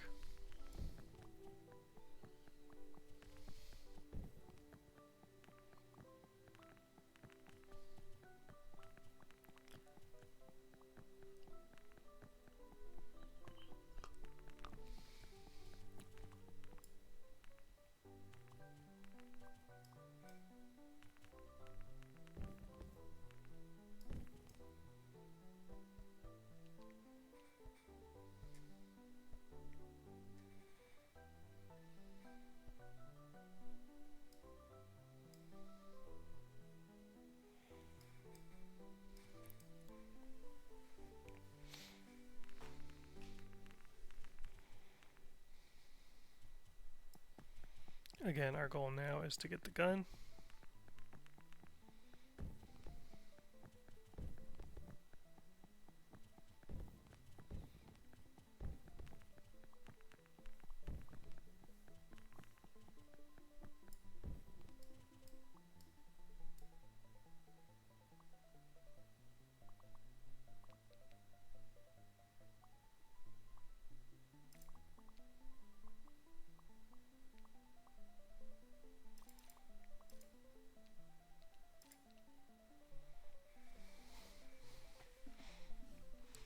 We'll get another house here. We'll get these up to 10 runners.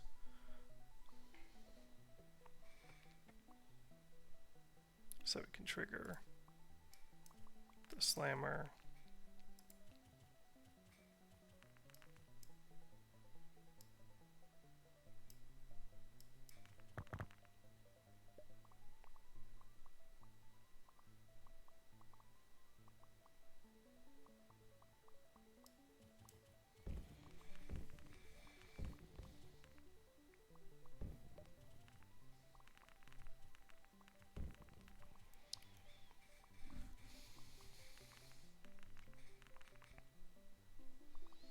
And now that we're collecting at 5k, we should be able to get up to the gunner pretty quick.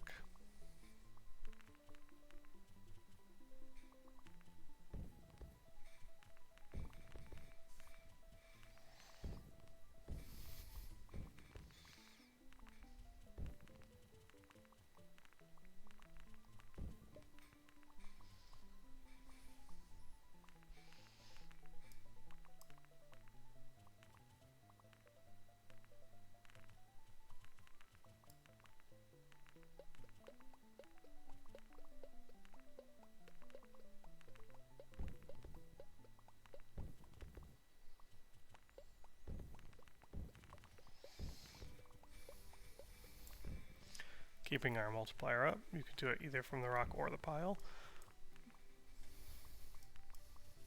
Since we're trying to speed up getting the gunner, figured I'd do it on the pile.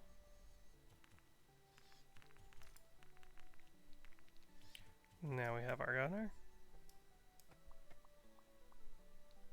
which means we can also get the gun for the hot air balloon, which is actually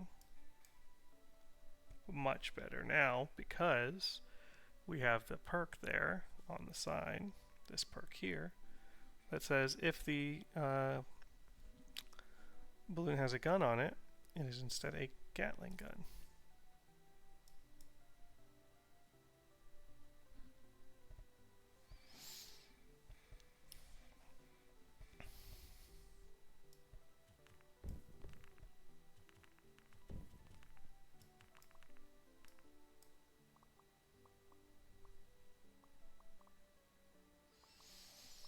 And then we will also add a gunner or two.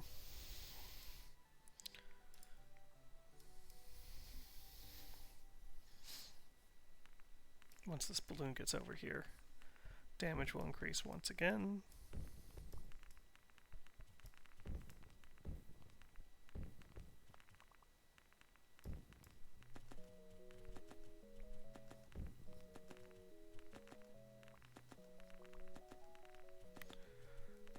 Our normal rifle guys down there, but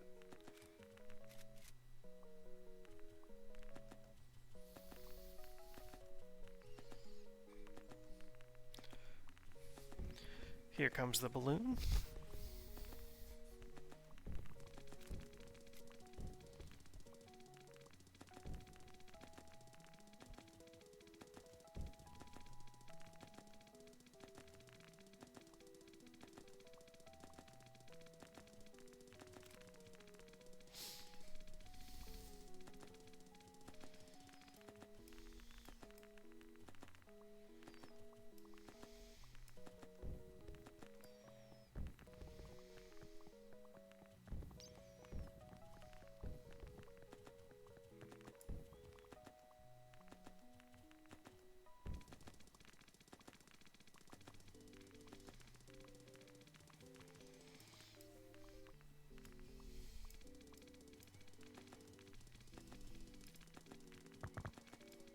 We'll go ahead and get the Cocoa Cafe. Let's build a little bit of housing so we can get the robot factory.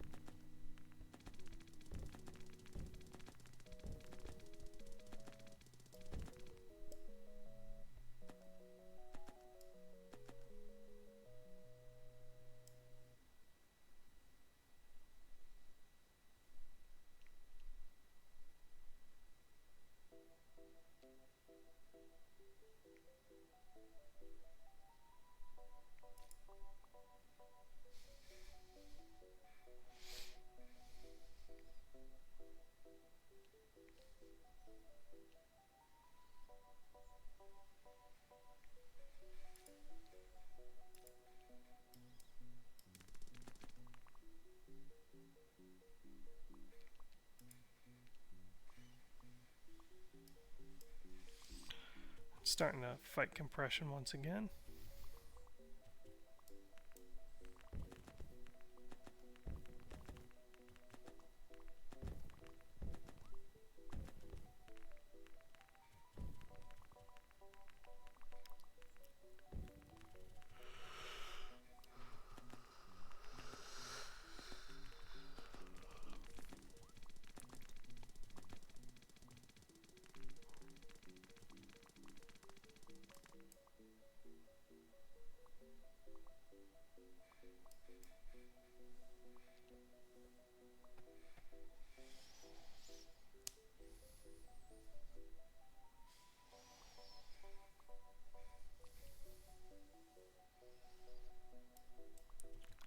It's just about time we wrapped up for the evening.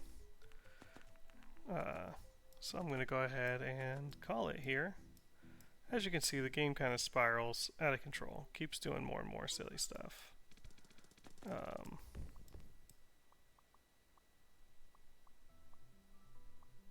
You get faster and better every time.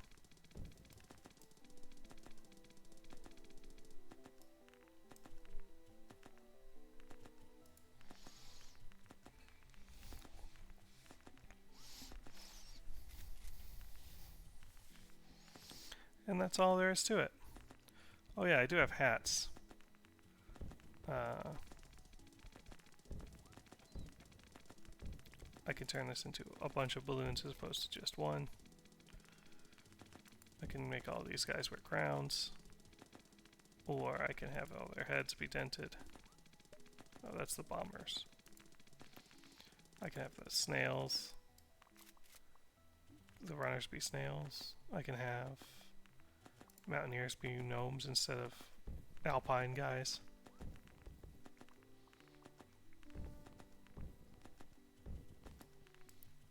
Cool stuff. Cool game. And then you just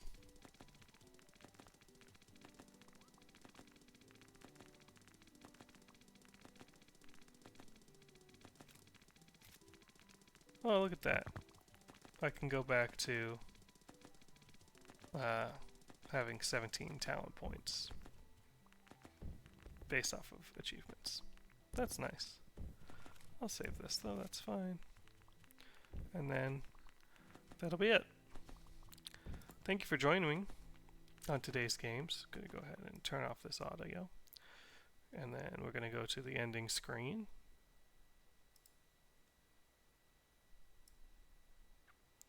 As always, we're going to leave you with some fade out music. If you like all the music, by the way, this is all music that I've made. Just as a hobby.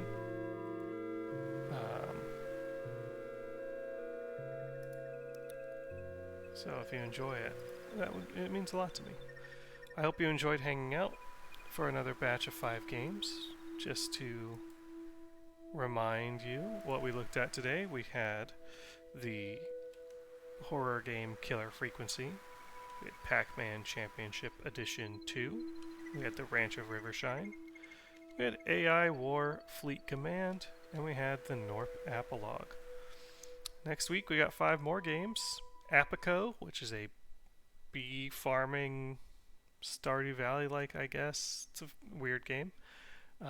We've got the Stanley Parable Classic. We have Ultimate Fishing Simulator, Grim and Tonic, and Lucius D-Make. I haven't played a couple of these games, so looking forward to playing those. The following week we have some real bangers. We've got Civ 4, we've got Crazy Taxi. That's gonna be something. Until then, though, that's gonna do it for today's stream. I'll leave you with the fade out music, and I'll talk to you next time. Bye now.